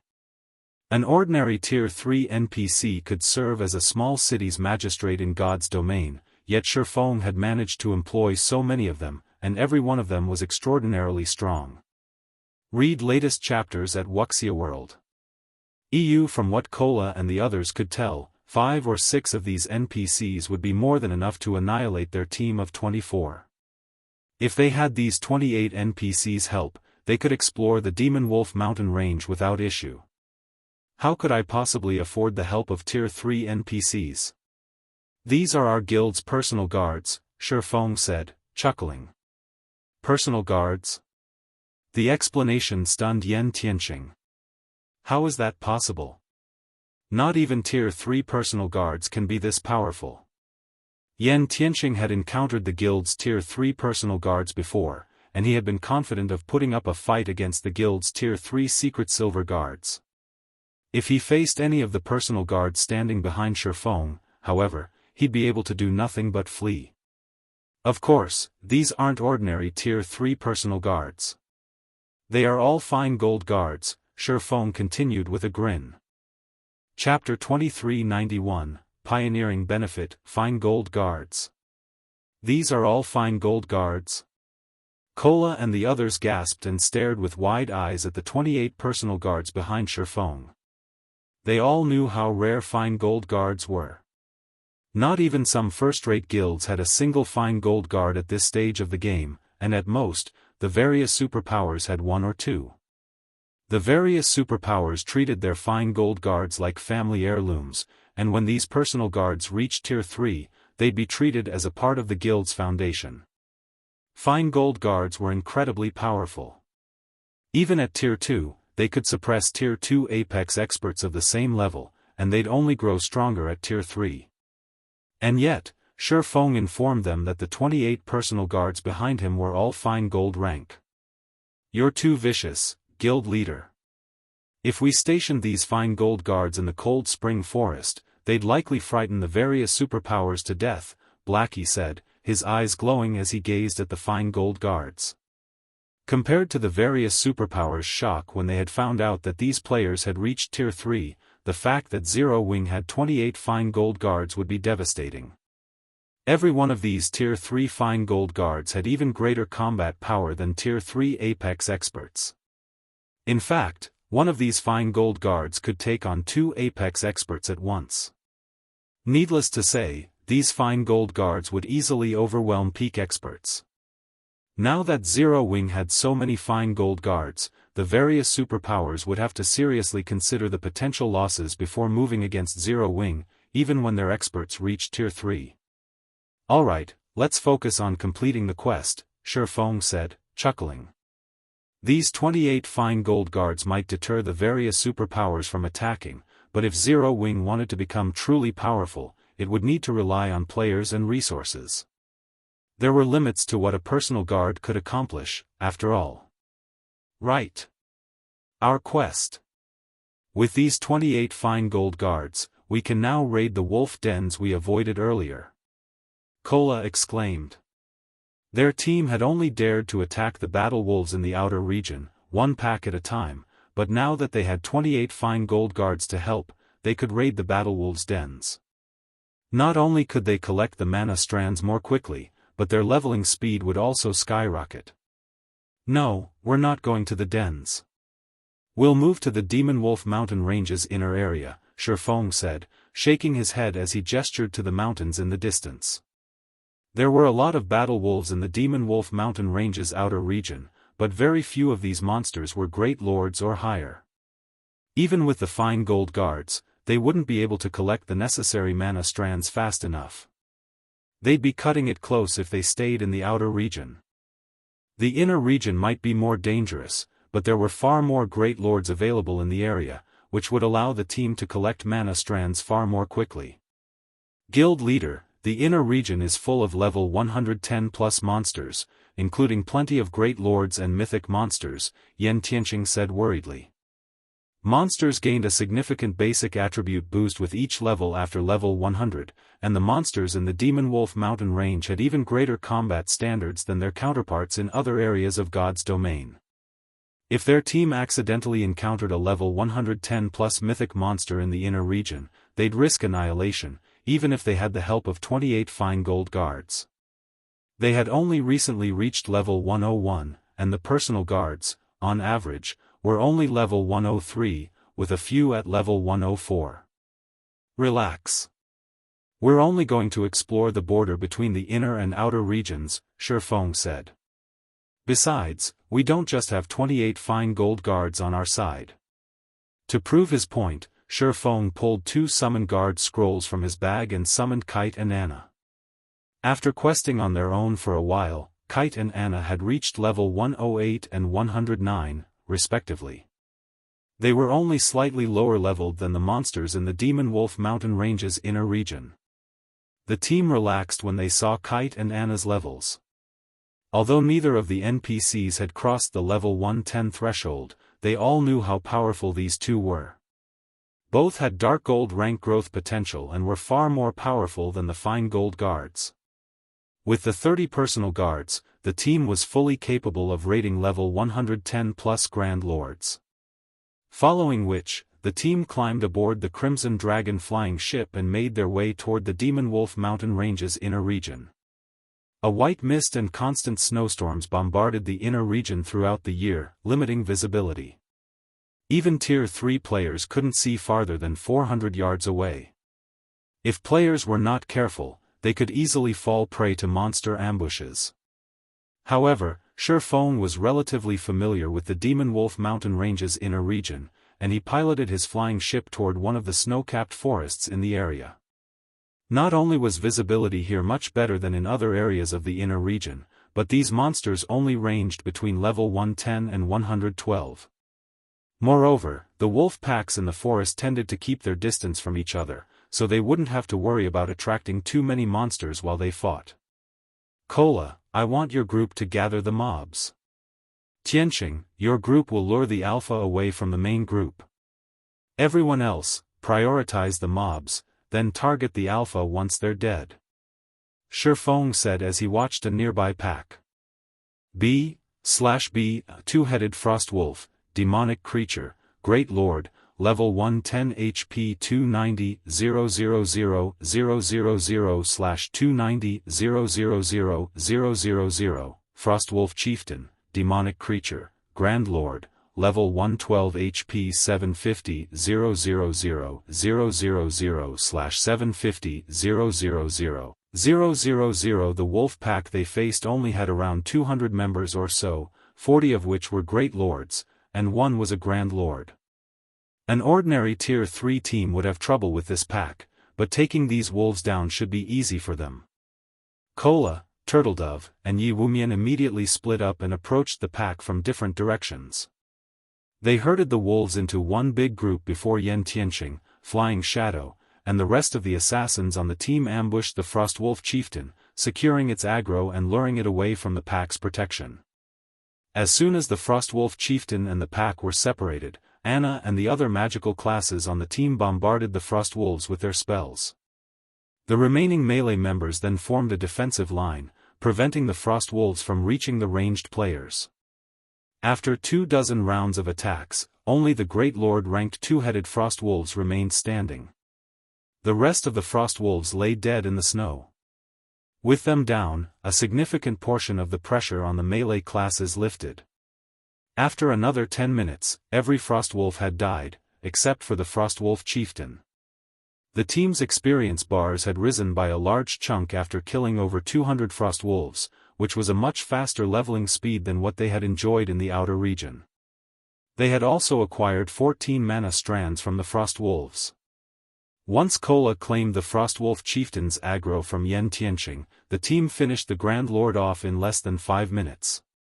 Not only did the Frostwolf Chieftain contribute another mana strand, but it also dropped more than 20 items as it died, one of which was a piece of level 105 fine gold equipment.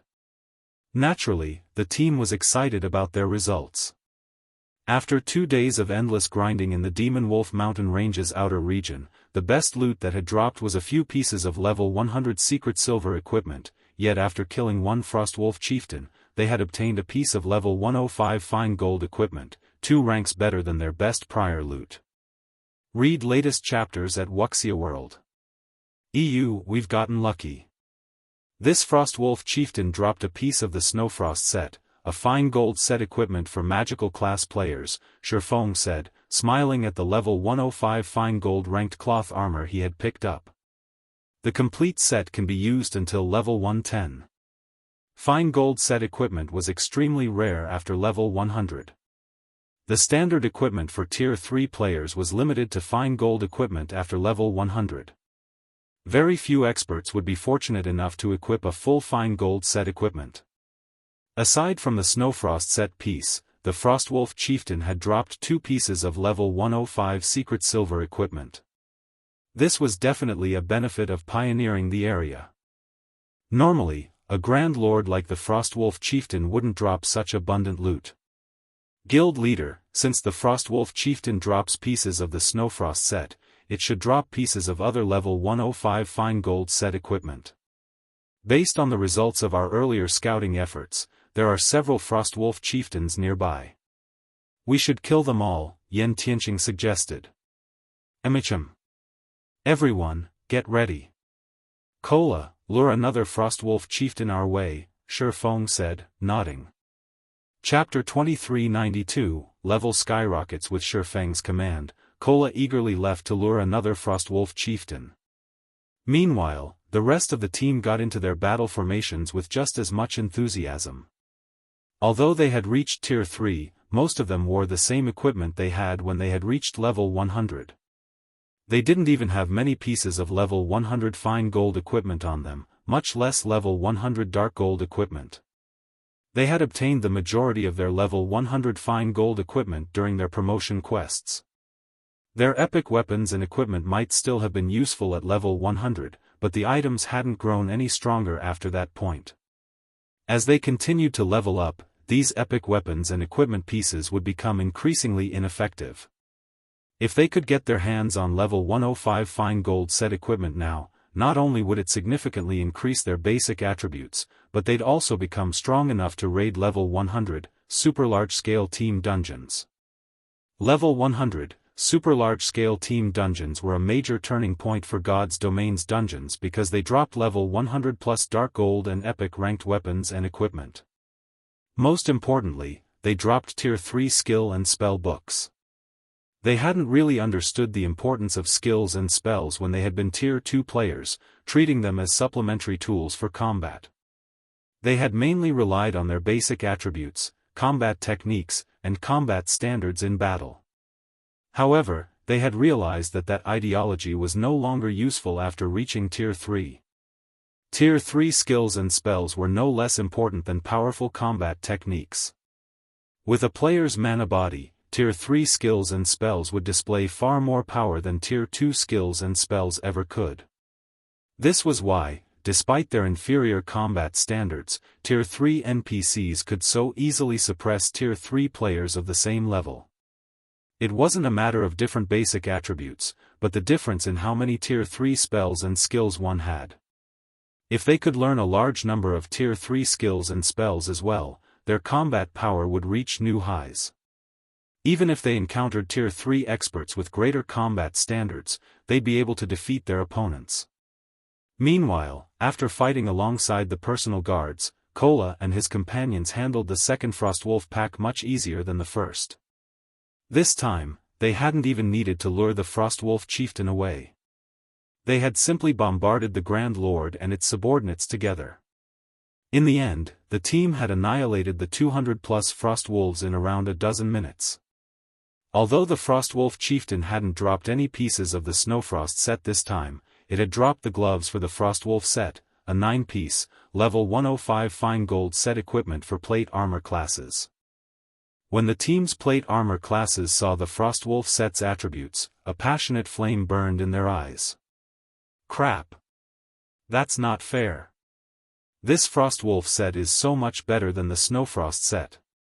Its 6-piece set effect increases strength by 20% and the set's level limit to level 120. The full 9-piece set effect even upgrades the set by 1 rank. Blackie exclaimed. Nothing was more troublesome than obtaining level 100-plus weapons and equipment for tier 3 experts like them. Based on the fact that the Frostwolf set could be used until level 120, the complete set ranked at the top even among level 100-plus dark gold set equipment. With the full Frostwolf set, a tier 3 player would have the basic attributes to even rival ordinary tier 3 NPCs. The Frostwolf set? Feng was just as shocked when he saw the plate armor gloves that radiated a faint, white glow. The Demonwolf Mountain Ranges Frostwolf set had been quite famous in his previous life. It had been considered one of the top 10 level 120 dark gold set equipment in God's Domain. Even the various superpowers old monsters had coveted the set.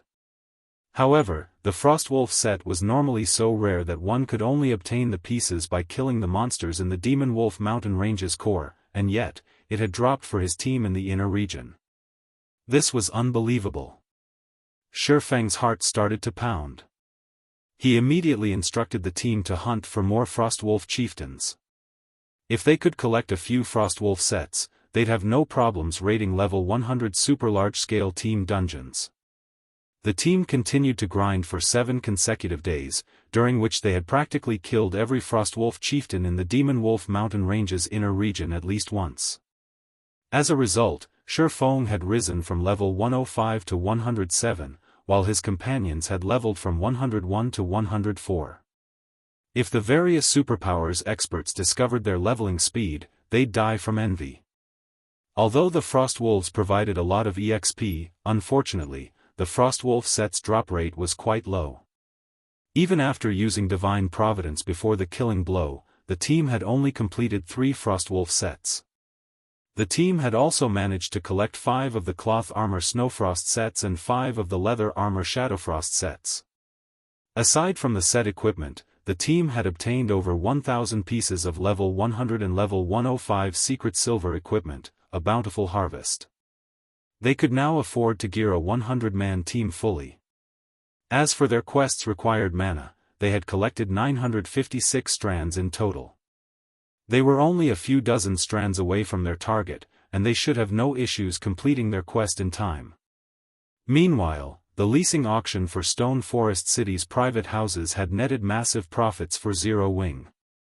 On average, each private house had been rented for 150,000 credits per week.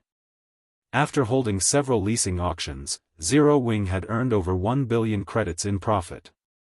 Not only had this alleviated Zero Wing's desperate need for funds, but it had also allowed the Heaven's Rumble Training Center to set up quite a few virtual combat platforms in Fenglin City, which, in turn, enabled the guild to recruit more capable internal members.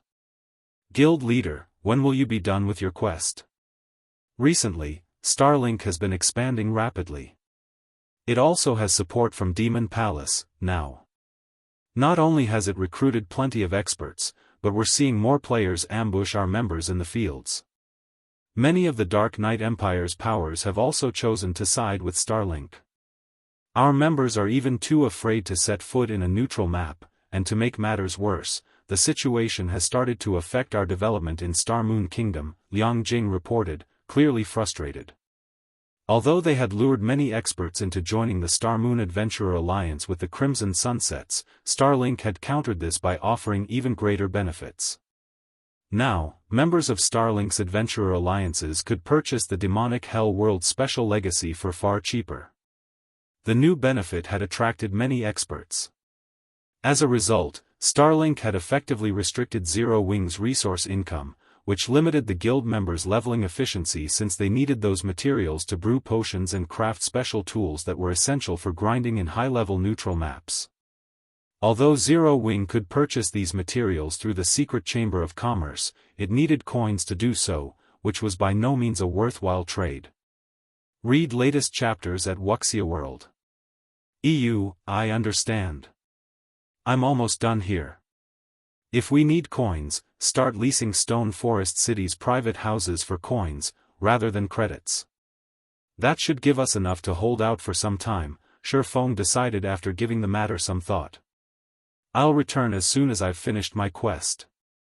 Liang Jing had no choice but to nod and follow Shifeng's instructions. While Shifeng had conversed with Liang Jing, an abandoned, ancient magic array lit with a colorful brilliance in a forbidden land on the eastern continent. As the rainbow of lights faded, several figures emerged from the magic array. Despite the very thin mana in the forbidden land, a dense layer of mana enveloped these several individuals. In fact, due to their arrival, the surrounding mana density had substantially increased. So, this is the eastern continent. Chapter 2393, Demonwolf Mountain Range's Secret Demonwolf Mountain Range, Howling Wind Canyon. Shifeng and his team stood on the mountainside, fighting fervently to fend off a large pack of demon wolves coming up from the foot of the mountain. This pack was larger than any of the Frostwolf packs they had encountered before, with thousands of members. Moreover, every demon wolf was level 110 or higher, including level 114 demon wolves. Many of these beasts were great lords, and there were a few grand lords in the pack. None of the team members could afford to rest lest the demon wolf pack overwhelm them. If not for the fine gold guards blocking the only path up the mountain, and Anna using a magic array to suppress the demon wolves, these beasts would have devoured Shifeng and his team long ago. Guild leader, this is an amazing place to grind. Pack after pack of these demon wolves are running at us. Our leveling speed here is even faster than when we were grinding frost wolves, Blackie said, grinning when he saw another pack of demon wolves approach the foot of the mountain. I bet we can even reach level 105 in less than a day of grinding here. Compared to when they had grinded frost wolves, their current leveling speed was on an entirely different level. They had invested a lot of time in their hunt for frost wolves, but they didn't need to chase down demon wolves, which regularly called for reinforcements. They simply needed to station the melee fine gold guards on the front line while the rest of the team attacked from a safe distance. These beasts are at least level 110. If we stay here, we can maintain our leveling speed until we reach the same level. If we do, we won't even have to fear the various superpowers experts when they catch up to Tier 3, Xianxia said, his eyes glowing with excitement. It was true that Zero Wing had gained a massive advantage when they had reached Tier 3 so early, but Xianxia understood that the various superpowers had far more and stronger experts than his guild.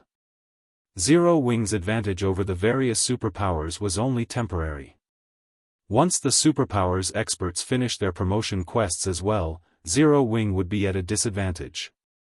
He had constantly been concerned about this. Zero Wing's feud with Starlink was still happening, and the various powers invading from the other worlds couldn't be underestimated. Every one of these powers was eyeing the resources in level 100 neutral maps and Stone Forest City. However, this expedition had alleviated some of his concerns. After reaching Tier 3 in God's domain, the basic attributes players earned with each level up wouldn't have as much of an impact on a player's performance as it used to. Rather, weapons, equipment, and combat standards would have a more prominent effect on players' combat power.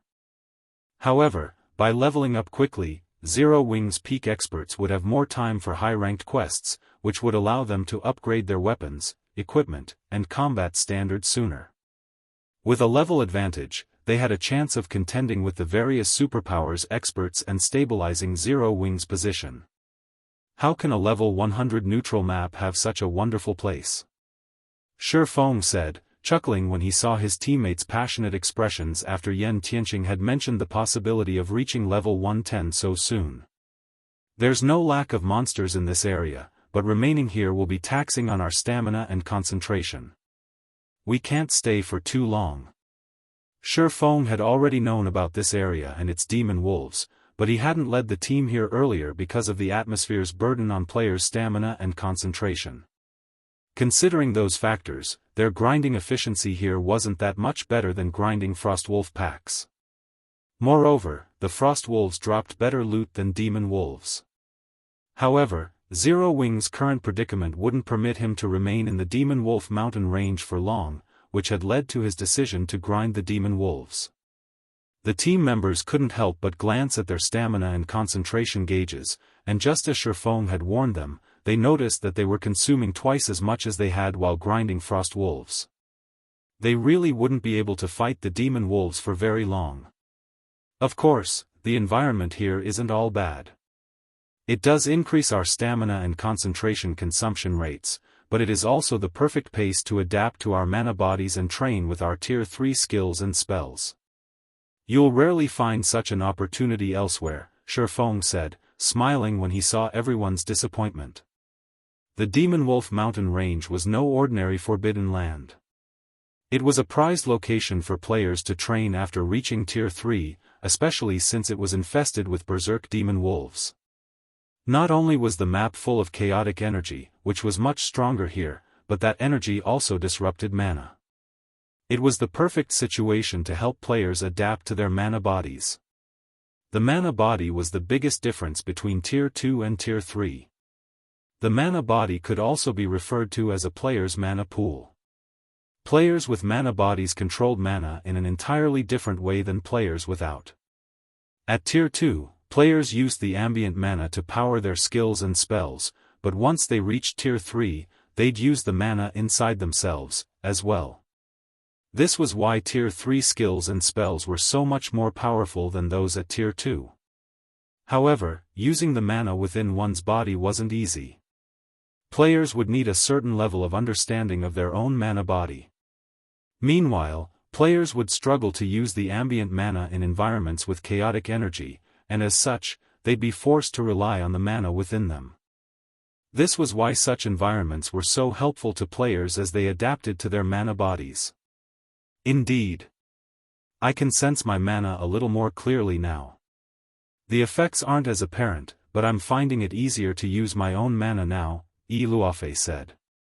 After she had reached Tier 3, something had felt wrong when she had cast her Tier 3 spells, but she had brushed it off, assuming it was simply due to how unfamiliar she was with her Tier 3 physique. However, it seemed that sense of wrongness had been a result of her lack of control with her mana body, which had limited her ability to cast her Tier 3 spells. When the rest of the team realized this, they adjusted their approach as they attacked the charging demon wolves.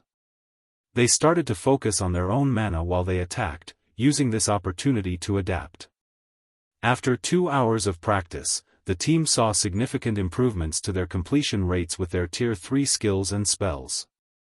On average, the team members increased their completion rates by 4%, enough to push many of them across the 80% threshold. Luofei, Zhao Yueru, and Alluring Summer improved the most, with all three reaching past an 85% spell completion rate. Everyone on the team grew ecstatic. They had never realized that the Howling Wind Canyon would be such an extraordinary training ground. Even Shifeng managed to learn some new tricks. He had only had a bronze-ranked mana body in the past, and now that he had an epic mana body, the way he conducted mana had changed. Inspired, he could now manipulate his body with greater precision. He even gained a new understanding of his physical control in the real world. By the time the team only needed 19 more mana strands, Kola and his companions had reached level 105, crossing the first minor threshold past level 100.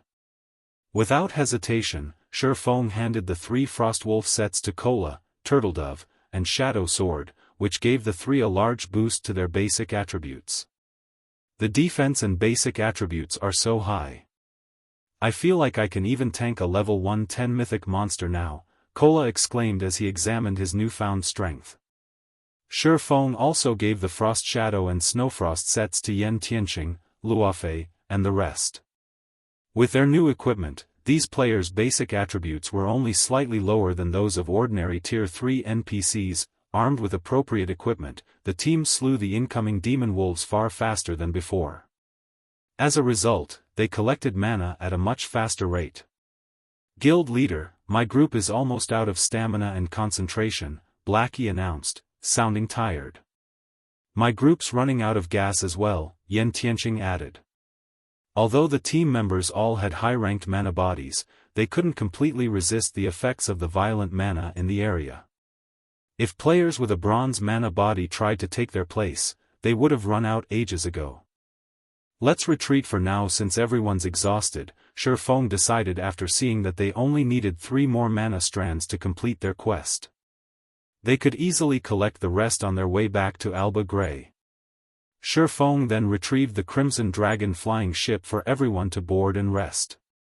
Once they boarded, the team found rooms to rest in and logged out of the game. Meanwhile, Shifeng piloted the flying ship back to the Demonwolf mountain range's outer area. Once he had reached the safety of the outer area, Shifeng received a call request from Liang Jing. Has Starlink done something again? Shifeng asked. It hadn't been long since the last time she had called. Read latest chapters at Wuxia World. There's nothing new from Starlink, but I just received a message from Chairman Xiao regarding a problem in the Heavens Rumble Training Center. He says that a group of people has shown up demanding a challenge, and they've already injured quite a few of our advanced disciples, Liang Jing said. Challengers? Shifeng asked, has Master Lei Bao not taken care of them?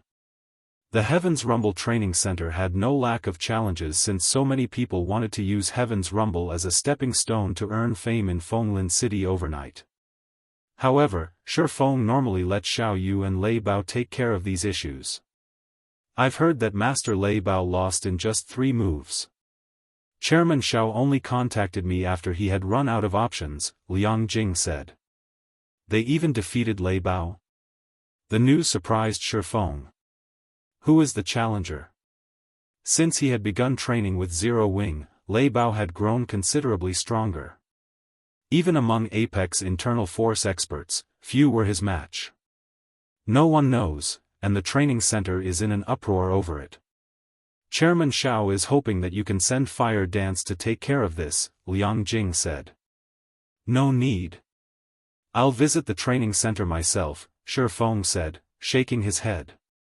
Fire Dance and the others were still in the midst of their Tier 3 promotion quest, so leaving their virtual gaming cabins wasn't convenient right now.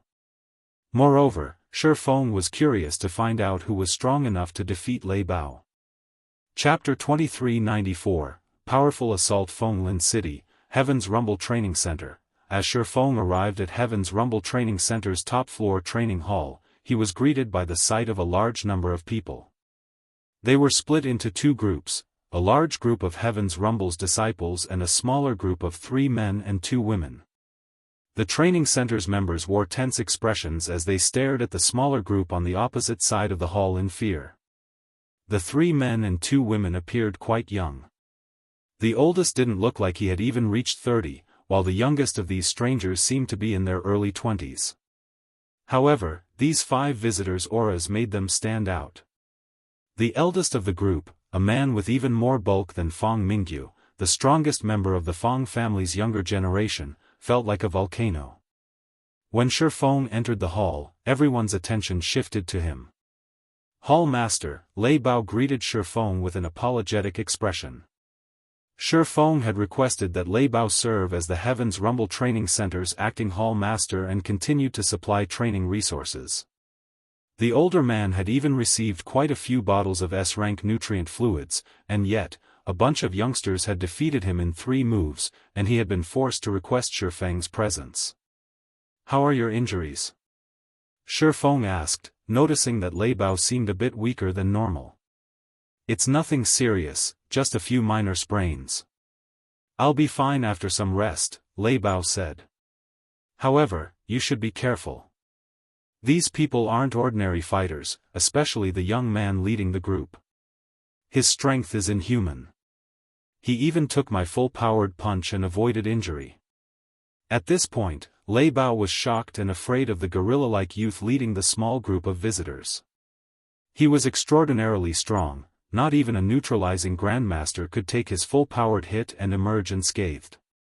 However, when he had punched that youth, it had felt as if he had hit a steel wall. While Lei Bao informed Shi Feng of the recent events, the young woman in a red dress beside the gorilla youth walked over. "We meet again, Hall Master Shi," the young woman said, smiling faintly. "I hadn't had the chance to introduce myself the last time we met. My name is Feng Shihan, one of mythology's vice guild leaders. I am also the Qilin Corporation's representative. I've come to negotiate a partnership." Mythology? Liang Jing stared at the young woman with wide eyes. Liang Jing was no longer a stranger to the virtual gaming world. After joining Zero Wing, she had thoroughly researched both the virtual gaming world and God's domain in particular. She knew about mythology, one of the 5 great super guilds in the virtual gaming world. Mythology stood at the apex of the virtual gaming world. However, Liang Jing had never dreamed that the Feng family would have connections with the Super Guild. Even Shi Feng gave Feng Shihan a surprised look. However, he wasn't surprised to hear about mythology, but because he had never heard about Feng Shihan being one of the Super Guild's vice guild leaders during his previous life. Partnership? What kind of partnership? Shi Feng asked. Mythology's influence in God's domain goes without saying, and I'm sure you can see for yourself the guild's training capabilities, Feng Shihan said as she gestured to the gorilla of a man behind her. Smiling, she continued, mythology intends to develop on the eastern continent, and of the various guilds on that side of God's domain, we've deemed that Zero Wing has the most potential. We only require 51% of Zero Wing's shares, and in exchange, the Qilin Corporation will provide capital, while mythology will provide further training for Heaven's Rumble's members. We'll help your training center rise to fame, which will allow Zero Wing to recruit more talented members. And if I refuse? Shi Feng asked. I'm afraid that isn't up to you, Hall Master Shi, Feng Shihan said nonchalantly. I know that you've recently become a neutralizing grandmaster and have successfully blocked one of my father's full-powered blows, so I'm sure you're quite confident in your strength. I'm also sure that you're confident that no fighter in Fenglin City can defeat you. But your strength is nothing before mythology. As soon as Fang Shihan said that, the gorilla youth behind her stepped forward, the intensity of his aura skyrocketing. His muscles bulged, tearing his shirt to reveal the dark copper skin underneath. The youth's aura became twice as strong, and the cold killing intent he radiated even made Lei Bao shudder. A Henglian Grandmaster! Lei Bao exclaimed. Training in the Henglian style was already exceptionally difficult, and very few people became Henglian masters.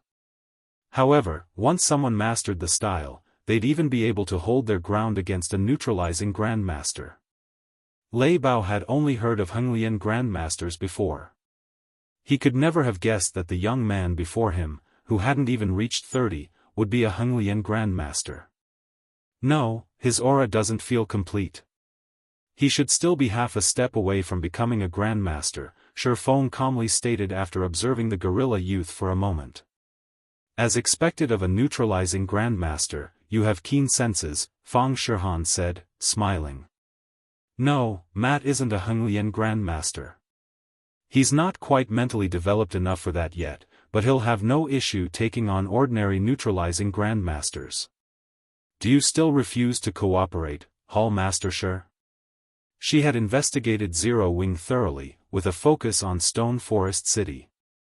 As a city in a level 100 neutral map, it was a treasure trove.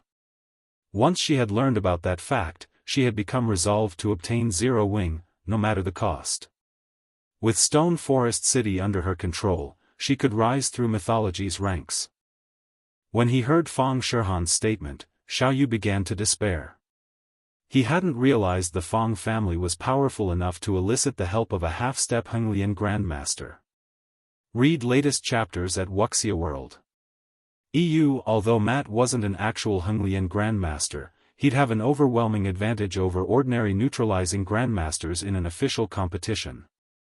If Shifeng lost to the older man, the Heaven's Rumble Training Center would be finished. He was the reason that the training center had grown to its current size and fame. If Shifeng were defeated, Heaven's Rumble would lose everything. Liang Jing watched the exchange with a grim expression, as well. Zero Wing required the Heaven's Rumble Training Center to recruit talented members.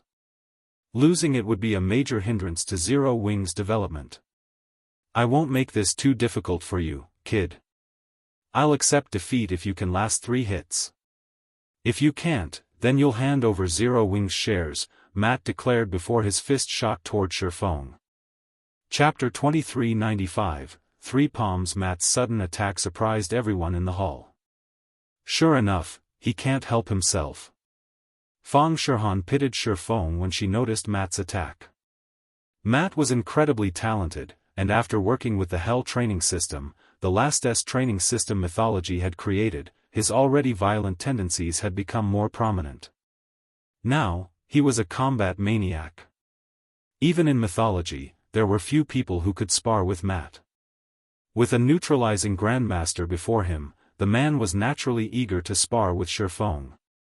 He had recently gotten closer to becoming a Henglian Grandmaster and hadn't had the chance to test his strength properly.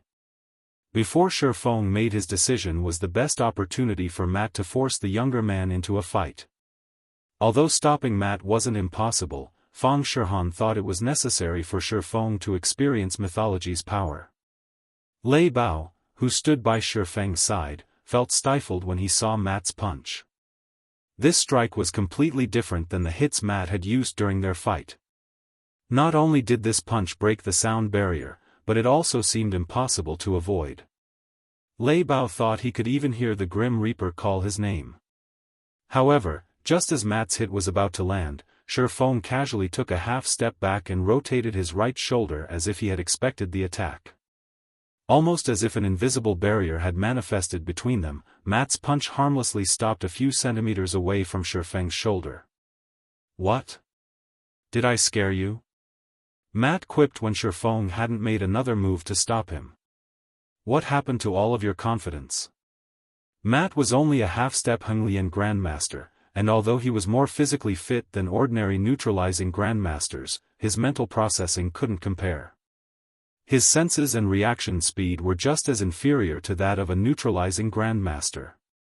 If a neutralizing Grandmaster focused on evading his attacks, Matt would be helpless against them. In fact, if Lei Bao, a peak internal force master, had focused on evasion, their fight would have lasted a lot longer. This was why Matt had deliberately challenged Shifeng to last 3 of his punches. Otherwise, fighting Shifeng would be a waste of time.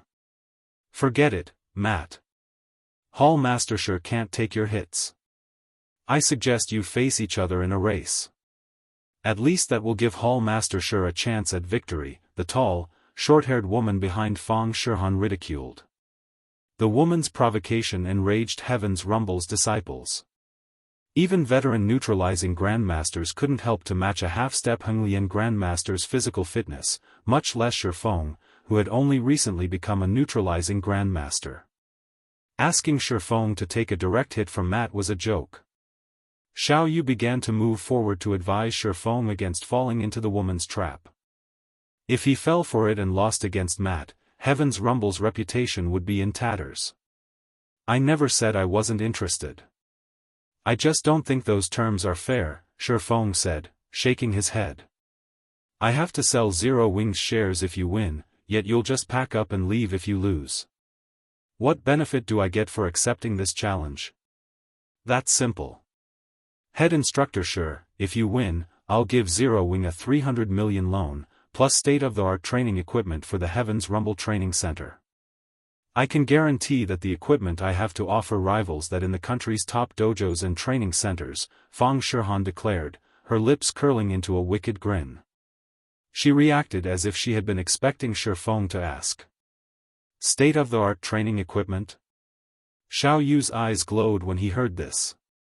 300 million credits would be a massive boon to the Heaven's Rumble Training Center, but the state-of-the-art equipment would be far more important.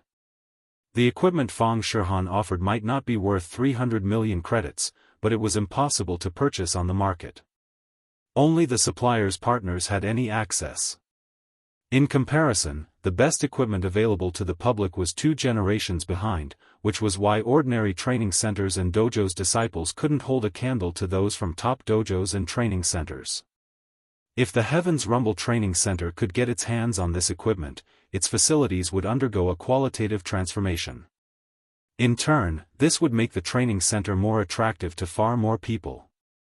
Shifeng didn't respond immediately, however. What? You're still not satisfied? Fang Shihan chuckled at Shifeng's silence. If that's not enough, state your demands, head instructor Shi. She already had a good grasp on Heaven's Rumble Training Center's situation.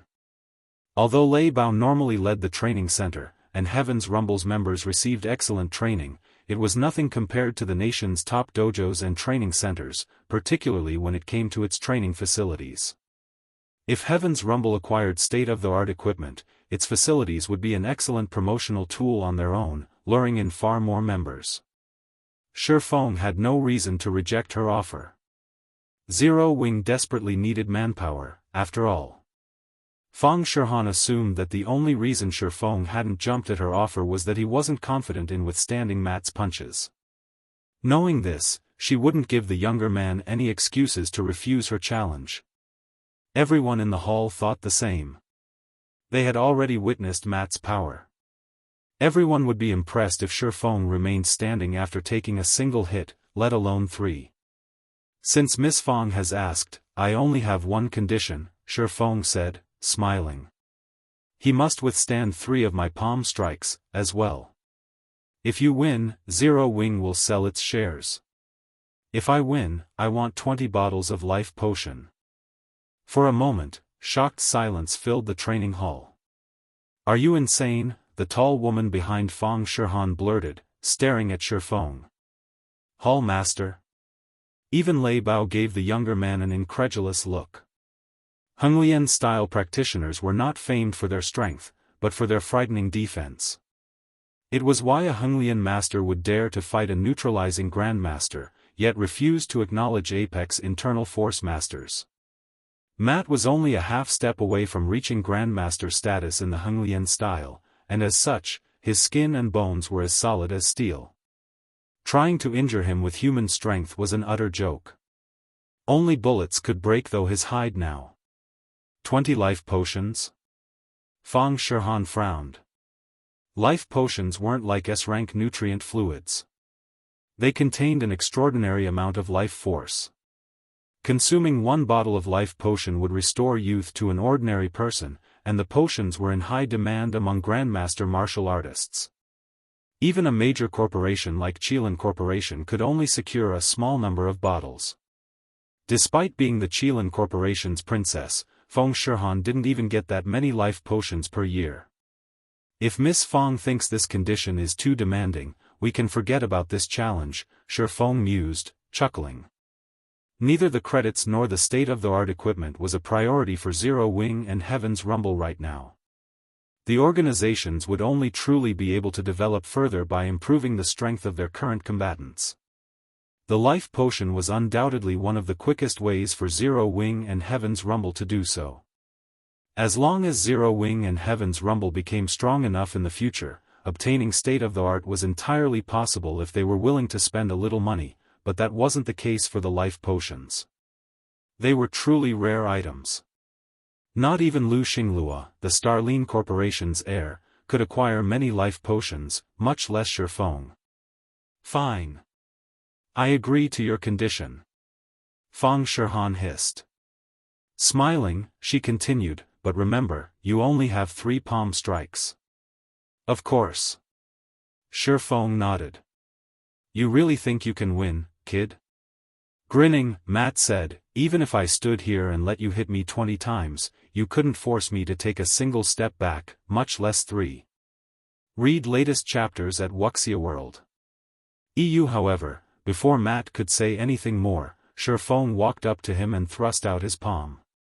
The strike looked light and gentle from an outsider's perspective, it didn't look like it had the power to threaten anyone. That thrust didn't even look like it could injure an ordinary passerby, let alone Matt. However, just as Shi Feng's palm was about to connect with his target, the movement changed, leaving 3 afterimages in its wake. Thud.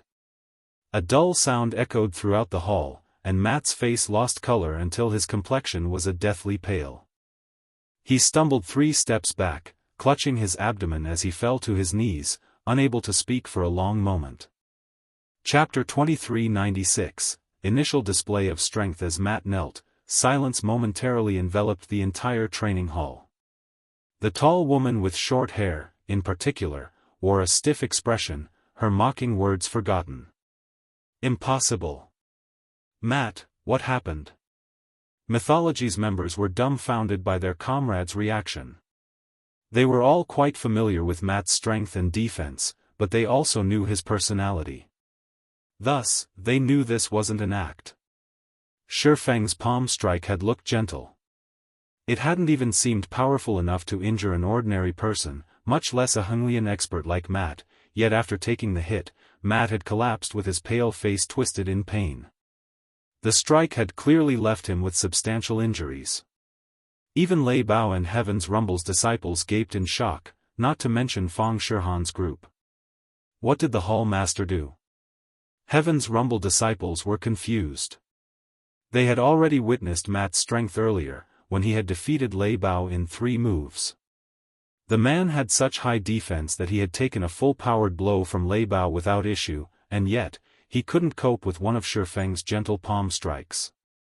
Did that guy use some hidden weapon, Vice Guild Leader?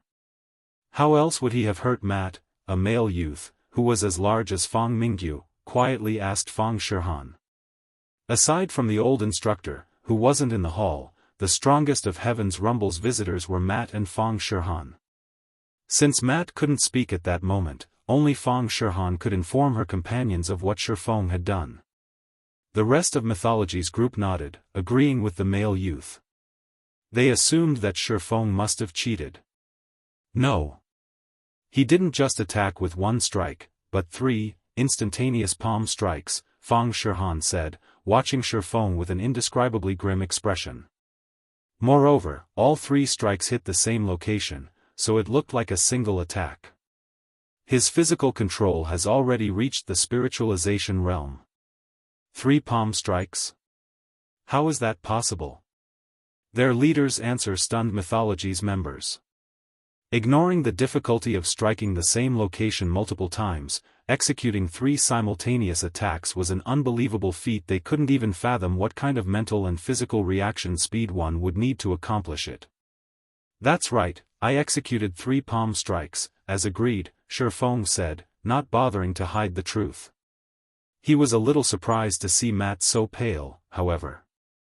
Not only does combining 3 attacks allow me to increase my raw power, but it also doubles my hits' penetrating power. To think you only received minor injuries, I'm impressed with your muscular defense. If you had come here a few days ago, I really wouldn't have been a match for you. Adjusting to his epic mana body in the Howling Wind Canyon had inspired him. After he had become a neutralizing grandmaster in the real world, his mind had begun to secrete hormones to fortify his physical prowess. His mental and physical reaction speeds, in particular, had significantly improved, but superior reaction speed wasn't enough for him to exhibit his full strength. His physical control wasn't yet perfect. However, by controlling the flow of mana in his epic mana body, he had come up with some combat techniques that would rely on his reaction speed. Although he couldn't replicate these techniques perfectly in the real world, he was able to exhibit a fraction of the technique's power. Even that fraction greatly increased his strength and penetrating power, allowing him to drive the force of his strikes toward Matt's organs. Not even an adult bear would escape such an attack unscathed. Although Matt was in incredible shape, he was only human. Once his pain had subsided to a bearable level, Matt stood, glaring at Shifeng with a hint of fear in his gaze. He abandoned any thought of fighting the younger man. Very good. I've lost this challenge. Henglian-style practitioners were famed for their brute strength and defense. The only reason that they dared to clash with neutralizing grandmasters was their ability to take a hit without sustaining significant injuries. On the other hand, if they got lucky and landed a bow, they could knock out their opponent with a single hit. However, they'd have to flee from a neutralizing grandmaster like Shifeng, who could ignore their defense. Fighting such an individual would only spell their death. Still, the situation confused Matt. Aside from Shifeng, he had only ever taken such a serious blow from his old instructor. His instructor was an old monster who had become a neutralizing grandmaster several decades ago. The old instructor had also received help from plenty of state-of-the-art and medication to grow stronger. His strength had long since reached inhuman levels. In comparison, Shifeng was only in his early 20s. Just how did this young man become so powerful? In that case, will you fulfill your end of the bargain, Ms. Fang? Shifeng asked after Matt had admitted defeat. After his fight with Matt, Shifeng's mind spun. It wasn't because he had successfully executed a god's domain combat technique in the real world, but because of how impressed he was with mythology's expert standards. He had never thought mythology would be this powerful.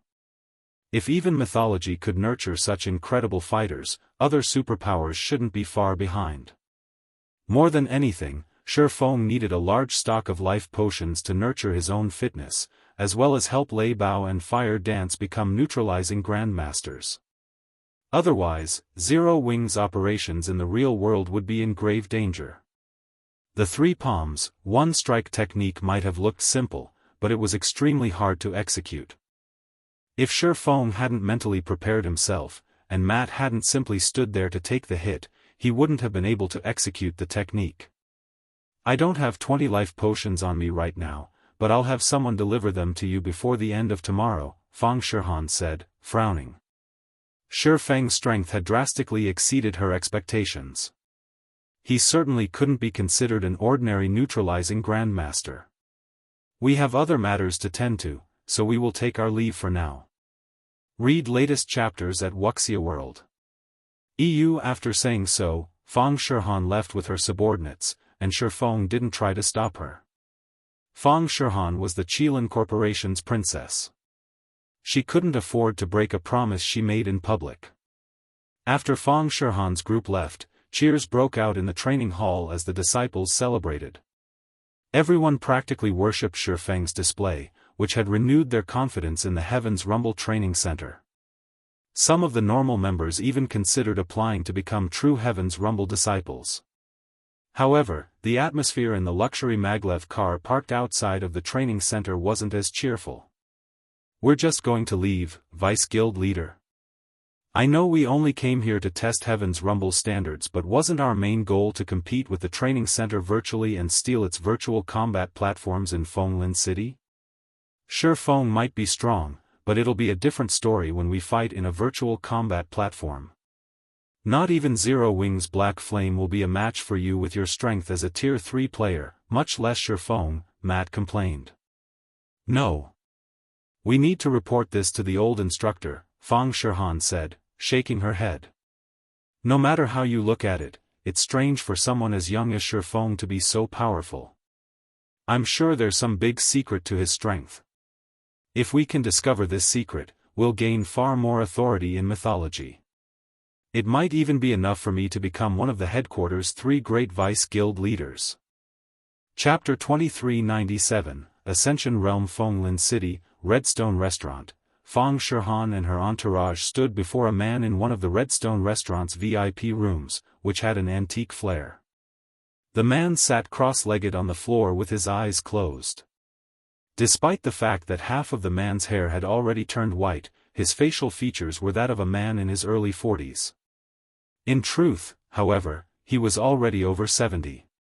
Although this elderly man wasn't as large or robust as Matt and the others, his aura felt like that of an unshakable mountain. Standing in his presence, one couldn't help but revere the old man. This man was none other than Situ Qingtian, Fang Shihan and her companion's instructor. "Matt, is Shifeng truly as powerful as Shihan described? Was he really able to combine the power of his attacks?" Situ Qingtian asked as he opened his eyes and looked at the younger man before him. "I'm sure of it. The moment after the first hit, his strike's penetrating power doubled. If I hadn't reacted quickly enough and diverted some of the force, he would have likely knocked me out," Matt said, nodding. Before today, he had only ever experienced that level of power from Situ Qingtian, and the memory of Shifeng's hits were still fresh in his mind. "Instructor, I investigated Shifeng thoroughly, and there were no reports of him possessing this kind of strength. He's only recently reached the Grandmaster realm and partially enhanced his mental capacity. He must have found something in God's domain that has allowed him to execute such a technique in the real world," Fang Shihan surmised. "It seems Zero Wing isn't so simple, after all." "I must have many secrets," Situ Qingtian said. "I suspect this Shifeng has made considerable progress in the realms of truth. He's likely reached the Ascension realm at the very least." "The Ascension realm? How is that possible?" Matt exclaimed. Mythology had discovered the realms of truth combat system, which had profound principles, in God's domain. At first, some of the various superpowers had labeled the realms of truth as the spiritualization realm, and they had discovered that learning these principles allowed one to gain unbelievable control with combat techniques. Learning these principles was akin to engraving combat techniques on one's bones. Players that learned these principles and practiced them successfully could execute a combat technique with every movement. They could exhibit strength far beyond their natural potential. However, progressing through the realms of truth was an intense challenge. Even Matt, a genius, had barely begun, yet he was considered one of the most accomplished individuals in mythology. And now, they discovered that Shifeng, who was much younger than Matt, had gone beyond, reaching the Ascension realm. How could he allow himself to believe it? That is why I am sure Zero Wing has hidden many secrets. Mythology has expended a lot of manpower and resources to explore the realms of truth, yet we have barely uncovered some of the training methods, Situ Qingtian said, his interest in Zero Wing growing. Zero Wing must have obtained some clues relating to the realms of truth and uncovered detailed training methods. No individual could reach such a standard by themselves, otherwise. If that is true, we must obtain this secret. Fang Shihan declared, passion burning in her gaze. Mythology had constantly been searching for the realms of truth's secrets, but the clues they had uncovered were few and vague. Needless to say, they had yet to discover any systematic training methods. If she could get her hands on Zero Wing's training system and combine it and mythology's research, not only could she improve her own combat standards, but she could also gain more authority within the guild. Vice Guild Leader, Zero Wing's roots on the eastern continent are too solid to shake right now, especially now that it has Stone Forest City. I'm afraid that we won't be able to cause any significant damage. Even if we target the Heaven's Rumble Training Center, our results will likely be negligible. At worst, we'll slow Zero Wing's recruitment rate, but we won't be able to harm the guild's foundations directly, Matt anxiously said. He desperately wanted a Realms of Truth training system, as well. If he could progress further through the Realms of Truth, not only would he grow stronger in God's domain, but he'd also gain more combat power in the real world. Don't worry about it. Since we now know Zero Wing has obtained clues regarding the Realms of Truth, our guild will not let it out of our sight. I've read through the reports on Zero Wing. It seems the guild is at war with Starlink, and the Dragon Phoenix Pavilion's Phoenix Rain is part of the reason it has held on for so long, Situ Qingtian calmly stated. If we can interfere and prevent Phoenix Rain from helping Zero Wing, I doubt the guild will last long against Starlink. Shirhan, visit the Dragon Phoenix Pavilion and inform Ku Rong of our stance. I'm sure that old fellow will make the wise decision. I understand. I'll get it done once I return, Fang Shirhan said, nodding. She had thought of pressuring the Dragon Phoenix Pavilion, too, but she was only a vice guild leader from one of mythology's many branch guilds. Although she had a good reputation in the guild, she had no authority to represent the guild in crucial matters. Now that she had permission, however, she didn't have to worry about any negative repercussions. Whether or not the Dragon Phoenix Pavilion would give in to her demands wasn't even a question. Mythology was one of the 5 great super guilds in God's domain. Even ordinary super guilds had to show it respect, not to mention a super first-rate guild like the Dragon Phoenix Pavilion. Meanwhile, in Zero Wing's main headquarters. Once Shifeng received the 20 bottles of life potion from Fang Shirhan's subordinate, he gave 3 bottles to Lei Bao. He instructed the man to visit the extraordinary tower with the berserker Lei Bao had made for fun in God's domain. After his fight with Matt, Shifeng had an odd sense of impending danger. Although Zero Wing was developing smoothly in God's domain, it was far too weak in the real world, especially when it came to poaching talented fighters. The various superpowers had already begun to do so on a large scale. However, since Shifeng was so busy with his affairs in God's domain, he didn't have time to pay attention to Heaven's Rumble's development. If he wanted his training center to grow, he'd need another Grandmaster martial artist to defend it long-term. Among those working in Heaven's Rumble, Lei Bao was undoubtedly the closest to reaching the Grandmaster realm. After him, there were Fire Dance and the others. Lei Bao's physical fitness and control had already peaked, and he was only a step away from breaking into the Grandmaster realm. To make that final step, his mental capacity needed to undergo a qualitative transformation. Although training in the Extraordinary Tower wasn't nearly as effective as training in the Tower of 4 Gods, Lei Bao had a high chance of making that final step with the help of the life potions. Once he became a Grandmaster, Heaven's Rumble would grow at a frightening pace. The training center would also have a much better chance of resisting the various major corporations' harassment. After finishing with Lei Bao, Shifeng split another 10 life potions among Fire Dance, Violet Cloud, Cola, Shadow Sword, and Turtle Dove, the guild's experts that had already grasped internal force. The life potions should help them develop their physical fitness and mental capacity. Shifeng then drank one of the life potions before returning to his virtual gaming cabin and logging back into God's domain. He intended to open the portal to the western continent as soon as possible.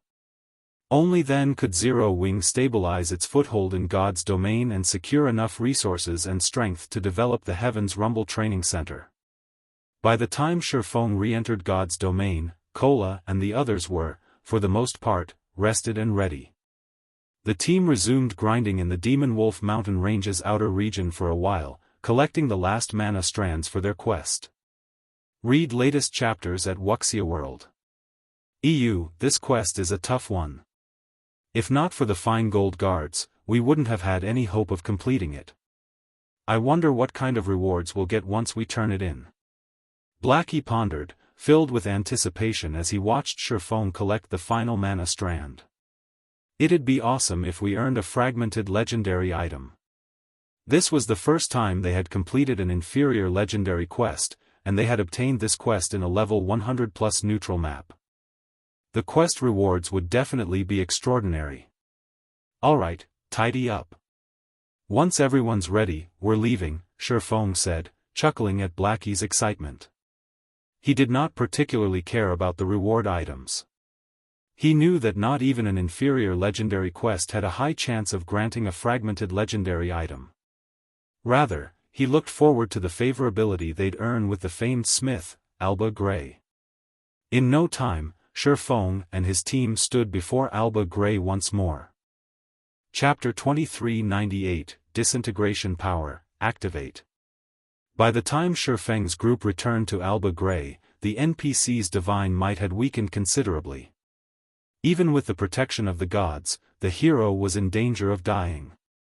Seeing this, Shifeng had to admit that the jealous witch was incredibly powerful.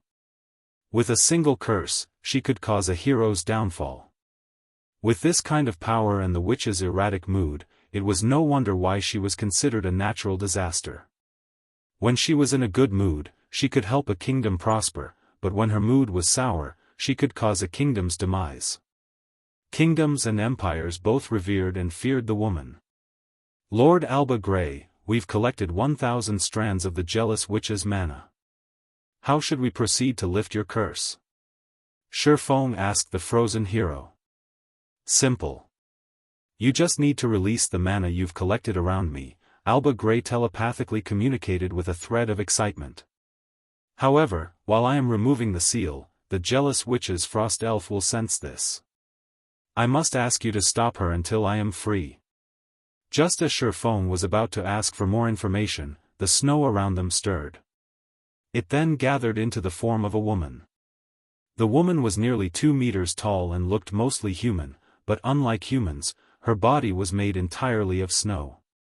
Divine runes etched themselves in her frozen form, giving her a sacred aura. One couldn't help the urge to submit to her will as they stood in her presence. As if the ambient mana had discovered its master, it gathered around the woman. A higher magic elf? Everyone gasped when they saw the snow woman's statistics.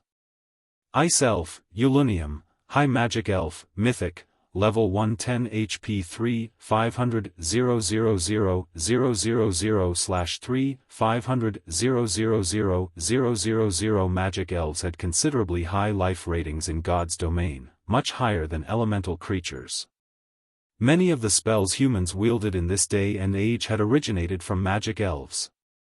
Mana favored these beings even more than ordinary elves because they possessed bodies made of mana itself. Meanwhile, high magic elves stood above magic elves in God's domain's hierarchy, akin to kings among magic elves. Their life ratings could even rival that of dragons. Do you really think you can escape my master's curse? Ulunium mocked as she gave Alba Grey a disdainful look. She then swept her glance over Shifeng and his companions, saying, "Adventurers, it'd be best if you do not poke your noses into matters that do not concern you. Leave now, and I will spare you. Stay and help Alba Grey, and I'll ensure you remain here, alongside the rest of these foolish knights."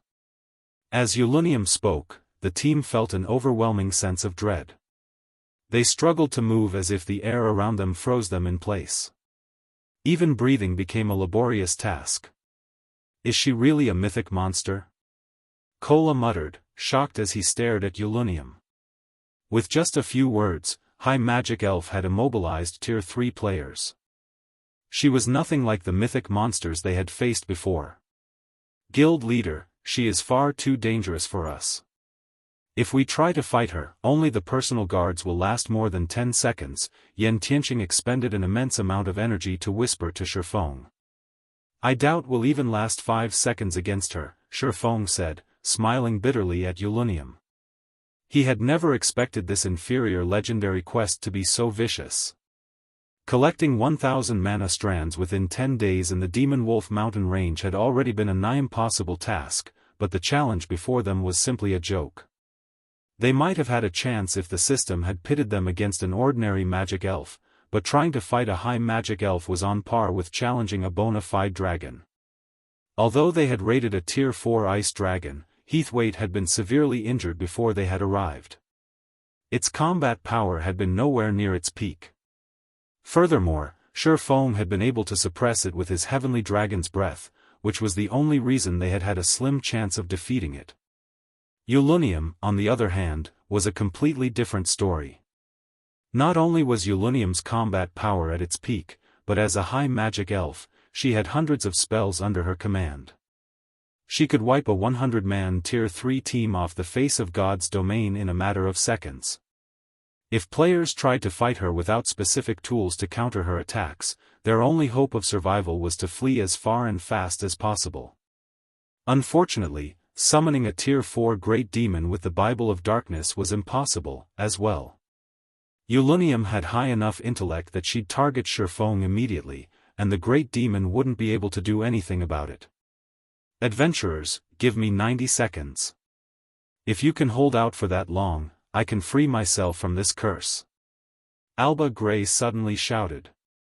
Alba Grey's words left everyone speechless. They could barely move within Yulunium's domain. They'd be lucky to stall her for 10 seconds, not to mention 90. Yulunium was no normal mythic monster, she was a creature that was more skilled with her spells than tier 4 great wizards, and she loved large-scale combat. She could annihilate them all with one AoE spell, leaving no opportunities to challenge her.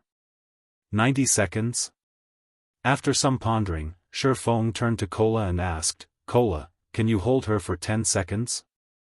If I activate my berserk and life-saving skills, it should be doable, Kola said after considering his prowess. He currently wore the Frostwolf set, and with his fragmented legendary shield, he was more than capable of tanking a level 100+ mythic monster. Yulunium's life rating rivaled that of dragons, but he shouldn't have any issues tanking her for 10 seconds if he activated his berserk and life-saving skills. Do you have a plan, guild leader? Yan Tianqing asked. They could simply surrender, but they'd have to bear the brunt of the quest's penalty. I do, but I'm not sure if it will succeed, Shifeng replied. Unfortunately, we have no other options. Kola, get ready. If Alba Grey had asked them to stall Yulunium for several minutes, Shifeng would have had no choice but to surrender, but he had a chance if he only had to hold her off for 90 seconds. Shifeng then retrieved the Bible of Darkness and summoned a great demon. Seeing this confused his companions. They knew that Yulunium was intelligent enough to ignore the great demon and attack its summoner. How could a great demon possibly slow the high magic elf down? Although they weren't sure what Shifeng intended, they followed his instructions and split up, putting as much distance between them and Shifeng as possible. Meanwhile, Kola activated his berserk skill and waited for Shifeng's signal. Go! Shifeng yelled once everyone was in position. He immediately released the mana they had collected around Alba Grey as Kola dashed toward the enraged ice elf, activating Justice Roar to attract her attention. Foolish humans! You will die here with the rest of these fools! Yulunium bellowed. Watching Kola, she lightly waved hand. Ice lances, over a dozen meters long, coalesced in the air and flew toward the MT. Without chanting an incantation or drawing any runes, Yulunium had cast the tier 4, ice-type spell, Frost Tooth. As the ice lances flew toward him, Kola relied on his combat standards and reaction speed to dodge, but he failed to evade one of the lances. He was forced to block the attack with his shield. Boom! The ice lance exploded against his shield, and the impact forced Kola to sink into the snowy ground. The attack had dealt over -300,000 damage, taking more than 10% of Kola's total HP. How powerful is she? Everyone's eyes nearly fell from their sockets. Kola had activated his berserk skill and life-saving skills, so he should have substantial damage reduction, yet he had still lost over 10% of his HP from one of Yulunium's attacks. Had he tried to charge at the Ice Elf without these skills active, she would have one-shot him. Seeing that the first attack had failed to end her target, Yulunium raised her hand again and began to chant an incantation. Responding to her command, a powerful blizzard swept toward Kola, streams of wind striking like pythons and threatening to tear Kola apart. As these wind serpents attacked, Kola was forced to halt his advance and defend himself with his shield. His HP rapidly plummeted. At this rate, he didn't have enough HP to last 5 seconds, much less 10. Fortunately, every healer on the team focused on recovering Kola's HP, keeping him alive, albeit barely. As the seconds passed, Kola's HP climbed and fell like a roller coaster as he danced on the fringes of death. The team's healers couldn't mitigate Yulunium's damage fully, and each round of healing seemed less effective as Kola steadily lost HP. "I can't hold on for much longer, guild leader." Kola knew he had bit off more than he could chew as he glanced at his HP bar. As Kola finished his last word, another blizzard assaulted him from behind.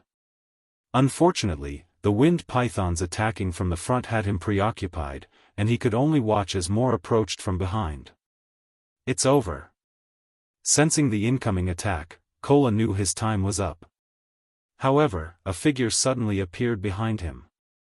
It was none other than Shifeng. 10 seconds have passed. "Leave the rest to me."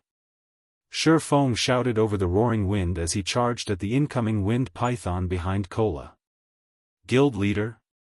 The team was confused as they watched Shifeng try to meet the incoming blizzard in battle. Read latest chapters at Wuxia World. Kola was a guardian knight, yet the blizzard's pythons had devoured a significant portion of his HP. As a swordsman, Shifeng would only dig his own grave by trying to block the python's attack. Disintegration power, activate. Just as the blizzard was about to reach him, Shifeng activated the disintegration armor's strongest skill, disintegration power.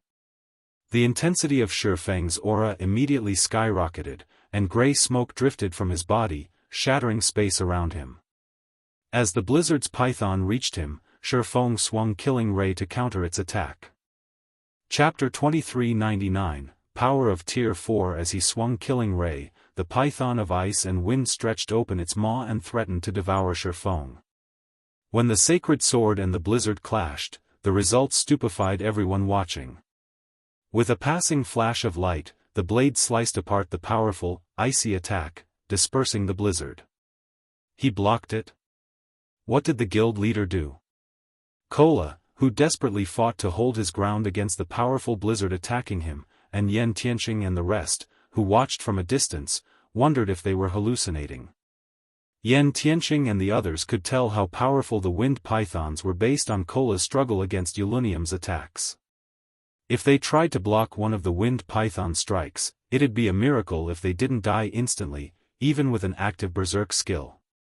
Kola had already activated his life-saving skill, which drastically reduced incoming damage. Without that, Yulunium's wind pythons would have long since ended his life. And yet, Shifeng had countered one of the wind pythons with a single strike. The outcome even surprised Shifeng. He hadn't expected his strike to be so powerful after using disintegration power to upgrade himself to a Tier 4 Sword Emperor. So, this is the true strength of a Sword Emperor. Shifeng thought as he relished the strength he had wielded with his counterattack. Shifeng had never been able to break past Tier 3 into Tier 4 during his previous life, so he had never felt the power a Tier 4 player commanded. He only knew that they were incredibly strong. But after taking a moment to adapt to his Tier 4 epic mana body, he, more or less, understood why so few Tier 3 players could stand against those at Tier 4, even when wielding a fragmented legendary weapon. The differences between Tier 3 and Tier 4 players weren't limited to basic attributes and physique. There was also a qualitative difference in the way their bodies conducted mana. With his improved mana body, Shifeng's mind was clearer than ever before, and his body constantly felt at the ready. This was evident through his counterattack. He had used the bronze combat technique, Lightning Flash, executing 17 attacks in a single strike. As he did, the 17 attacks had even devoured the space before them, which was a feat he definitely wasn't capable of without disintegration power active. With how clear his mind was, he knew that Tier 3 players had no hope against Tier 4 players, even if they managed to bridge the gap between their basic attributes and physiques. A Tier 4 mental state was on an entirely different level. During the brief moment Shifeng analyzed his Tier 4 state, Yulunium became enraged, having seen this swordsman shatter her attack, and the ambient mana began to rampage around her. The Ice Elf began to chant another incantation while she drew divine runes in the air with flying speed, stupefying Iluafe and the other magical class team members. Based on the number of runes Yulunium drew, she was clearly trying to cast a large-scale destruction spell, but normally, players needed a long time to complete such a spell. The High Magic Elf, on the other hand, drew several dozen lines of divine runes in 2 seconds. It was simply unbelievable. Before the watching team members could snap out of their dazes, a magic array covering a 200-yard radius appeared above the snowy battlefield. As it did, it sucked dry all ice-type mana in the area, concentrating it within the array's core. Insignificant humans, you will pay for your foolishness. Yulunium snarled after finishing her chant. She then raised a fine-boned finger and pointed it at Shifeng. Tier 4 large-scale destruction spell, Frost Shower. Several hundred icy meteors pulled themselves free from the magic array and descended on the frozen lake, each one containing enough power to shatter space itself. We're doomed. Watching the incoming meteors, the team began to despair. This attack could even wipe out a team of several hundred Tier 3 players in an instant. She's finally getting serious? Shifeng, on the other hand, wasn't surprised to see the incoming balls of ice. Calmly, he activated the 7 Luminaries' Ring's absolute domain. High magic elves could even rival God's domain's dragons. And how powerful, exactly, was a dragon? A dragon was the personification of a natural disaster. Not even a full kingdom could stop a dragon's wrath, and it would be forced to watch as the creature devastated its territories. High magic elves might have a slightly lower life rating than dragons, but they had the combat power to rival the monstrosities due to their exceptional talent with wielding magic. High magic elves could effortlessly cast frighteningly powerful spells, which usually required a long casting time. An ordinary Tier 4 Great Wizard, for example, would need a dozen seconds to cast a Tier 4 large-scale destruction spell, but Yulunium only needed 2 seconds.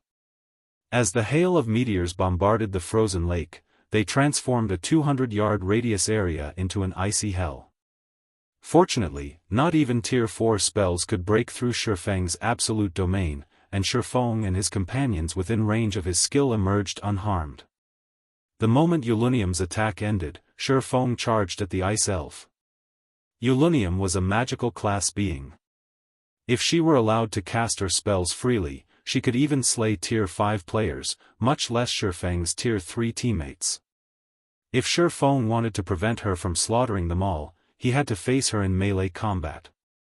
With absolute domain's protection, Shifeng could approach Yulunium while she bombarded him with a steady stream of Tier 4 spells, but as he approached, he had to admit that this Ice Elf was incredibly powerful.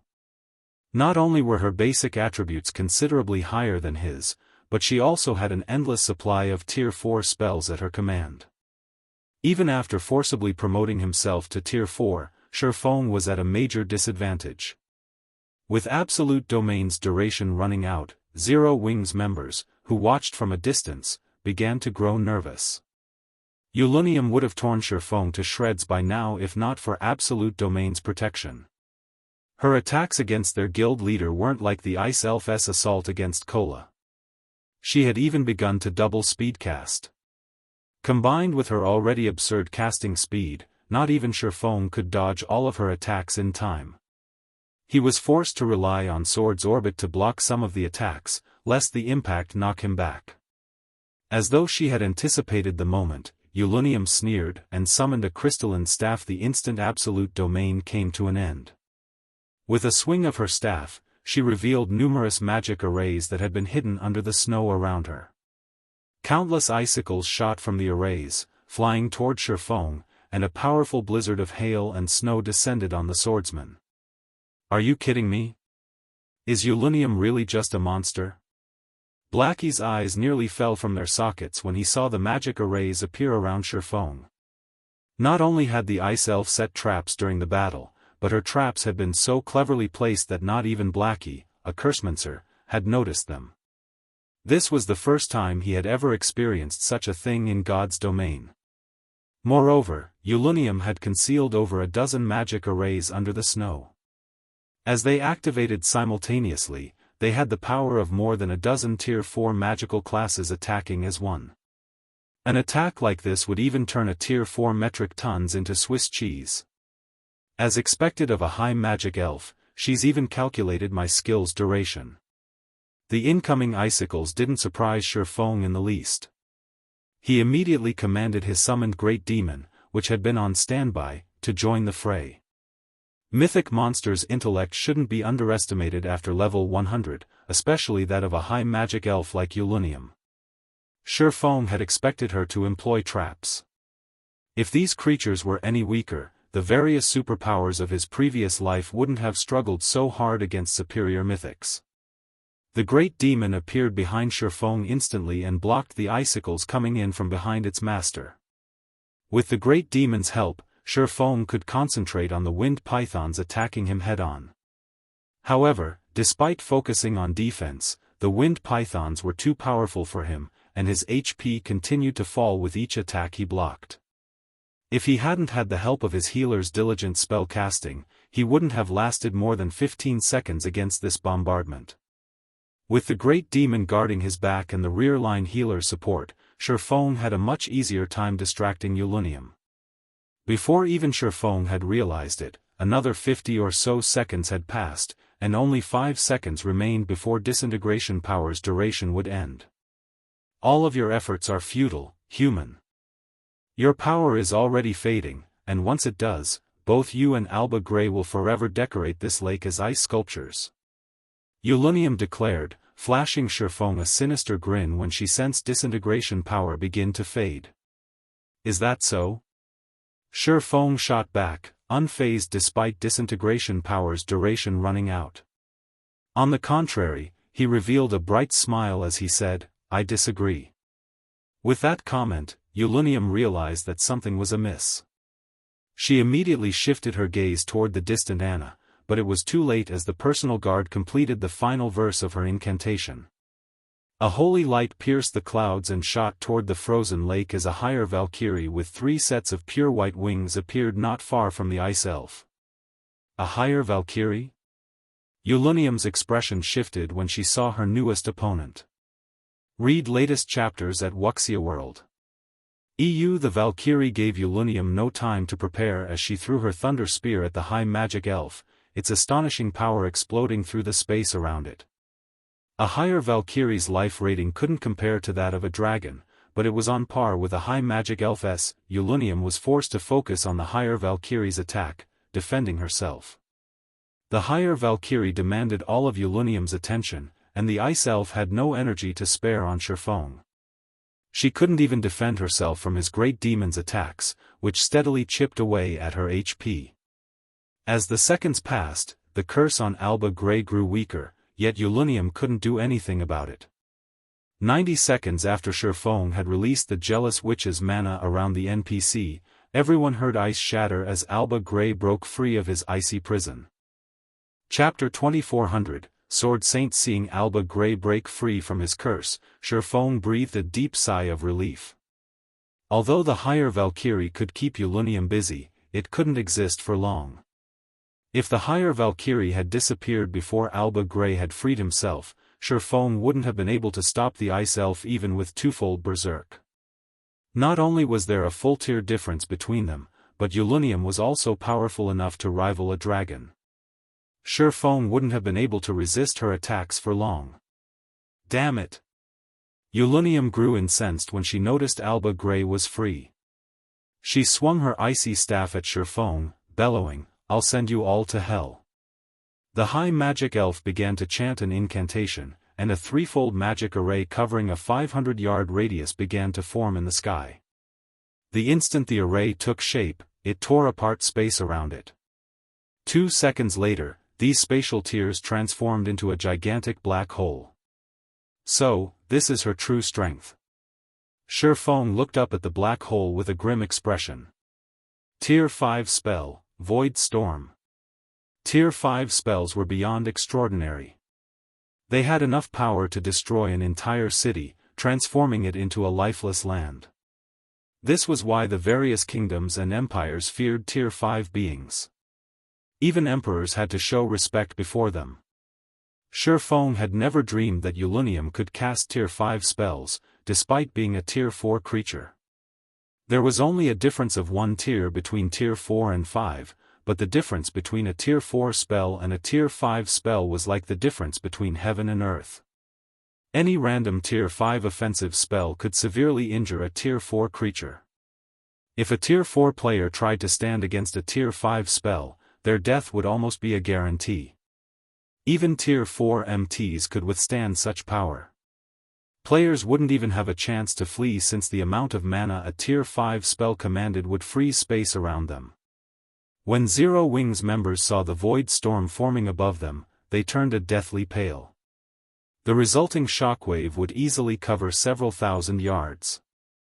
They had no hope of escaping this spell's range.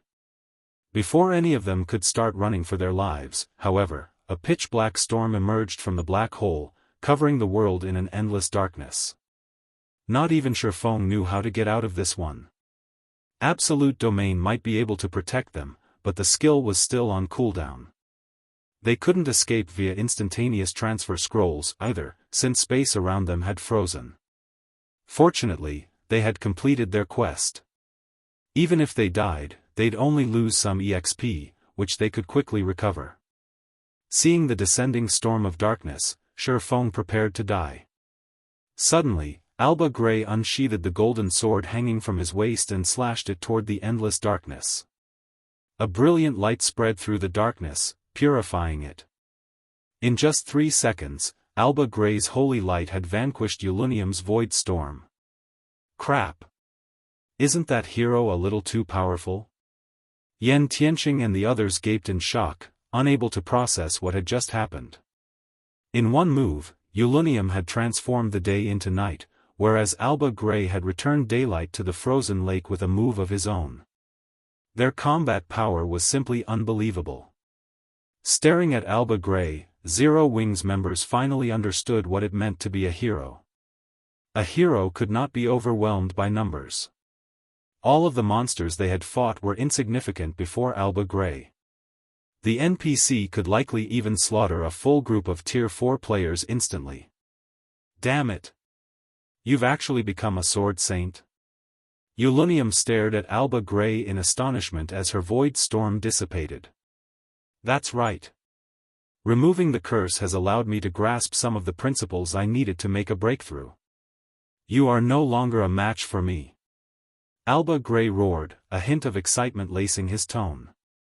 Although the jealous witch's curse had caused him endless suffering, studying it had allowed him to understand the concepts he needed to become a true Tier 5 sword saint. A Tier 5 sword saint?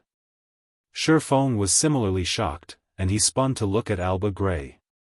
Alba Grey, Sacred Magic Knight, Hero, Sword Saint, Level? HP?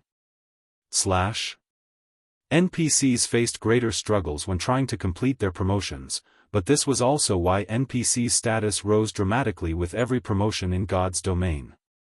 A Tier 3 NPC, for example, could serve as a minor city's magistrate, while a Tier 4 NPC could serve as a magistrate in a major city. Even emperors had to show respect before Tier 5 NPCs. But as far as Shifeng could remember, Alba Grey had only been a Tier 4 hero during his previous life. This hadn't changed even after 10 years since God's domain's launch. Alba Grey had never managed to become a Tier 5 sword saint. Even so, as a hero, Alba Grey had been able to contend with ordinary Tier 5 NPCs, including his identity as a famed smith. Even the various empires had taken him seriously. And yet, Alba Grey was now a Tier 5 Sword Saint. It is true. Now that you are a Sword Saint, I am no match for you, but don't you dare think this is over. Yulunium declared as she glared at Alba Grey. She then turned to Shifeng and continued, you, as well, adventurer. After her bold declaration, the ice elf began to disintegrate into snowflakes. Don't think you can get away from me that easily. Alba Grey shouted. He unsheathed the second sword hanging from his waist and charged at Yulunium, swinging the pitch-black blade. He had only executed a normal slash, but from a distance, the attack had looked like a black wall, rising into the air and extending more than 500 meters. The pitch-black wall bisected the high magic elf, and Yulunium released a harrowing scream as a snow-white energy crystal fell from her body. Although the attack had significantly weakened Yulunium's life aura, she successfully read latest chapters at Wuxia World. As the black wall faded from existence, only Alba Grey remained on the snow-covered lake. It seems she still managed to escape. Alba Grey frowned as he glared at the spatial tear before him. Shifeng, who stood nearby, wasn't surprised in the least that the ice elf had gotten away.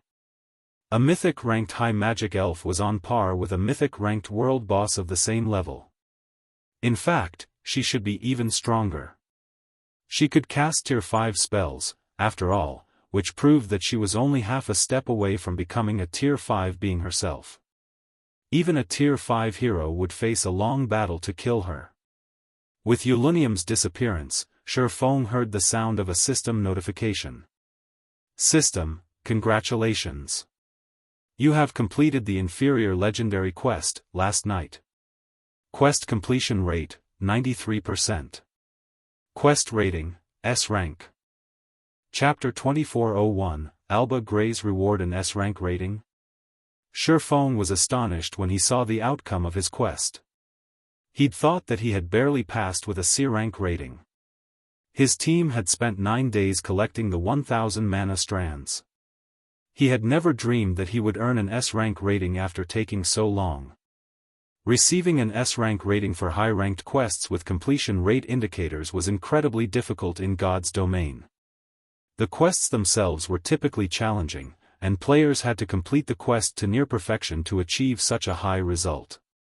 However, if players could earn an S rank rating, the original rewards would be improved slightly. Although the bonus wouldn't be very high, the additional rewards for an epic ranked or higher quest would be extremely valuable. A player had a 20% chance of earning an epic item as their reward for completing an epic quest, but if they gained the bonus from an S rank rating, their chances of earning an epic item would increase to 30% or even 40%. When completing an inferior legendary quest, an S rank rating could lead to a fragmented legendary item as a reward, which was normally impossible. Although Zero Wing had plenty of fragmented legendary items, every fragmented legendary item could enable a player to become a peak or apex expert in the future.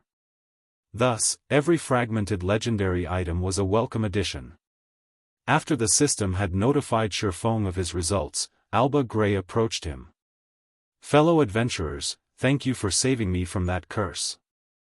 I owe you all a big favor. Although my night division is no more, I will do my best to assist you with one matter, Alba Grey gratefully offered, showing none of the arrogance Tier 5 powerhouses usually possessed. System, you have obtained Alba Grey's trust.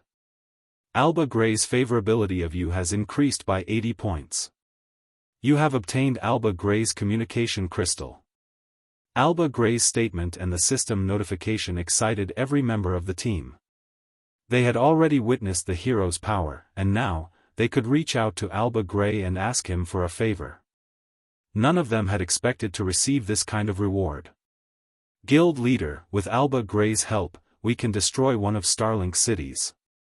I can't wait to see their faces. Kola said, his eyes glowing as he gazed at Alba Grey. That's right. Let's destroy Starlink's new city. I want to see how they intend to duke it out with us after that. Blackie exclaimed, nodding. Starlink had persistently caused trouble for Zero Wing, especially with its newest city. That city had claimed a ton of Zero Wing's potential profit.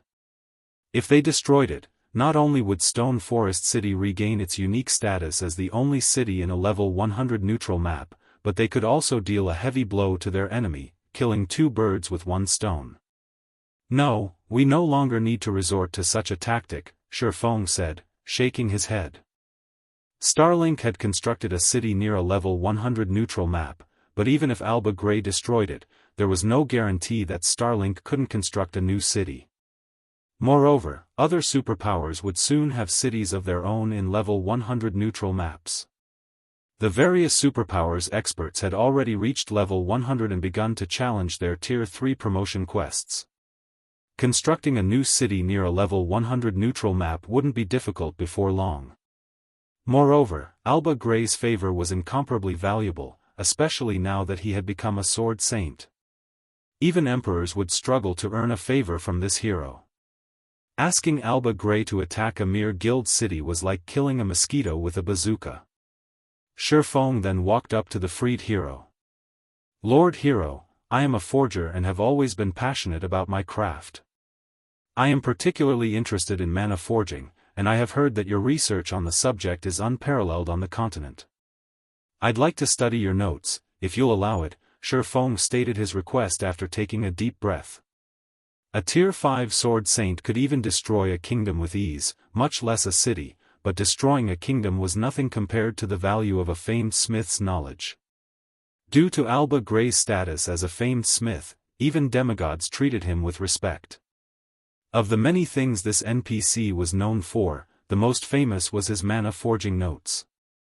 It was the capital Alba Grey had relied on to become a famed smith in the first place. In fact, his mana forging notes were one of the reasons that the Ten Saints Empire had become as powerful as it was now. The various superpowers had fought tooth and nail for a single leaf of Alba Grey's mana forging notes. Some had even offered to trade fragmented legendary items for the pages. With Alba Grey standing before him and offering him a favor, Shifeng had to secure the very item that made the NPC so famous. The hero took a long look at Shifeng, and the silence stretched until it felt awkward. Is the request too much? Shifeng anxiously asked. You have a very good eye, young adventurer. You know what is most valuable, Alba Grey praised. Unfortunately, I've stored my mana forging notes in the Ten Saints Empire's Imperial Library. Not even I have the authority to retrieve them, and unfortunately, the materials I would need to create a copy no longer exist in this world. Sure enough. Although Shifeng was disappointed, he wasn't surprised. The Ten Saints Empire treated Alba Grey's mana forging notes as a national treasure. The notes were even more valuable than a legendary item. Just as Shifeng was about to give up and wondered if he should ask the famed smith to craft him a custom-made fragmented legendary item, Alba Grey opened his mouth to speak again. But don't be too disappointed. Before I penned the official mana forging notes, I created a few drafts. Although I have lost many of them, I do have one volume of my drafts with me. If you don't mind, I can gift you this volume, Alba Grey informed Shifeng as he retrieved an ancient booklet that radiated faint traces of mana. The booklet was old and tattered, but it felt somehow timeless, as if very few things in this world could destroy it. Thank you, Lord Hero. I will take good care of it, Shifeng said as he accepted the booklet. He was still disheartened that he couldn't obtain the full compilation of the mana forging notes. He was surprised and pleased that he could obtain one of the notes volumes. Alba Grey had relied on his mana forging notes to become a famed smith. A single volume could easily rival the value of a legendary item. There's no need to thank me. If you need help in the future, you may contact me through my communication crystal, Alba Grey said, smiling. He then transformed into a streak of light and disappeared from everyone's vision. Read latest chapters at Wuxia World. EU System, you have earned Alba Grey's admiration. Alba Grey's favorability of you has increased by 10 points. System, Alba Grey's favorability of you has reached 100 points. You have become Alba Grey's friend. Blackie and the others were confused as they watched the exchange. They didn't understand why Shifeng had asked the hero for a tattered notebook, and based on their guild leader's expression, he seemed ecstatic about it. As Shifeng stored the mana forging notes draft volume in his bag, Yan Tianqing approached with a white energy crystal in hand. Guild leader, this crystal Ulunium dropped is very strange. Even with my master appraisal skill, I couldn't appraise it, Yan Tianqing said, a hint of excitement flashing in his eyes as he gazed at the energy crystal. Chapter 2402, Sacred Magic Temple, you couldn't appraise it? Yan Tianqing's words piqued Shifeng's interest. Immediately, the swordsman used omniscient eyes on the crystal. In God's domain, very few things defied appraisal at the master rank. Only special items could not be appraised by a master appraiser. Generally, these special items were of extraordinary quality, and even the most inferior among them should be at the epic rank. 3 seconds. 6 seconds. 10 seconds. Even after 15 seconds had passed, omniscient eyes still hadn't fully analyzed the crystal. What is this item? At this point, even Shifeng could not help but be surprised. When appraising items using omniscient eyes, 15 seconds were more than enough to analyze an epic item. Now, however, the loading bar was still a long way from full. Finally, when a total of 22 seconds had passed, the white energy crystal's information appeared before Shifeng. Magic key, epic rank, a key that can open the second floor of the sacred magic temples found in Lost Ruins. Cooldown, 1 natural day. Upon seeing the appraisal results, Shifeng was dumbfounded. Guild leader, what is it? Yan Tianqing asked curiously upon seeing Shifeng's surprised expression. A magic key. A secret key that can open the sacred magic temple's second floor. Shifeng said, a hint of excitement flashing across his eyes as he gazed at the white crystal in his hand. For a moment, he even wondered if the reward for achieving an S-rank rating in the quest wasn't Alba Gray's favor, but this magic key instead. The sacred magic temple? Everyone was confused at Shifeng's words. They could be considered very knowledgeable regarding God's domain, but this was the first time they had heard the term, sacred magic temple. Judging by Shifeng's expression and manner of speaking, they concluded that it should be a very amazing place, yet they actually had never heard of it before. It's an excellent place to learn skills, spells, and magic arrays. The learning efficiency in the sacred magic temple is at least double that in the outside world, Shifeng explained excitedly. The sacred magic temple was a relic of ancient times, which normally only appeared in ancient ruins or lost towns. The location of the magic gate Shifeng was aiming for this time was one of these ancient ruins. This ancient ruin housed not only a magic gate that led to the western continent but also a sacred magic temple. This sacred magic temple was another reason why the various superpowers had grown extremely envious of the dark power that ruled over the Demonwolf mountain range in his previous life. While inside the sacred magic temple, players could freely learn the information stored there so long they had access. The information contained within the sacred magic temple was generally related to skills, spells, and magic arrays used during ancient times. While this information was outdated, it was of great help to players. Since these skills, spells, and magic arrays were the original forms of present versions, studying them would allow players to improve their control over current skills, spells, and magic arrays significantly. Hence, the sacred magic temple was a place many players sought to visit. Meanwhile, every sacred magic temple had a total of 3 floors, with the quality and quantity of information stored within each subsequent floor superior to the previous one. However, seals restricted access to the upper floors. Decoding these seals was beyond even a grandmaster magician. To enter these restricted floors, one needed to have the corresponding key to do so. Shifeng never thought that Ulunium would actually drop such a treasure. This was simply unbelievable. Guild leader, can we learn tier 3 spells from the sacred magic temple? Blackie asked eagerly when he heard Shifeng's words. Tier 3 skills and spells were exceedingly rare. Despite grinding in the Demonwolf mountain range for so many days, they had yet to come across even one Tier 3 skill book or spell book. The Tier 3 skills and spells they possessed thus far were obtained through legacy skill points. If they wished to learn more, they would have to find other ways to do so. If he could freely learn as many Tier 3 spells as possible, then his strength would definitely skyrocket. Learning Tier 3 spells? Dream on, Shifeng retorted, rolling his eyes at Blackie. If it were possible to learn Tier 3 skills and spells from the Sacred Magic Temple, there wouldn't have been so many Tier 3 players in the past that had failed to learn all of the standard Tier 3 skills and spells for their class. Having identified the magic key, Shifeng had everyone search for the remains of the magic gate. At this point, everyone was mostly of the same level as the monsters roaming the Demonwolf mountain range's outer area, so scouring it became a lot easier. After spending just half a day exploring, they located a hidden cave below the frozen lake. After bypassing a magic trap, the team arrived before a ruin that had been abandoned ages ago. Sure enough, this place matches the information. When Shifeng saw the tightly shut silver gate and the 3-story sacred magic temple, he inwardly breathed out a sigh of relief.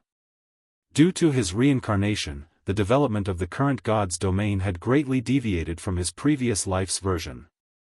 Hence, he hadn't been confident that the Demonwolf mountain range's magic gate still existed in this life. Guild leader, quick, look! It's the magic gate!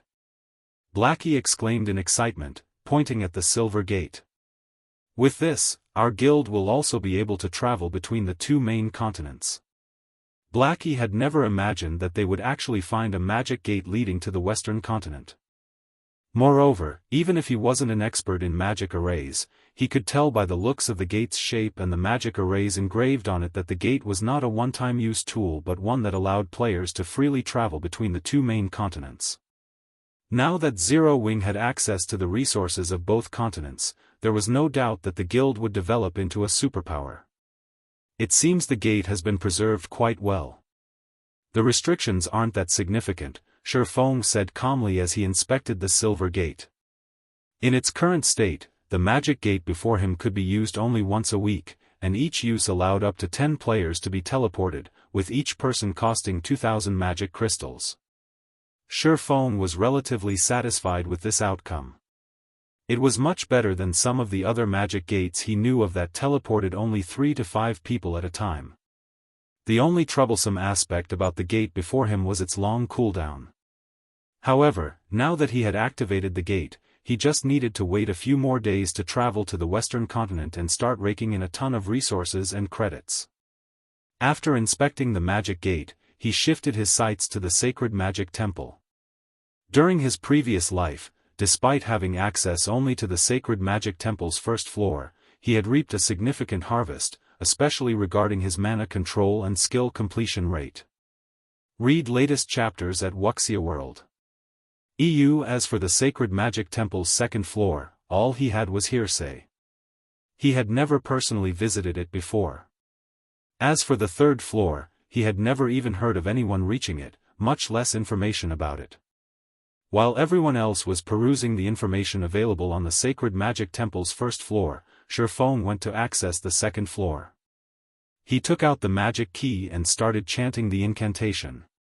The activation chant was very short, and he completed it in 4 seconds. Suddenly, he felt the mana around him roil. Immediately afterward, he received a system notification. System, do you wish to enter the sacred magic temple's second floor? Chapter 2403, Reaching the Realm of Masters. Looking at the system notification, Shifeng immediately chose to enter the sacred magic temple's second floor. Immediately, a threefold magic array appeared beneath Shifeng's feet, and his body instantly turned into a streak of light that shot through the corridor heavily studded with magic arrays. When Shifeng opened his eyes again, he was standing inside a majestic hall. The hall looked grand and dazzling, with 12 statues of God supporting its ceiling. As if they were alive, these statues radiated a boundless life aura as well as a faint trace of divine might that felt as if a boulder was weighing down on Shifeng. What a powerful divine might! If a Tier 2 player were to come here, they wouldn't even be able to move. Shifeng was astonished as he looked at the statues inside the hall. Just walking was already extremely taxing for him. A Tier 2 player would most likely collapse as soon as they arrived in the hall. Subjected to the divine might here, he could feel his concentration getting depleted. Players wouldn't be able to remain in this place for long periods. Just as Shifeng was wondering why there was such a setup in the sacred magic temple's second floor, the walls around him started parting, revealing a total of 3 corridors. Every one of these corridors led toward a separate hall filled with various scrolls. At the center of each of these separate halls was a tome made entirely out of gold. Magic Array Designs. Shifeng's breathing accelerated when he saw the golden tomes. These magic array designs weren't just any ordinary designs but advanced magic array designs, something rarely found even in the various kingdoms and empires of God's domain. It should be known that even the Divine Beast's Descent Magic Array, one of Zero Wing's current trump cards, was only an intermediate magic array. An advanced magic array would be a treasure that could protect the guild from imminent peril. Meanwhile, based on the mana the golden tomes radiated, Shifeng was certain that they were advanced magic array designs. However, due to his distance from the tomes, he couldn't tell what kind of advanced magic array the designs were. For the moment Shifeng started toward one of the 3 corridors, 9 magic arrays suddenly appeared in each of them. A test? After seeing these magic arrays, Shifeng more or less understood how the sacred magic temple's second floor operated. Of the 9 magic arrays that had appeared in each corridor, each one was stronger than the one before. Moreover, the magic arrays in each corridor differed in strength. The first magic array set up in the easiest corridor was an intermediate magic array, while the more difficult corridor had an advanced magic array, and the most difficult corridor had a master magic array. Players were most likely required to decode these magic arrays in order to reach the hall at the end of each corridor. However, since just being in the hall sapped a player's concentration, Shifeng estimated that he could remain here for only 6 or 7 hours, and this was because he possessed an advanced bloodline. An ordinary Tier 3 player would last 4 or 5 hours at best. In other words, Shifeng had to decode the magic arrays within 7 hours. Otherwise, he wouldn't be able to reach the hall at the end of the corridor. As for destroying the magic arrays, that was utterly impossible. Due to the pressure from the 12 statues, even a Tier 4 player couldn't exert sufficient strength to destroy the magic arrays protecting the corridors, much less a Tier 3 player like Shifeng. Only Tier 5 players would be capable of such a feat. However, it would still be a long time before Tier 5 players started appearing in the game. Shifeng couldn't rely on external tools either. The moment he entered the hall, only his epic spatial bag remained usable. The system had locked everything else. My time is limited, so I have no choice but to take the simplest path. After giving the matter some thought, Shifeng decided to go for the corridor protected by the intermediate magic array. However, despite the easiest corridor starting with only an intermediate magic array, the first magic array itself was by no means simple. It definitely ranked above average among intermediate magic arrays. Even an ordinary intermediate magician would need a lot of time to decode it. However, for Shifeng, who was only half a step from becoming a master magician, decoding it was a simple task. In the end, he spent only 2 minutes on the second magic array, was at least 20% more complex than the first. Shifeng spent 3 minutes on it. The third magic array was similarly an intermediate magic array, but it ranked at the top among intermediate magic arrays. Shifeng required nearly 5 minutes to decode it. Upon reaching the fourth magic array, he could not help but frown. The fourth is already an advanced magic array? Shifeng was startled as he studied the advanced magic array. Although the advanced magic array before him was a very simple one, even the simplest of advanced magic arrays was a lot more complex than the strongest intermediate magic array. Meanwhile, if the fourth magic array in his path was already an advanced magic array, he did not dare imagine what kind of magic array awaited him further on. However, despite his thoughts, Shifeng did not stop decoding the magic array and succeeded 12 minutes later. Fortunately, the fifth magic array was not as difficult as he imagined it would be. It was still an ordinary advanced magic array, only slightly more complex. He spent 15 minutes decoding this magic array. The sixth magic array reached the standard of mid-level advanced magic arrays, requiring nearly 20 minutes to decode it. The seventh magic array was an upper-level advanced magic array. At this standard, a newly minted advanced magician would need 1 or 2 hours to decode it. Shifeng, though, spent only 30 minutes. The difficulty increased to the peak-level standard by the eighth magic array. Shifeng found this advanced magic array a little tricky. However, after struggling for an hour, he still managed to decode it. A master magic array? When Shifeng arrived before the ninth magic array and sensed the concentration of mana within it, he felt the urge to curse out loud. There was a qualitative difference between master magic arrays and advanced magic arrays. Not only was a master magic array far more complex, but decoding it also required multitasking. Specifically, one would have to control multiple streams of mana simultaneously. Players needed to have extraordinary control over mana to accomplish this feat. However, as only one magic array remained between him and the hall, Shifeng still decided to give decoding the master magic array a try. The master magic array before him was very basic. Hence, it was not entirely impossible for a half-step master magician like Shifeng to challenge it. He merely needed to control 3 separate flows of mana simultaneously. The difficult part was that he had to control each mana flow at a different speed in order to decode the magic array's 3 sections simultaneously. If he failed to do so, then the decoding process would miscarry. After taking a deep breath, Shifeng started carefully controlling the mana flow of the 3 sections, making sure that the output was neither too strong nor too weak. This level of mana control was definitely beyond Tier 2 players.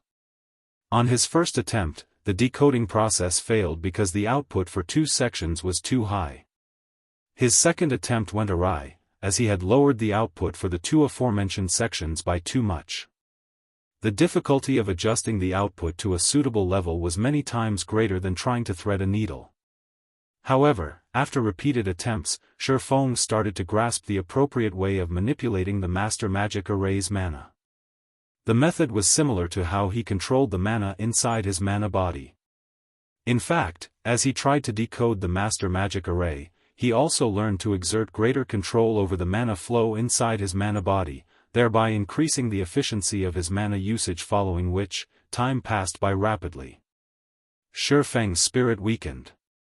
Contrary to expectations, however, his focus did not falter in the slightest but grew increasingly more acute. His brain activity also continuously increased. He even forgot how to control his own body, his mind treating the mana inside the master magic array as his own limbs instead. Read latest chapters at Wuxia World. EU. In the next moment, 3 streams of mana flowed across the master magic array at 3 different speeds. The stream that had moved too quickly on Shifeng's last attempt was a touch slower now, while the stream that had moved too slowly had accelerated slightly.